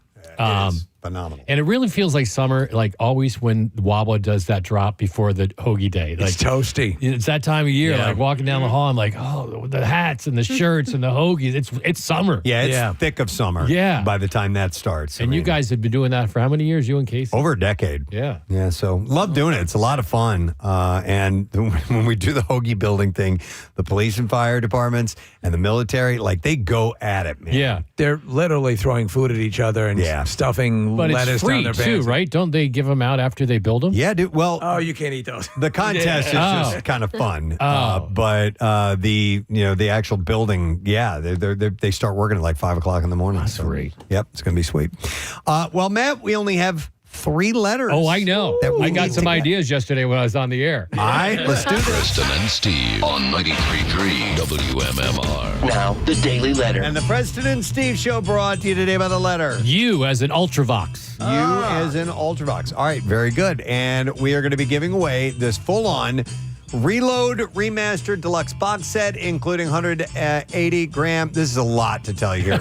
Double LP CD, 7-inch, 3 live LPs, 15 CDs, 4 DVDs with unreleased content, and then you get like posters and laminates and guitar picks and a hardcover book of never before seen photos and more.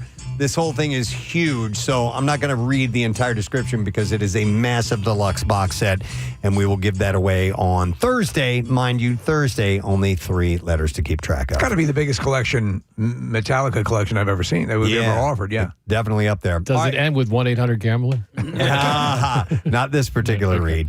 So what's up on the show today? All right, Lame Ass Trivia. Your prize all this week, 4 packs for these following shows. Avenged Sevenfold, Good Charlotte, Skinnered Foreigner, Breaking Benjamin, Chevelle, Stain, or Seether. So that's your choice. You get a choice of those bands. We got a block of AC/DC, Korn, and the White Stripes, and Pierre's vinyl cut today, Def Leppard Hysteria. Wow. Legendary. Full of hits. I remember when that record hit, and it was like they were already big. Yeah. And that came out and shot them through the stratosphere. Yeah, So. this was like, I think Pyromania was right before this one. Yeah. Is that Mutt Lange? Did he produce it? Yeah, it's a Mutt Lange, yeah.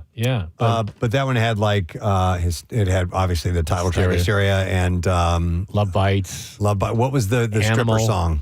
Pour Some Sugar on Me. Pour Some Sugar on Me, all that. Biscuit. Yeah. Massive. Well, no, I don't think the biscuit was on that one. No. All right, well, I'll take this moment to thank our sponsors. Matt's got you covered, and I would like to thank Dunkin' Donuts. Preston and Steve Show runs on Dunkin'. Also brought to you by Faulkner Buick GMC. Get massive construction sales savings at Faulkner Buick GMC in Trevose. Online at FaulknerBuickGMC.com to be sure. And also brought to you today by, that's it. I'm going to tell you about tomorrow. Tomorrow is Fox Good Day. It's a Wednesday already.